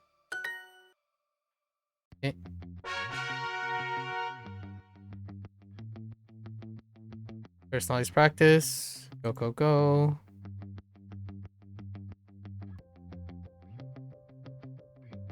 Ella. Yo como un sándwich, una hamburguesa. Una hamburguesa, por favor. Laura, ¿tienes la cartera?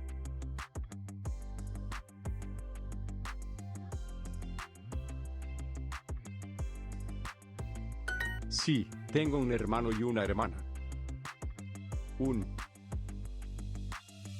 hermano y una hermana.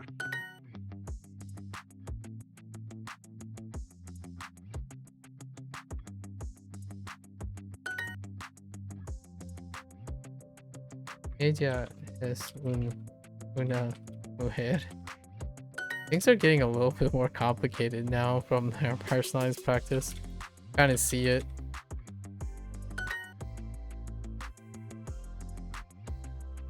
Yo quiero pagar la cuenta. This is going really far back. So.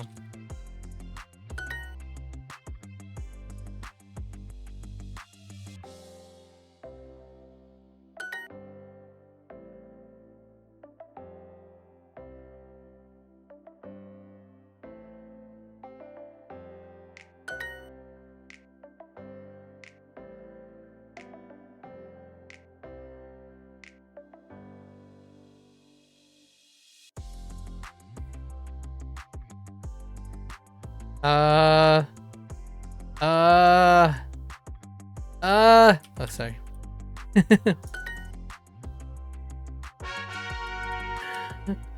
I didn't know why that took me a long time. Bruno vive con mi hermano. Carmen trabaja con mi hermana. Pedro, ¿quieres mi... Pedro, ¿quieres mi número de teléfono? Juan es de España.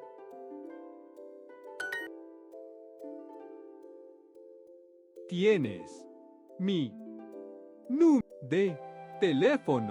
¿Ella es estudiante? Ella es estudiante.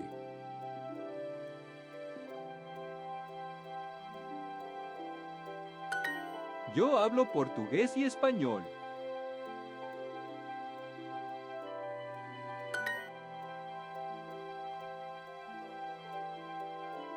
¿Quieres mi teléfono?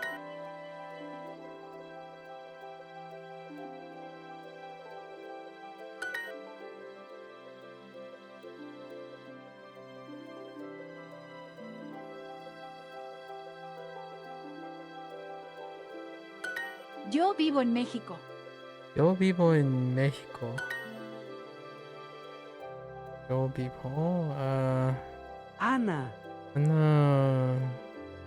quiere ser camarera. Ups. Yo vivo en Estados Unidos.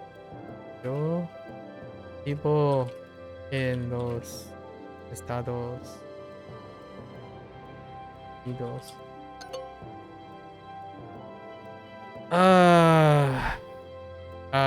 It's either. That's Ana yes. quiere ser camarera. Ana vive. Ana cerca de what? Quiere ser. What?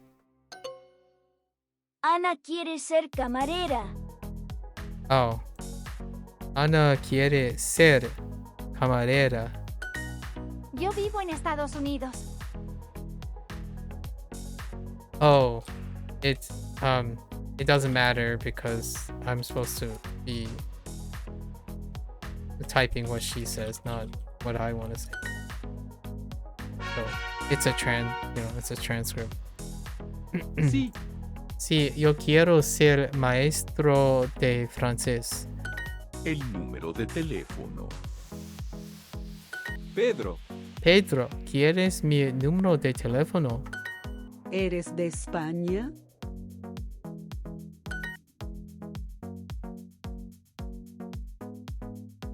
Lo siento, yo no hablo portugués. José, ¿hablas portugués?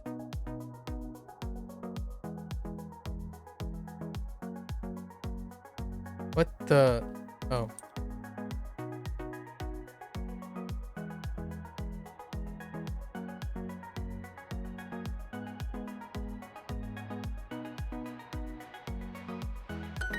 Yo vivo con mi familia en México. Un fin de semana con mi novia.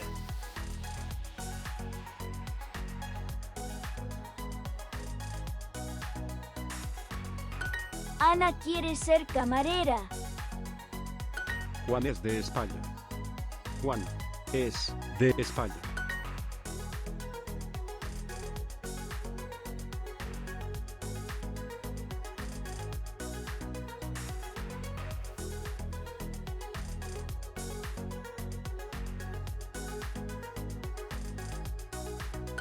Mi perro come carne.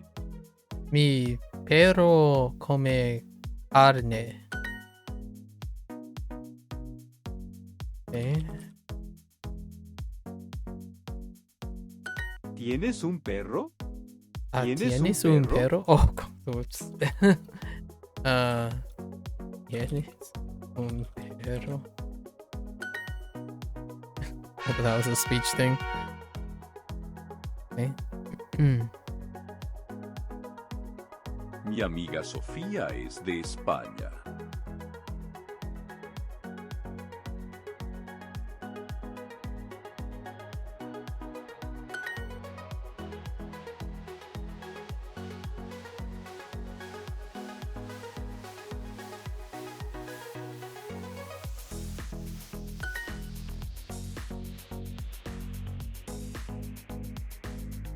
Señora, usted es médica.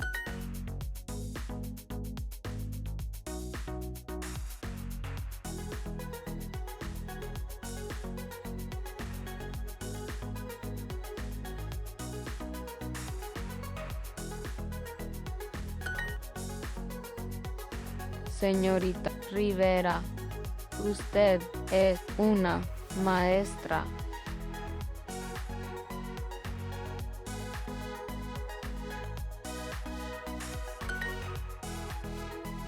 Okay, that was a little weird.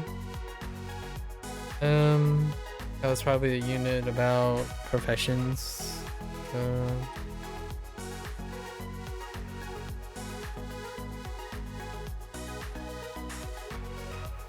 Yeah, like here.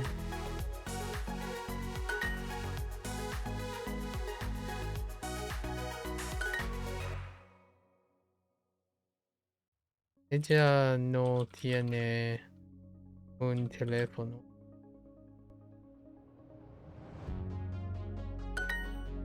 Oh, oh yeah, celular. Celular is one too. El niño es cubano.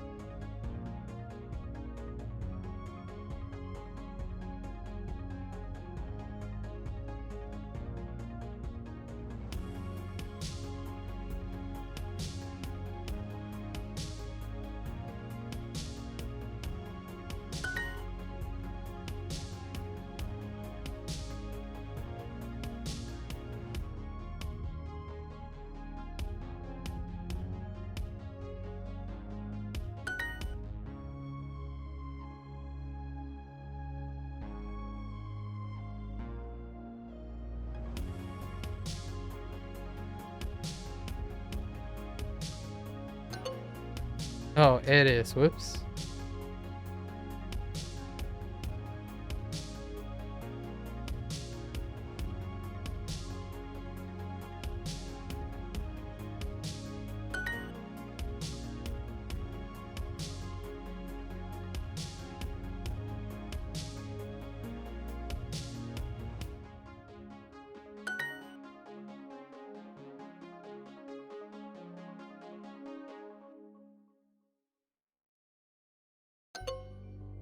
Oh, whoops.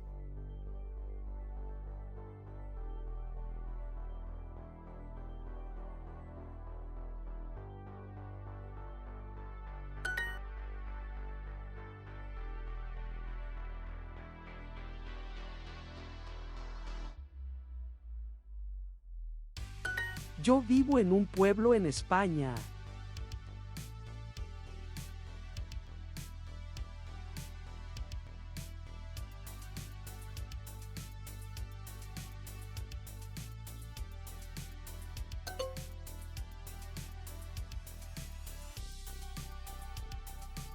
Oh, not de España, no Spanish town. Oh, yeah, that's fine.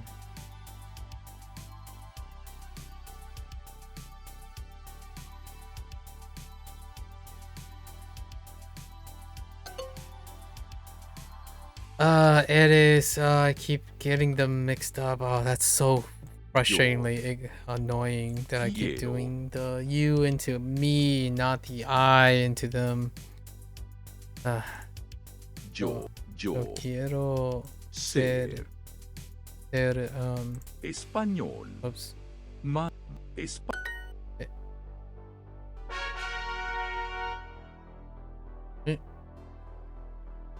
Soccer players.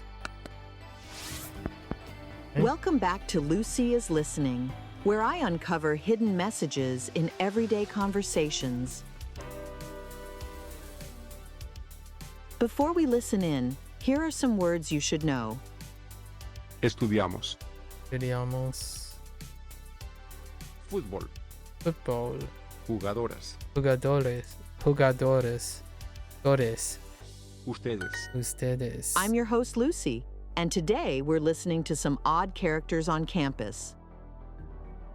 ¿Ustedes son estudiantes de esta universidad?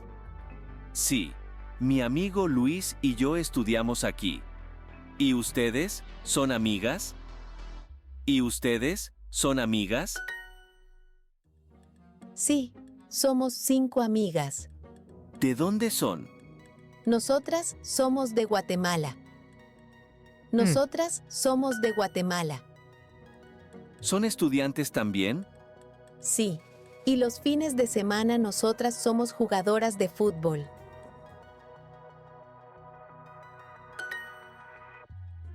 They're soccer players on the weekend? Sure, that's what they want us to think.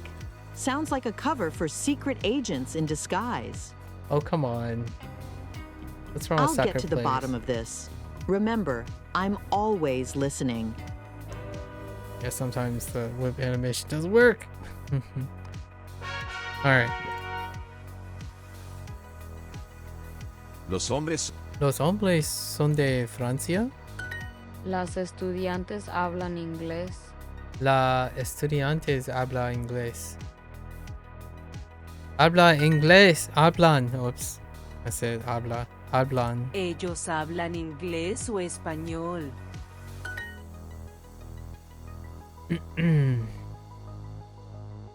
Estudiamos. ¿Cómo son las universidades de Francia? Oh, sure. Nosotros. Just to practice. Nosotros hablamos. No hablamos portugués. Ellos estudian las ciudades de Europa. Miguel y Rebeca. Nunca estudiamos. No estudian. Estudian. Sí, ellos siempre estudian para la clase.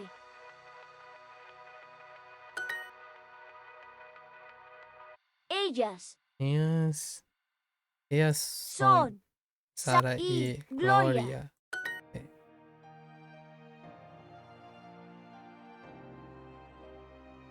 Quiero trabajar en 2 universidades.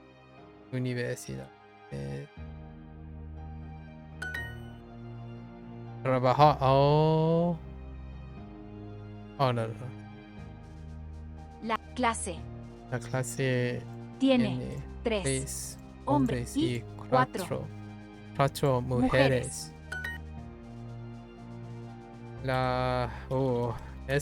Esta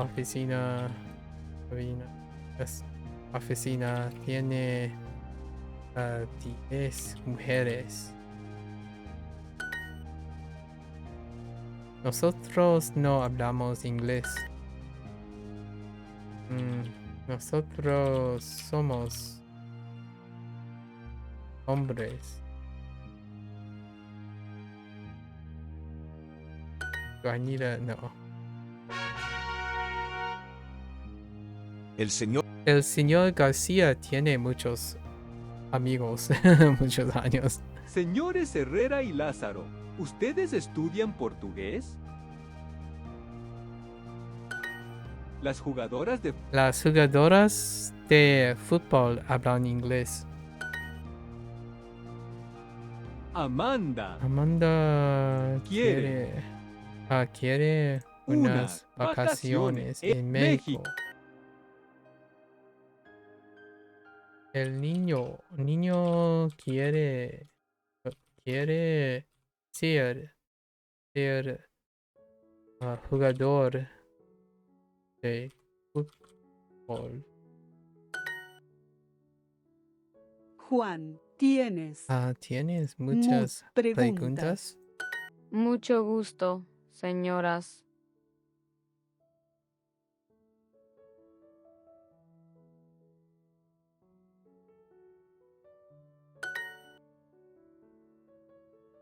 José?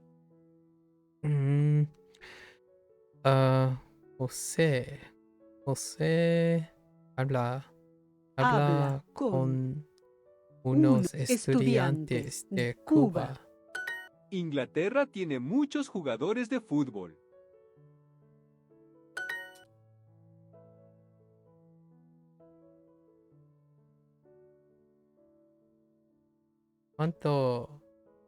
¿Cuántos jefes? ¿Cuántos jefes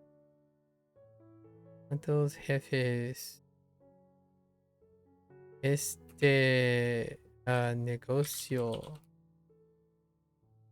¿Cuántos jefes tienes? ¿Tienes jefes? ¿Tiene? ¿Cuántos jefes? Este negocio tiene? Dang it! Wait. Tiene oh, yeah. Tiene, yeah. ¿Cuántas universidades tiene Boston? Pedro y María. María. Hablan. Guess you could say Usted ustedes habla hablan inglés. versus hablan ustedes inglés. Oh no. It begins. Señor Pérez.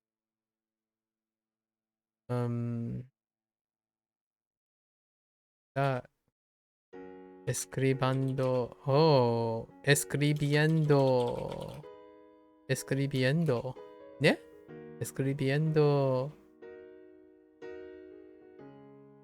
unas cartas. Dang. Está escribiendo. Oh, I'm actually kind of curious. It sounded better with this. It is escribir, escribir, but, huh. María y Carla. Son amigas. ¿Por qué trabajas los fines de semana? ¿Por qué trabajas los fines de semana?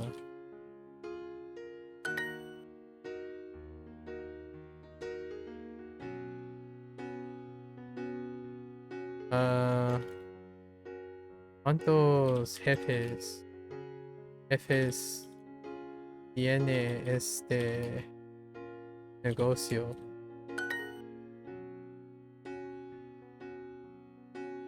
I really want to know. Señor Pérez está.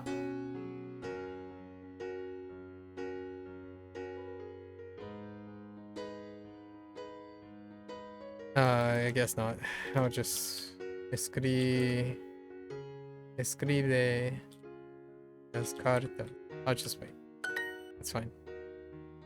It's getting late. Let's complete this. Inglaterra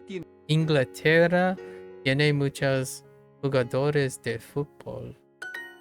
¿Cuántos hombres? ¿Cuántos hombres? Yo tengo muchas amigas en esta clase.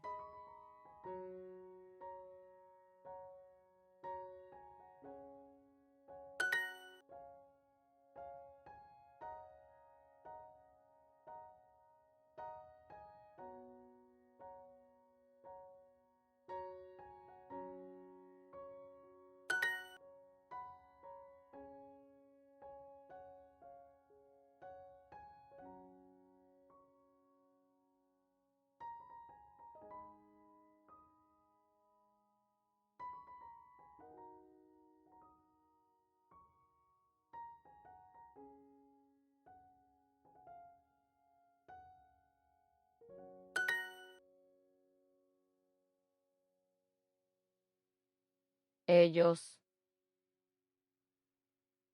son los jefes en oficina. Señores Gómez y Flores, ¿de dónde son ustedes?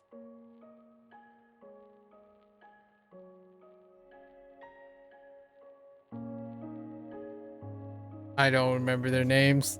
Señores Gómez y Flores, ¿de dónde son ustedes? Señores Gómez y Flores, señores Gómez y Flores, ¿de dónde Gómez son ustedes? y Flores.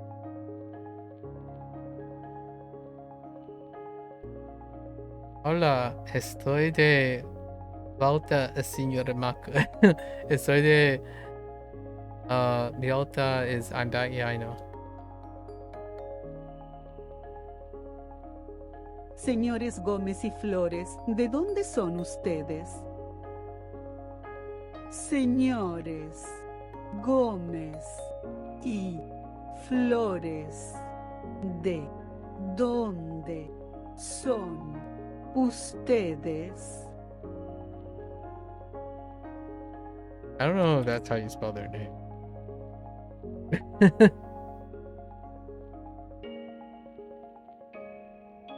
Wait, ¿de dónde son? Señores Gómez y Flores, ¿de dónde son ustedes?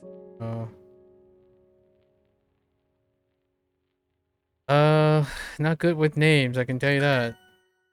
Oh, Flores with an S, okay. And then Gomez. Not great with names, I can tell you that. There's so many names in this. Like, I think they used over 40 names now. Just keep going. In Japanese, they pick like 4 names. Stick to those 4 names. Yeah, I don't know if to return. If to return, I think that's still below B1, right? Yeah. In terms of my vocabulary, especially even if it's 20 years ago, I think my vocabulary was like B1, B2. So, reading is no problem. The constructing is probably the problem. Constructing is probably the weakest. Martin, you'll probably hear me say like, "Oh yeah, okay." Martin tiene unos amigos de México.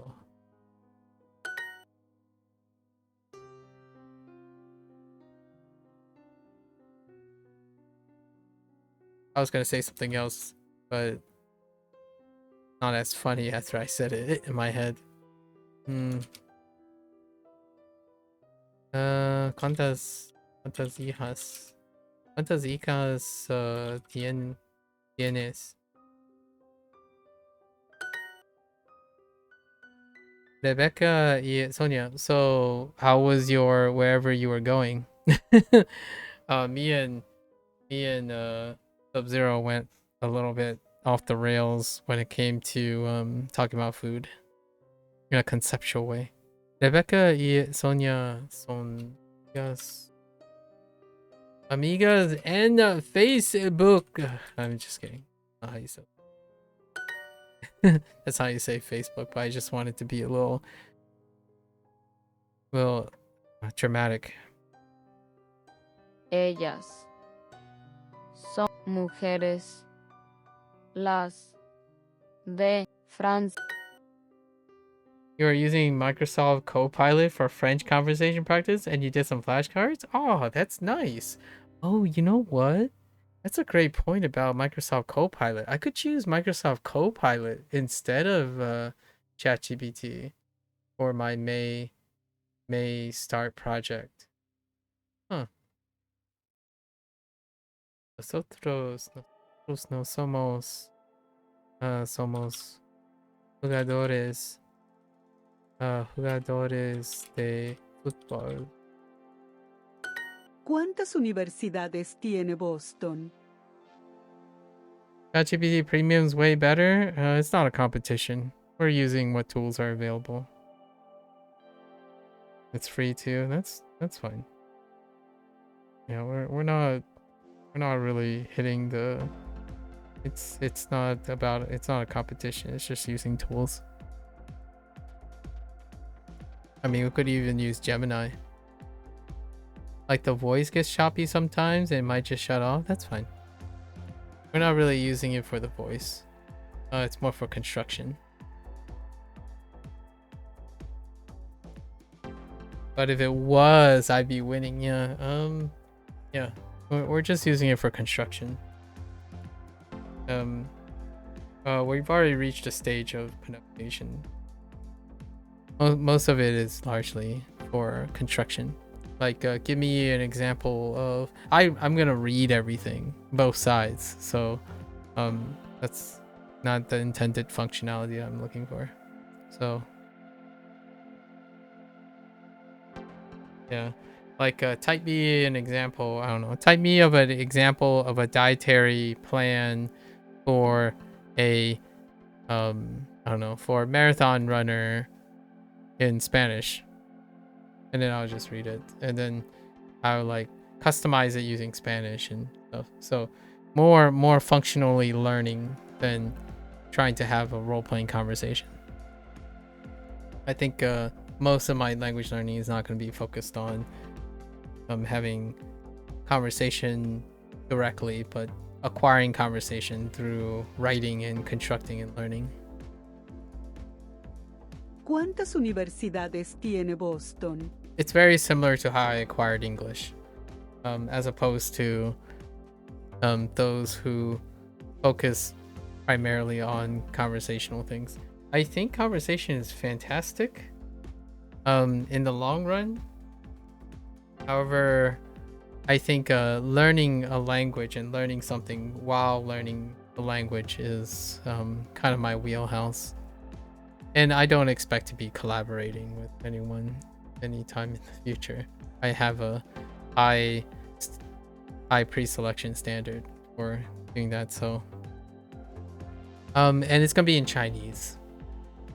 Chinese is the first to go on the block. Spanish is not all the way until the end, and it's gonna be a different thing. It's gonna be comparing it to the other experiences. It's gonna be a dual max evaluation for the Spanish side of things first. It's interesting that the voice just cuts off. Maybe because of resource limitations, since you're not subscribing.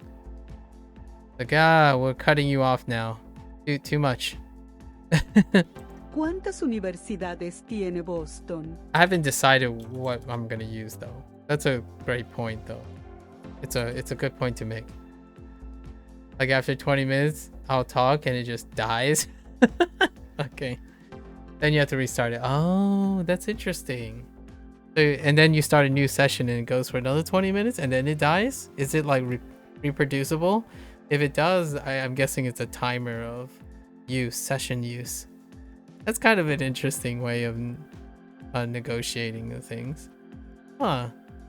We'll have to think about it. We're gonna, in May, we're just gonna sample a bunch of LLMs until we settle on one. It'll be fun. Sample around. But Copilot sounds like excellent. And then other things too. In fact, it might actually be kind of fun to generate to do what do you call those? Choose your own adventure or dungeon stories in a foreign language. You don't even have to start a new session. Like in the same country, you can cancel the AI voice and then restart. Oh, that's interesting. I asked if there was a limit and it told me there wasn't. I don't believe it. It happens. Yeah, that sounds like it's a limit thing. That's fair. We can even do dungeon stories in a foreign language. I'll have to check. So it's gonna be a creative process. This is this is input, right? Input and translating. So we're trying to output now. And I understand some people are like, oh yeah, but then you might not do something. I understand. But for me, I really do believe that output balances input a lot. So I tend to have some sort of consistent input, but as well celebrate output. So I'm trying to incorporate some activities where we can use our output to gain constructed informed input. So like I want to ask something, like ask ChatGPT or Copilot, describe to me the premise of the first season of One Piece in Spanish. And then if it's like really complicated, can you describe to me in a simpler term in Spanish or like in Chinese? So what I'm doing, and I would use Chinese to ask that. So like, can you explain this to me in simpler Chinese or like easier to understand Chinese in Chinese? That's kind of the process that I'm thinking of, where that I would be doing things that I would normally do, but then I would be using construction to ask the appropriate questions and prompts and stuff in the target language. And it will be more like what I'm doing, you and me, all the time. Like, because the vast majority of my interactions are going to be like this. When someone says something that I can read really well, because most of the time I'm reading in vocabulary, so I can read. I have all the time to read, and then I can follow up with a question in the target language, because I'll be asking Copilot or the LLMs the same way as I would ask someone else. Like, oh, I see, you're telling me about your crazy game that you just had. Who won the game? Or did you enjoy the game? Those are going to be the questions that I would be like, can you describe to me what the game is like? I would then be more readily available in answering the questions. So that's kind of my next goal, or sort of my next immediate type of thing I want to simulate. Because largely, I think I learned far more, and it's useful to me because if I have the chance of meeting someone who happens to be a native speaker, perhaps, right? It would still be those questions that I would ask, and I would spend more time listening than speaking, because oftentimes when you listen, you're gaining a lot more from the stuff. So I acquired a lot of my English and my phonetics and my diction largely because I spent a lot of time listening to people. And when people are talking to me, I ask more questions and have them speak to me more than the other way around. And then one day, maybe like 3 years, 4 years, I will then start to write and write dialogue and seminars and notes, and that's how I speak most of the time with my input references. So I don't typically speak to try to achieve in my personal opinion, I don't try to aim to mimic someone's colloquialism, but I try to encourage myself to output creatively along the way all the time. So right now I can't form all these thoughts in the target language, but I describe them as in much detail as I can on my thoughts out loud in English. And one day I can transition from that English to the target language. So, you know, occasionally you'll probably hear me like, well, I got that wrong. Like, maybe like que lastima or something, right? Claro, like claro que sí, or something like no sé, right? Today is fine. Estoy muy contento con mi español.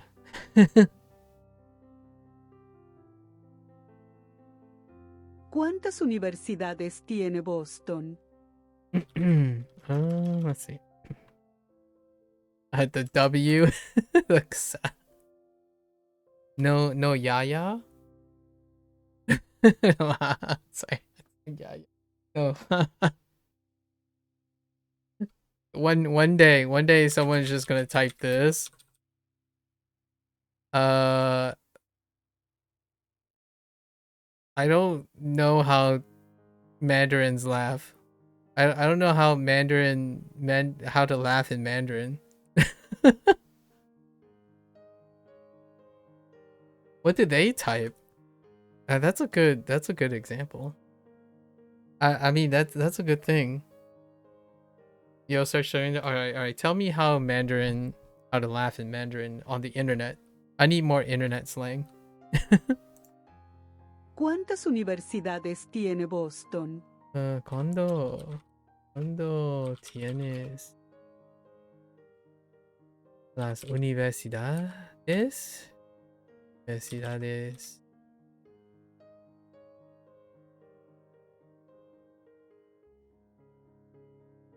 Boston? Oh, is haha, okay. Haha makes sense, and haha, okay, yeah. Oh yeah, that's right. That's right. I did see haha before. I think Churn used it. Oh, also, ooh. Wow, that's eclectic. Huh. I didn't get those characters yet. What the heck? ¿Cuántas universidades tiene Boston? Wait. ¿Cuántas universidades tiene Boston? Boston. Okay. Universidades tiene Boston.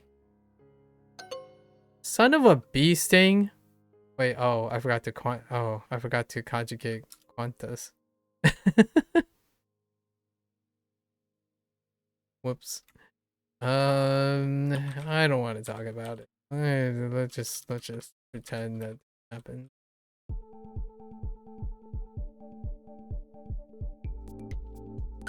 Yo estudio las ciudades de México.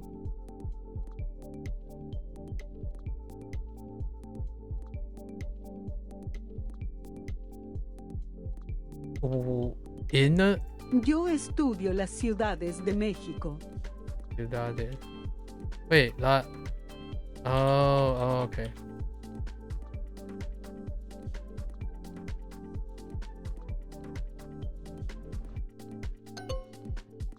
You're studying Mexican cities.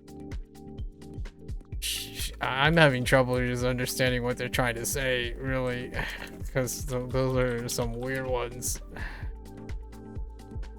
It could be, even in English, it's a little ambiguous. Nosotros nunca hablamos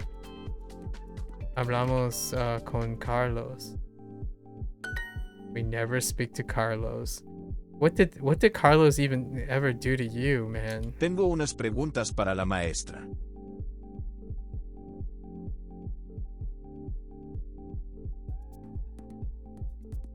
Tengo unas preguntas para la maestra. Tengo unas preguntas para la maestra. Wait. Tengo unas preguntas para la maestra.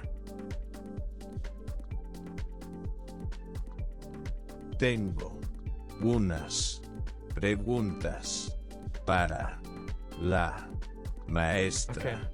I had a hard time hearing. ¿Cuántas universidades tiene Boston? All right. ¿Cuántas universidades tiene Boston? Boston. Okay. Yo estudio las ciudades de México.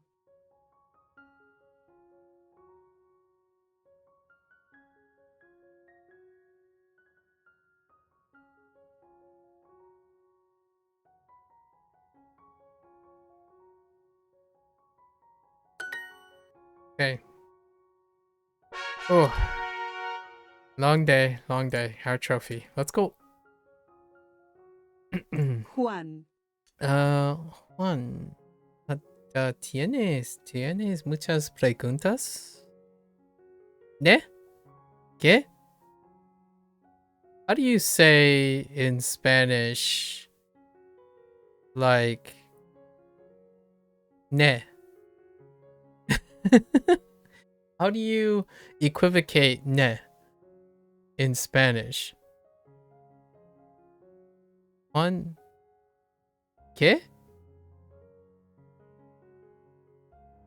Wait, how do you... What's ne? Oh. Sorry. Ne is like a filler word. It's a filler word for is it? Right? Verdad? Like Juan, no, verdad is not as not utilitarian. Eh? Oh, or de verdad. Oh, oh yeah, that's right. Or en verdad. Okay. Yeah, ne. I acquired ne so much now. Like I say ne after everything. If you listen to someone who's not very well spoken, in Japanese, like when they're answering a question, you're gonna hear ne in whenever they pause. So it's like. So I have a habit, but I don't have a Spanish habit of saying de verdad or en verdad. Yeah, I was confused. I thought, does he expect me to know what what means or what? My bad.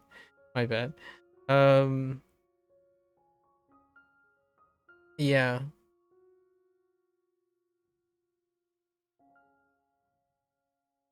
Okay. All right.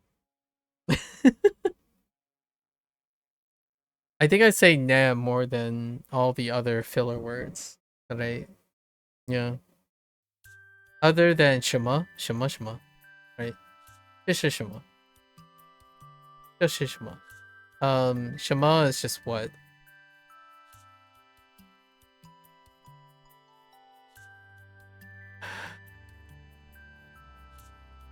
My father or en serio?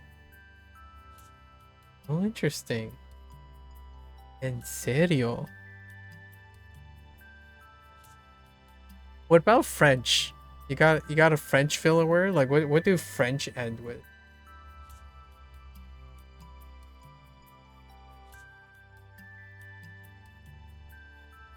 I'm trying to like think of my impersonation of a French person. What do they...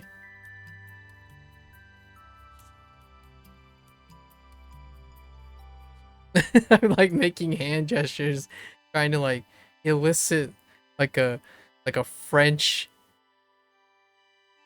thing. It's pronounced N with a nasally N.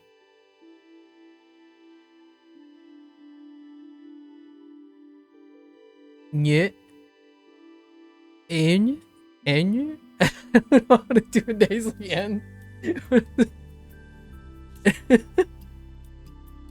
I get, yeah, I know. I'll look it up. I'll hang on. I'm gonna write a note to myself. What is it? Okay. Okay.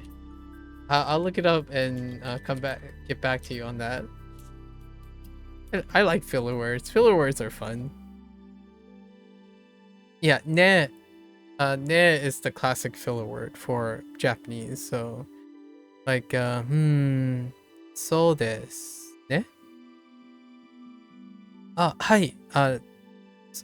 そうですかね。Yeah, like, えっと、今月は、そうですね。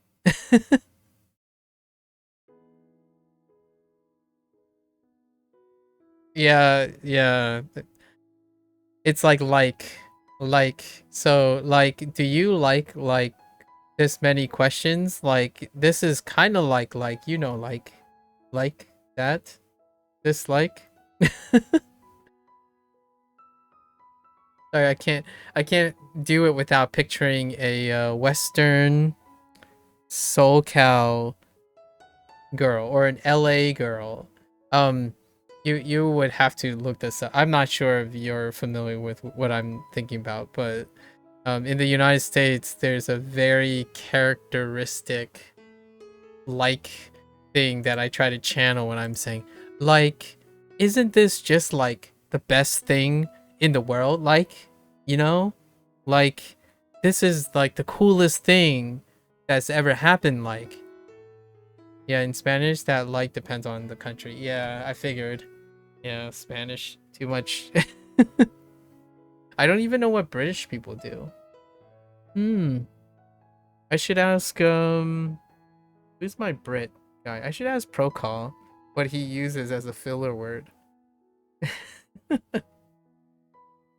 Oh, now we're gonna go down a deep rabbit hole for people's filler.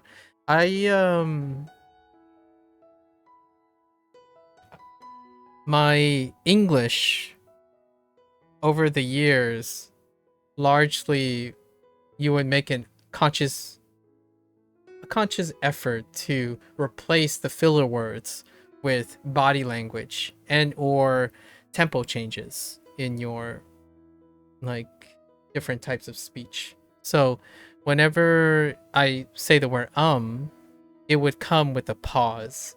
So whenever you hear filler words, I naturally have an inclination to change the pace of it in order to give it weight as opposed to consistently stumbling across more words. So inevitably, I'm not as interesting with my filler words in English. Como or tipo is the general like, Is there a single syllable one? I really liked eh. Eh was pretty good. But is there like a like a single syllable word? Who has a single syllable word? Like and ne.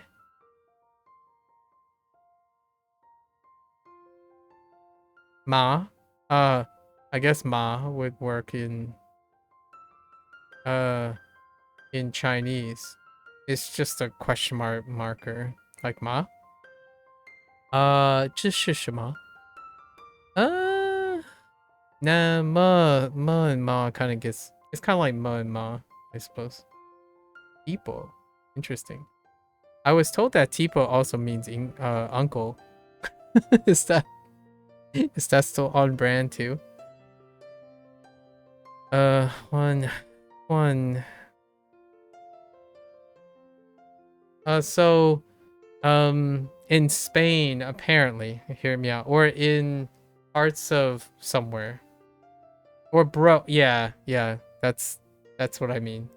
Yeah, so I've been told that it can, yeah, Tio can be mixed up, and then tipo was used alternatively as well, or something like tipo was used instead because of how bro became Tio.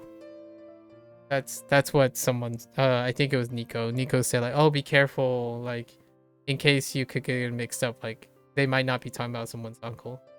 Yeah, be guy or dude. Yeah, the dude. That's what I remember. Muchas. ¿Tienes muchas preguntas? Pregunta. Yo tengo unas amigas de tipo, Francia. this guy here, este tipo. Ay de mí.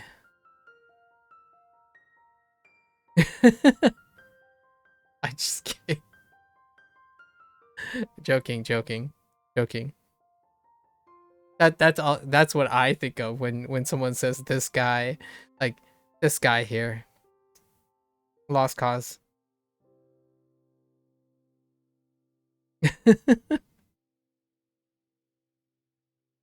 Yo tengo unas amigas de Francia. Yo tengo. What? Yo tengo unas amigas de Francia.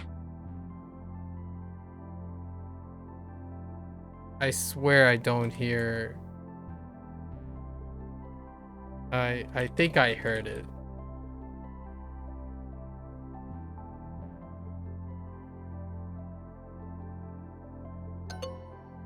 Unas. See, jeez, you guys are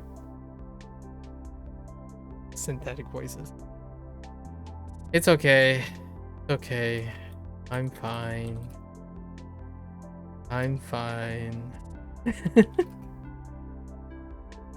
¿Cuántos libros? ¿Cuántos libros necesitas? No necesito vacaciones. You thought of something kind of funny? Puerto Rico uses lots of Angliciums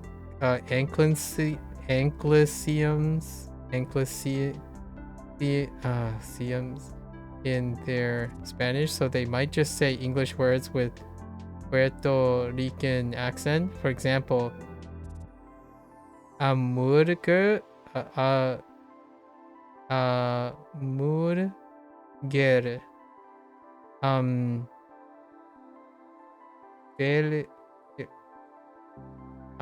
bagel. Boxer is like underwater box. Oh, okay.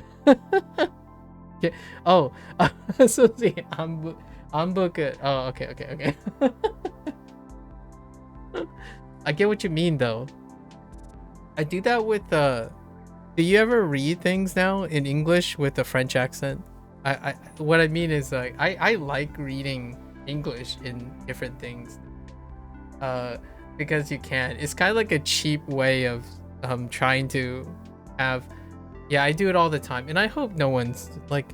I do it occasionally on stream, but I hope it's to illustrate how fun it is to understand the pronunciation stuff of other languages and then applying it to your own. So, like, it trips you out. I either do that or blank on a word and forget what it means. Yeah, I know, right?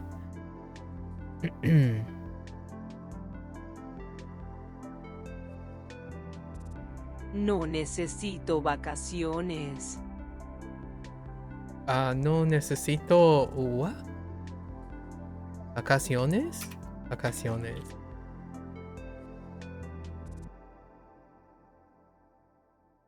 Like what would be this? Need. 我不要 我不需要 I guess 我不需要我不需要放假 我不需要放假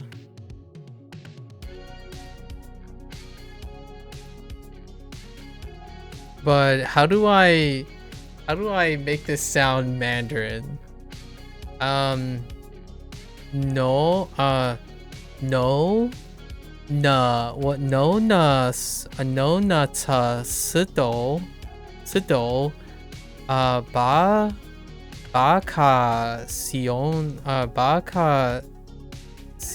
sionas. Oh wow, that sounds really weird. I'm trying to like break down the syllables using anything that's close to. So no, tsu, no, sido. The closest to that is probably ba ti ois. Oh, the last part I can't do because there's nothing really close to that. But yeah, fun fact about Puerto Rico Spanish. Every final R or R before a consonant becomes an L. Okay, every final R or R before a consonant becomes an L. So, vuelto, vuelto, Rican. Interesting. Yeah, vuelto. Interesting. That's pretty cool. This is a pretty common in Caribbean Spanish. Oh, interesting. Yeah, I do a really strong pause roll on this because I'm practicing right now. I'm practicing getting loose on my. So I would do like a puer, right? Puer. To get used to my ending R's. But you could just puelto. That's cool. that's easier. That's funny. I haven't realized that. So jugar, you have jugol. Interesting. Fuerte becomes fuerte.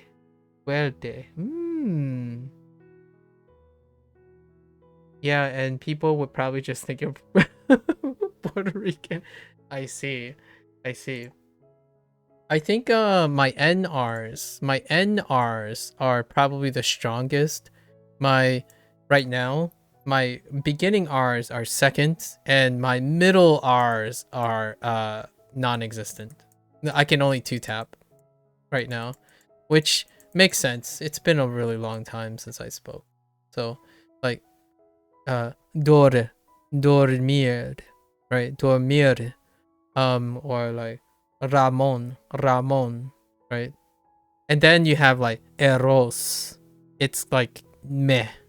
Like eros is probably the easier one, going from a aros, not eros, or yeah, eros, right? Eros is the closest I'm getting on my double R's right now. Carro, perro, like 2 or 3 taps for that part. So these are still 2 to 3 taps, but the rest are fine right now after some practice. It's been like 20 years since, it's been 2 decades since I've been practicing my R's. So we're kind of getting up to speed with it. That's fine. Another fun fact, because of British accent's influence in Costa Rica, they pronounce double R's as English R's. How does that work?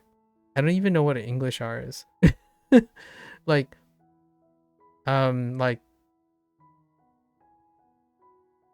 pero?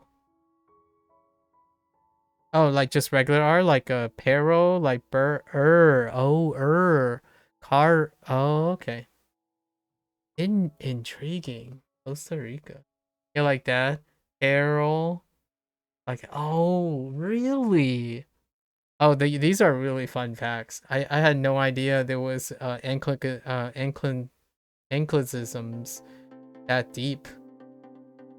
Pero is still tapped. Pero. Oh, pero versus pero. I see. Ah, Intriguing. Very intriguing. I kind of like rolling my R's though. Why would you? Don't. I like NRs. NRs sound great. Like azúcar, or estudiar, right? Vivir. I really like the ending makes it feel nice. The middle, I also like strong front R's. I don't know. What's a good? I keep thinking of names. It makes you feel Spanish. If I could speak French, honestly, like, okay, this might be a very stereotype thing, so excuse me, but if I learn French, I kind of want to have that panache, you know? Wait, that's not the word I'm looking for. but you know what I mean? Like, I would love to be able to at least flatteringly try to be an exaggeration every once in a while. It won't end up being my speaking voice, but for like entertainment purposes. Like my Japanese will not become like whatever you see, whatever the thing is. Like, I can't think of. I'm very bad with exaggerations. Like my Chinese doesn't sound very bombastic as well. It's not loud or anything. It just sounds like myself. But occasionally, when you want to like shock someone, it is kind of fun to be able to do it. No necesito vacaciones. Right? Ellos no son estudiantes de inglés. I think French is a fun one. For sure. French is something I would totally... If you're not being too overbearing, you've got a lot of Spanish racial fun. Pace them. Today it's getting late, so well, that's a lot of fun facts for today. I like them though. I probably will use them and share them. I enjoy fun facts, especially when given. Yeah, just save a few, save them here and there. They're very memorable things, right? They're very memorable things. Ellos no son estudiantes de inglés. What region of Spanish do you speak? Or are you like a dilettante of Spanish? I had no idea Puerto Ricans did the L thing for so long. Dominican? Okay, Dominican. Alright. I think the most exposure I have is probably Cubano and Mexicano. Yeah, most of them are Mexicano and or Cubano. The Puerto Ricans I've met in my life, they're second gens, so they tend to speak English. It's what you grew up around. You live in New York, so it's most common. Oh, interesting. Dominican is most common in New York. I'm from New York, but I didn't grow up in New York. And you have some Dominican extended family, so it seems ideal. Ah, I see. A little bit outside in the neighboring places, it's often like Floridian families. Which Floridian families tend to be like Cubano and or Puerto Rican, or a mix of Cubano and Puerto Rican. Also El Salvadorian and Guatemalan can be found in the neighboring states. One state over, like Pennsylvania. In fact, Duolingo is HQ'd in Pennsylvania. Actually, it's in Pittsburgh, and the CEO of Duolingo is Guatemalan. I'm not sure if there's a difference. You can save the fun facts. I'm sure you probably have some fun facts about Latina and like Central Americans.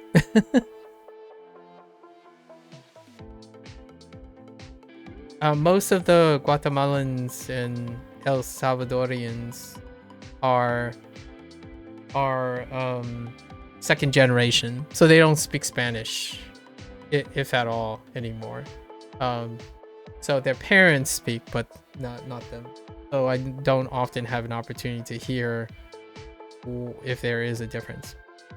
Honduran, maybe one Honduran in my life so far. But yeah, Dominican, huh? But yeah, in the general New York, New York metropolitan area, there's over 1 million Puerto Ricans and 700K, okay, Dominican. Oh, and 1 million now. So okay, so they're about. So even the Dominican is matching Puerto Rican. I see. Yeah, I think the vast majority of people I've met are second gen Puerto Ricans, but they don't openly speak Spanish too much. When I say Mexicano and Cubano is largely when you're like, with lack of a stereotype, but when you're in like housekeeping and stuff. I actually use my Spanish still, like my 20-year-old Spanish. That's about as much Spanish as I listen to and talk whenever. If I go traveling, and if you're in hospitality, if you like go to hospitality places like hotels and whatnot, you tend to, it's faster and more friendlier, I guess. Like they actually just say I say Japanese, they speak Spanish like by default, and I'm like, okay, yeah, that's fine with me. It's kind of nice. Every like my most recent trip, the housekeeper, both of them were Latina. So,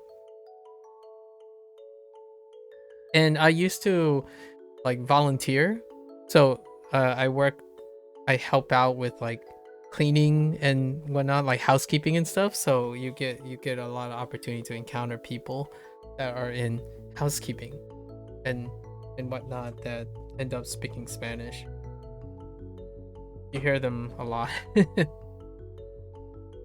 It's kind of like how should I say? It's like walking into an Americanized Chinese restaurant, not expecting to hear like 2 or 3 people yelling in some Fujianese or some. It's usually Fujianese, but or some thing that sounds remotely like Mandarin.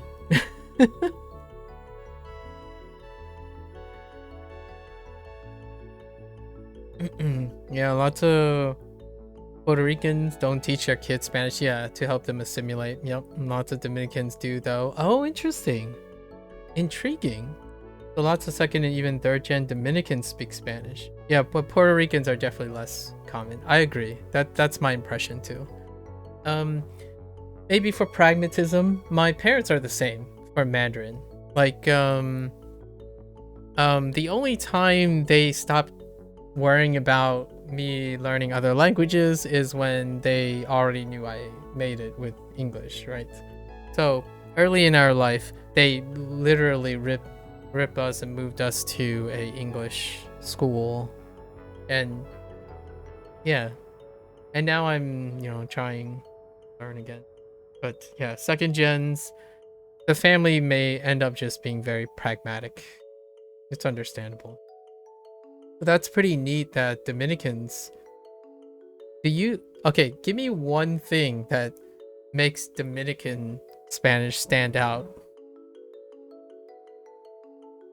Because I like from Mexican, is there something that differentiates very sharply between Mexican and Dominican? Because I wouldn't be able to tell. They also do the L thing. Oh, they don't. Oh. Okay. So they also do the L thing. I see. And they don't pronounce S. And they drop final R's. What? Wait. I need to process that drop of the R.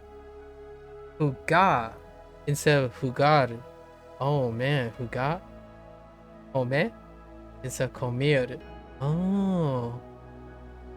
And then you accent it and it would still be different.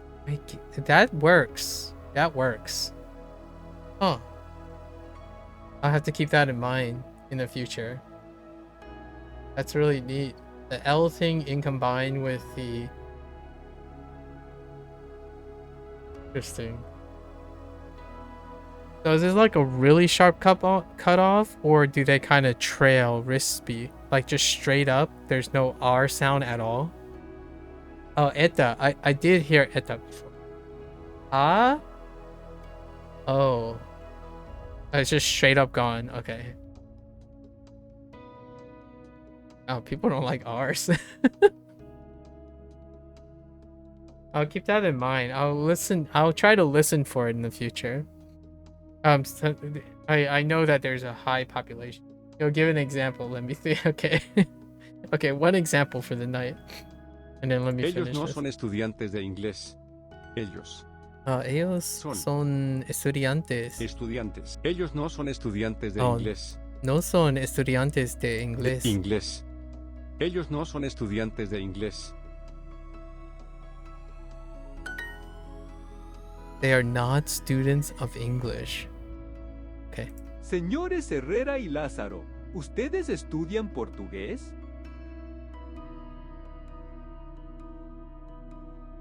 I'm starting to think about how to like get rid of some of these R's. And like using the L's. So what about señores? Señores. So señores? No, there's no way. That sounds really weird. Señores de la Asalo. Signore. Oh, signore. Wow. Jeez. You've given me so many things to listen for right now. What about so with Portuguese? Would it just be Portugués? Or if there's an accent on the last syllable, would it you just straight up? Okay. Interesting. The S at ends drops, the R's before a vowel, so it stays. Oh, okay. Portugués. Oh. Neat. Very neat. At this point, I'm not going to be able to sleep tonight. Okay. Yeah, so based on what you're telling me, yeah, most of my life I probably heard Latinas, like Mexicano. Most of them are probably those who still pronounce the end of their S's and R's. Like, it's very prominent. The people I listen to are very prominently pronouncing their R's and their S's, especially at the end of it. It's like very strong. The R endings are very strong. So interesting. Now I know.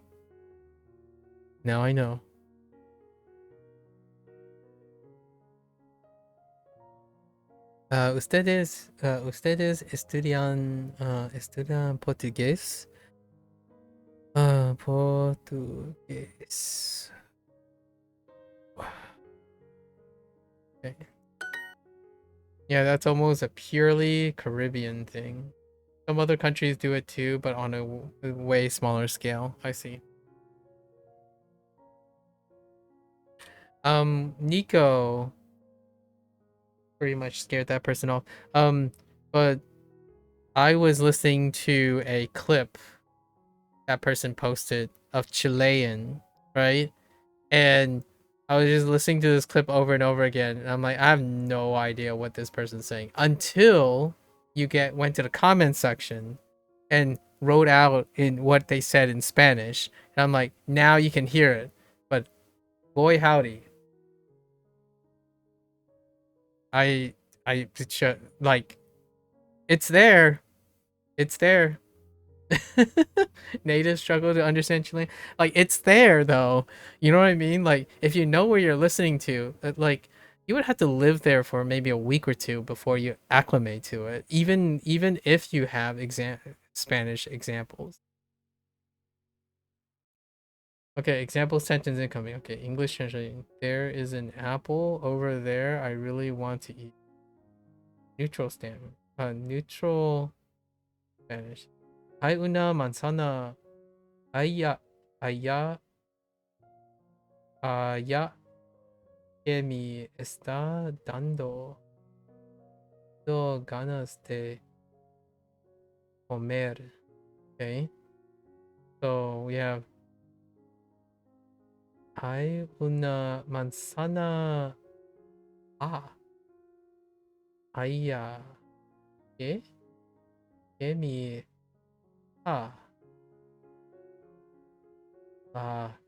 gana de comer. Wow. Para becomes pa. Oh. Is the accent gone or did you just miss the accent on yeah. And then que me and then está becomes ta. Interesting. Dando la gana yeah, gana because of the S and then de comer. Interesting.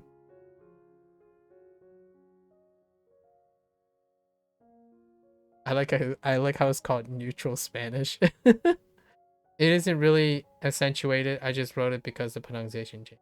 Oh, okay. Yeah, that is certainly, there is an apple over there I really want to eat.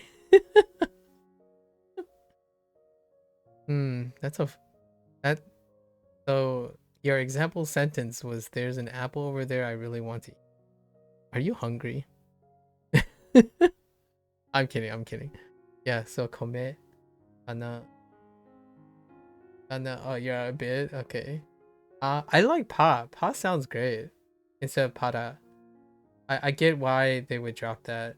And then interesting. The está versus the ta is shocking. A colloquial thing. Yeah. You've got some Turkish food you're about to heat up. Oh, that sounds delicious. Wait, aren't you? So you're in New York. You're gonna eat Turkish food at 2 a.m. Where's my? I haven't eaten yet. Don't worry. I eat after streaming. My first meal is usually after streaming. So it's 2 a.m. It's 2 p.m. 2 a.m. Sorry, it's 2 a.m. here too. I'm in a neighboring state. If you're still in New York, of course. I'm not sure if you're still in New York, but maybe you're still in EST.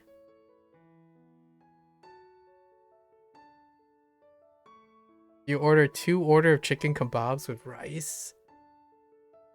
That's delicious. You ate one earlier. Oh, and then you, yeah, that sounds delicious.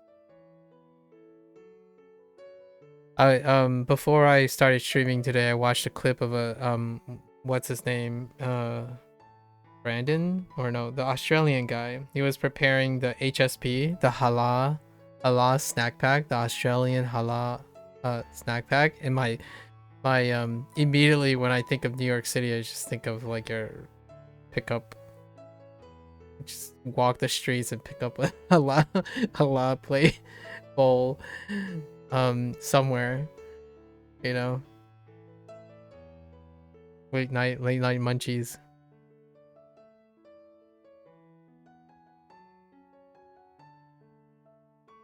Okay. Yeah, they're always open. You know, you just just go. I currently reside in Pennsylvania, so people close, and I mean you can go to like the 24-hour diners, which is not, Americana is great. You get your breakfast for dinner, and then consume an apple crisp or something. How do I like it over there? I think I spent over more than half my life. It's pretty comfy. It's one of those things like, if you want quiet and you want to run or just chill or like not worry about like the carefree life. It's a like a more of a like a development kind of thing. So everyone has a dog. Everyone like when you walk out to jog in a normal hour, like half the place is jogging. that kind of thing. Like your Americana your suburbia, your suburbia, quintessential Pleasantville suburbia stereotype, as opposed to your quintessential metropolitan New York. I'm from I was born in Manhattan, so I was from downtown Manhattan. Most of my immediate family are like outside of Manhattan, out there in like Queens and Brooklyn and whatnot, and Flushing.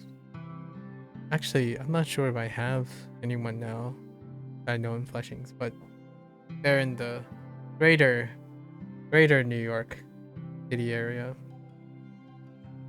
But yeah, my hometown is Manhattan.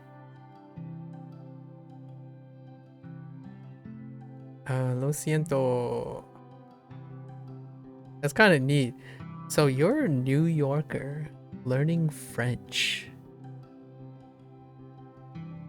Or were a New Yorker. Or is still a New Yorker. Intriguing. You are a New Yorker? Okay. So why French? Hopefully not for long when you move to Paris. Okay. Why Paris?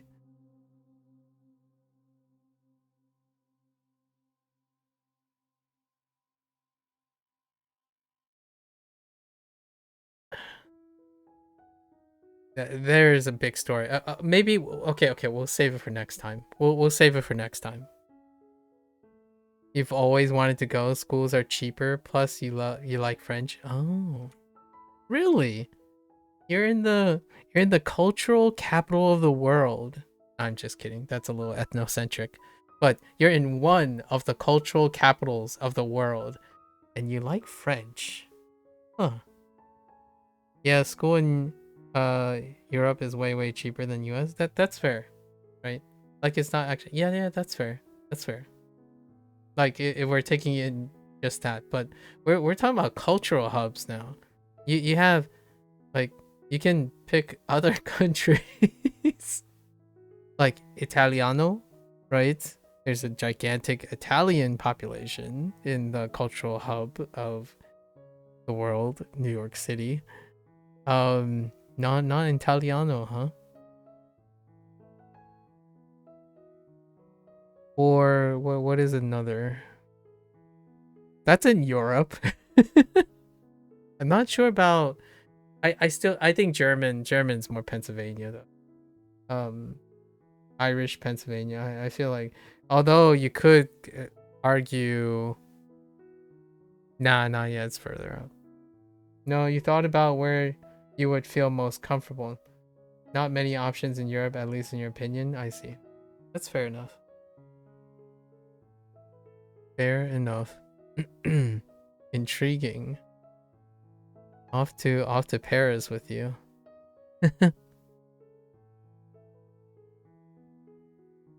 Nosotros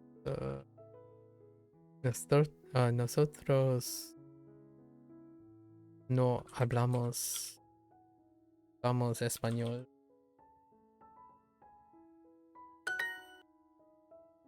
Oui.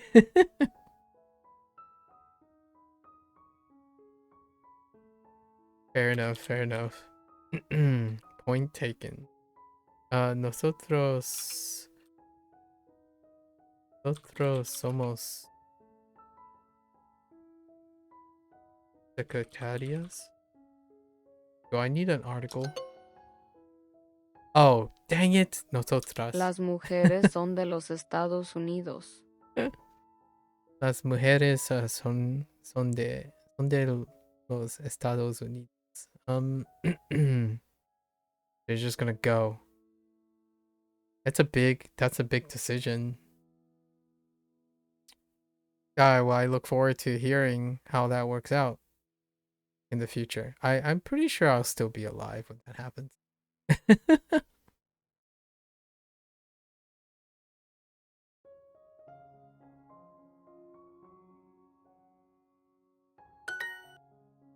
I'll try to be alive, I suppose. There's no, Morrow does not guarantee life, but I'll certainly try to live long enough to see that happen, or to witness what becomes of Mr. French New Yorker.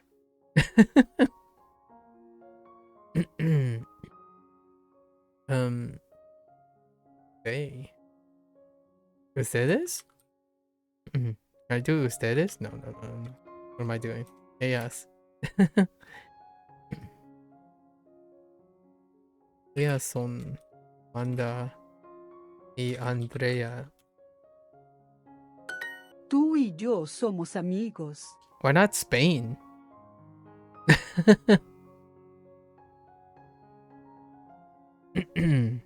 Tú y yo somos amigos. Tú y yo somos...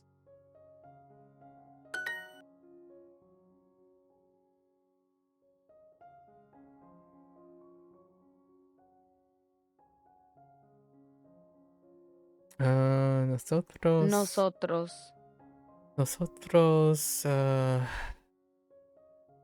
Nosotros... What? Somos... Señor... What? Why would you do it this way all of a sudden? Señor Rivera y Señor Castro. El. Señor... Oh my gosh, suddenly you just want to do it this way. Honest truth, minorities don't really have good time there generally. Plus Spain is very anti-immigration right now. Oh yeah, that's fair. I can see that actually. Yep.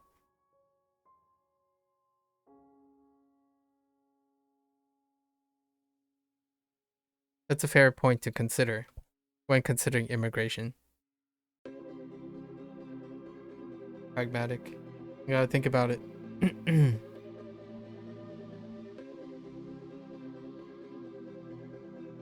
I mean, right, my parents are immigrants, and stuff like that are very, very real and true considerations.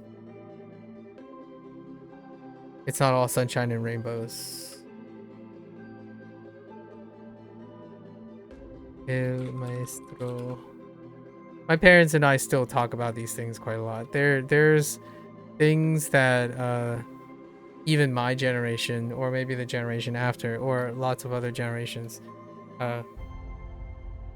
may not necessarily know the hidden frictions between cultural exchanges.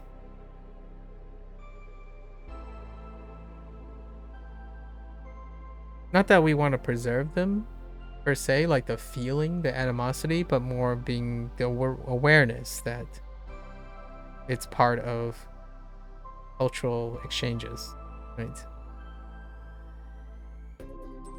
I'm not presenting whether it's right or wrong, but more if one must be able to understand the reality of things, but also have your own opinions about it. Yeah, I thought about it, and then I did some research. I see orators getting sprayed. Oh, okay. Well, that certainly would paint a particular picture.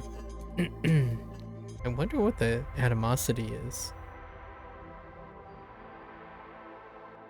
The brewing animosity. El maestro tiene muchos estudiantes. Personally, I haven't met someone yet, or like conversed with someone who's from Spain, so not quite sure. Maybe we're just natural repellents. I mean, that's perfectly acceptable.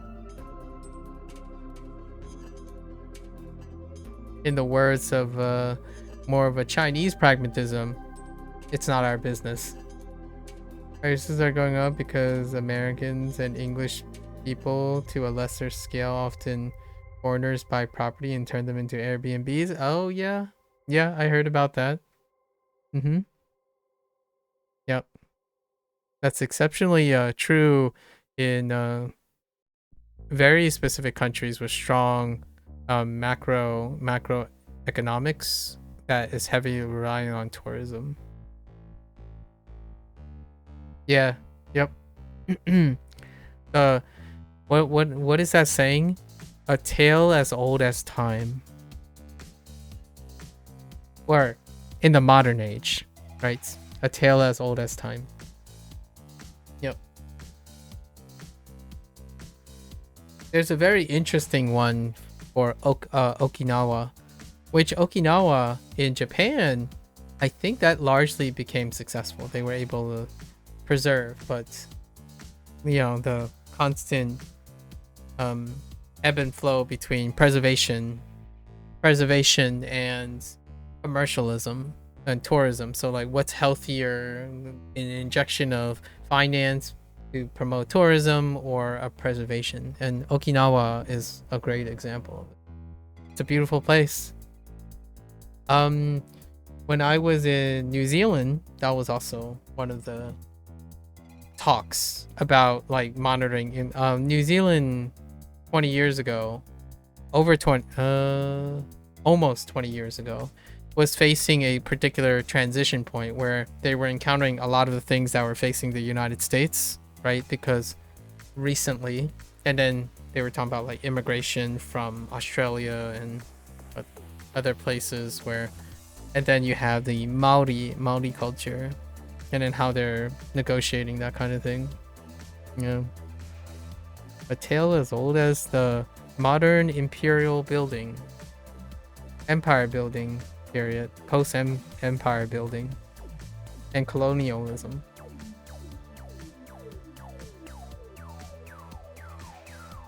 I'm making really hand-wavy gestures because I myself am not very good with that type of history anymore. I used to be very fascinated because of video games, like Age of Empires, or like your epic strategy games.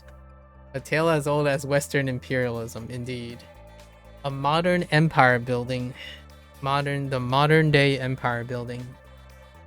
Yep, I took an entire class, elective in college. It was a fun elective. It was around modern empire building.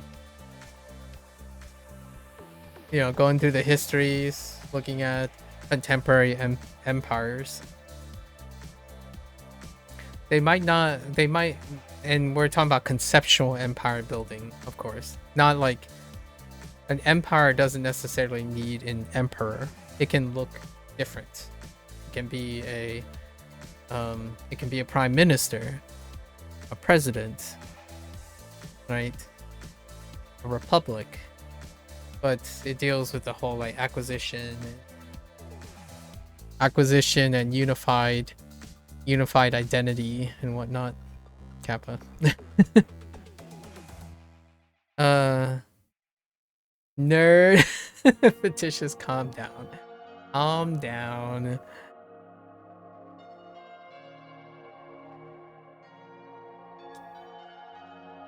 Okay.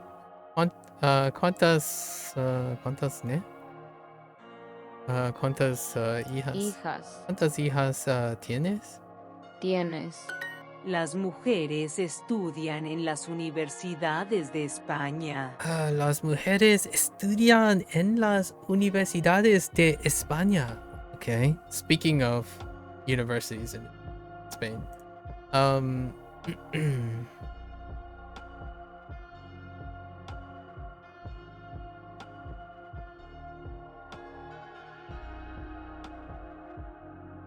What?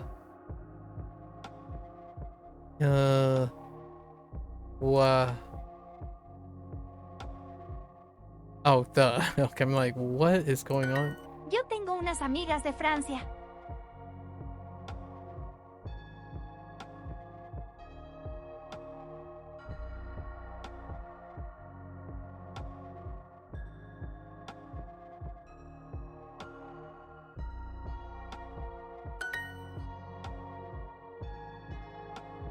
How did I screw this one up? Ellas.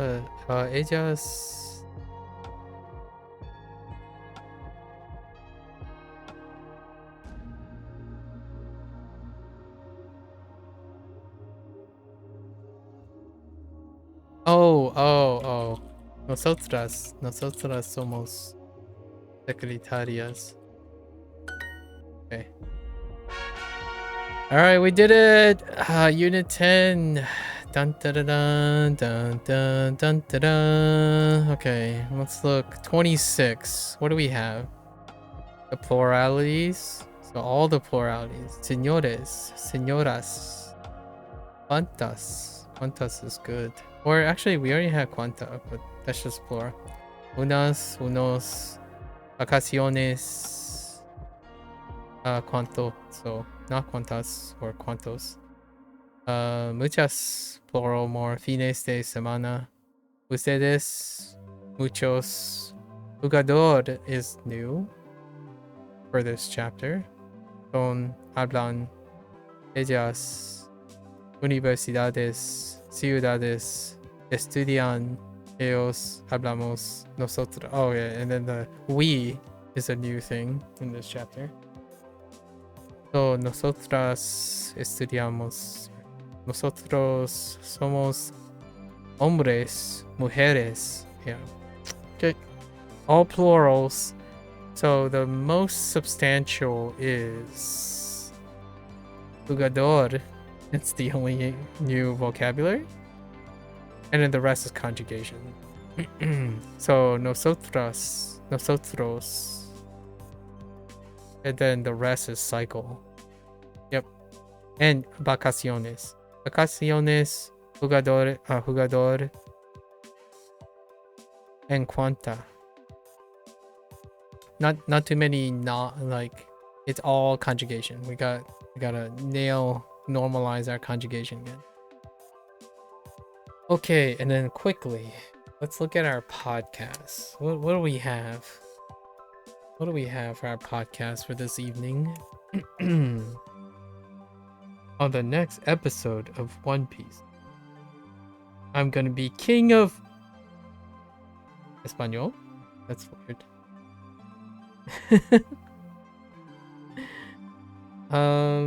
Let's see. What do we have? We have... So we have a pod. 3 pods again. We have a pod called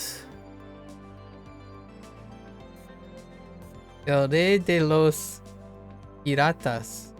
Oh. I didn't realize that's how you say king. I was gonna ask. So, study habits is our first pod. I feel like this study habits is gonna be like a Lin situation. Where Lin's like, nah, that ain't it, chief. I'm too lazy. I used my hockey to read your mind. Can hockey do that? I don't know, probably. Mind fruit then. Or it's so I'm only on I'm not sure if I had the I've already met the mind fruit. I don't think I got the mind fruit yet. I'm on episode 386 or something like that. Oh, you're just saying stuff? Do you watch One Piece? I started One Piece like 4 weeks ago. Just to like as a source of immersion. One Piece has a fairly low and high repeated like vocabulary structure for Japanese. So I'm pulling the trigger, you know, I gotta keep up with these kiddos. These kiddos are running laps around me.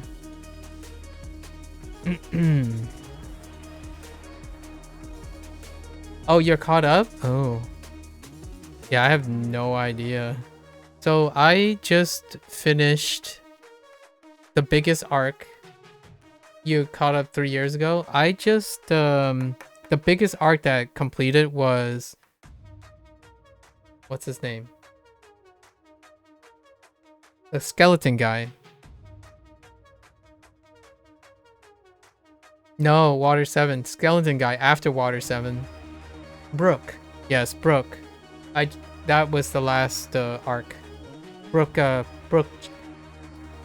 Dude, Brooke's episode, origin episode, you know, the following the that was so sad. Man, that hit some notes.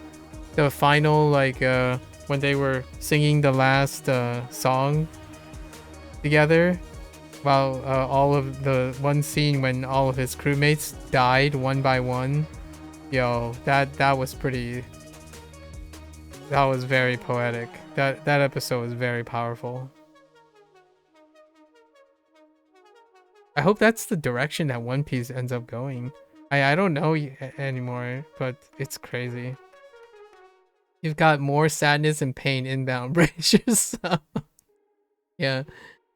No spoilers, of course. Fair enough. I like sadness and pain. That's my jam.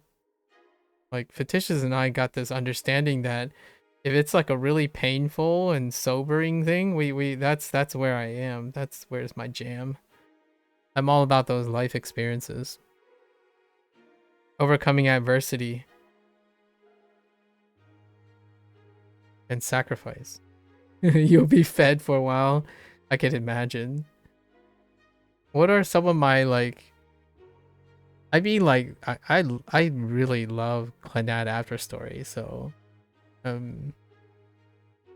although Free End recently captured my heart. It's like a great balance.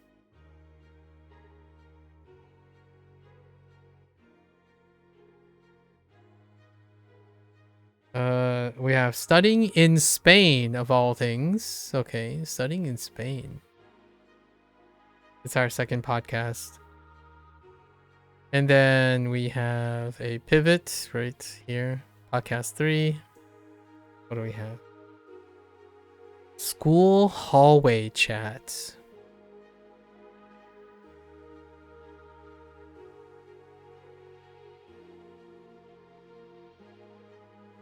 Ooh, so this could be...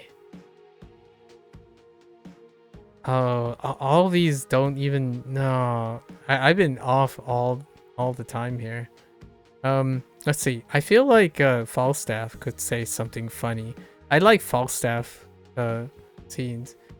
Could say something funny about school hallway chats overhearing. Studying in Spain. Oh, that's a Lily. That could be a Lily. Like big whoop.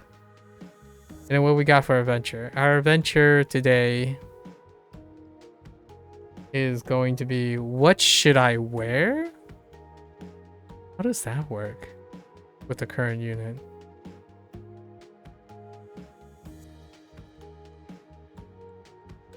Wait, this current unit is say where people are from. Intriguing. The future that could have been. Yes. Did you recently watch Look Back? Look Back is very similar. It pulls on that, but it's in a movie format, so you don't have to wait too long. Dude, the Clannad After Story, the future that could have been. Look Back. Look Back, the movie recently. Last year? I recently watched it. Fantastic. What could have been. Wallowing, but there's silver linings in both paths. Finding like redemption and legacy, holding on to memories. You'll check it out though. You haven't kept up with anime in a while. I think Look Back is a great movie. Like, it's a very short movie. It comes in like, you know, it reminds me of those really quaint like 15-minute to 30-minute shorts, like extended shorts that give you a really the movie's over before it even starts. honestly. So it's a good one. I think it's a very westernized one too. A very relatable westernized one. While the setting is still technically the Japanese schools, it's universally felt. It's exactly what you just said. The future that could have been. It plays on the idea that we can reflect on our own actions. I'm not even spoiling anything because there's no context in this. This is like your life lesson stuff. The things that, we reflect on, we often can entertain the idea of what could have been, and what became is the actions that we make. So how do we cope with them, use them, leverage them? It's a beautiful movie. I would say it definitely is a quintessential illustration of the stuff that I quite love about it. And if you throw in a bit of a coming of age, which this movie actually threw it in right at the end, sort of double timed. I love coming of age stories where there's sacrifice, understanding of one's consequences, growth, all it packed in. So, and hardship doesn't have to be immense hardship, but I love seeing messages of growth, because life, you have your pains, but you also have your beauty, and the pain also accentuates the beauty, vice versa. Kind of like learning a language. I'm kidding. Well, not really. All right, folks. Thanks for hanging out, SD. It's been a pleasure for today. You kind of want to dabble in Japanese now? You've convinced me without saying anything. I mean, you never know. We might be talking in French in another 2 or 3 years while you're over at Paris. Wink, wink, hint, hint, nudge, nudge. You might give me a great case to pick up French. I have a lot of incentive now, coincidentally. All right, folks. That's a wrap for Duolingo today. For Spanish, it was exciting. We digressed about life, overcoming drama, maybe like approaching communication, right? Explaining explicit communication versus non-verbal communication. Life, how food is awesome, it's OP, but nature keeps nerfing food. Because food, all the R&D from weapon design going into food could kind of solve world conflicts, I'm just saying, write a story on that. Whoever is a brilliant director and stuff. I want to see a utopia based around the idea that food gets unnerved by nature, Imagine, I'm angry at you, you're angry at me, here's food. As opposed to fighting over money and oil and stuff. Here's food. Anyways, that was a really long digression. And then we get to celebrate some Spanish stuff. Thank you, SD. Alright, so until next time, right? Stay safe. Stay healthy. Hasta luego. Adios.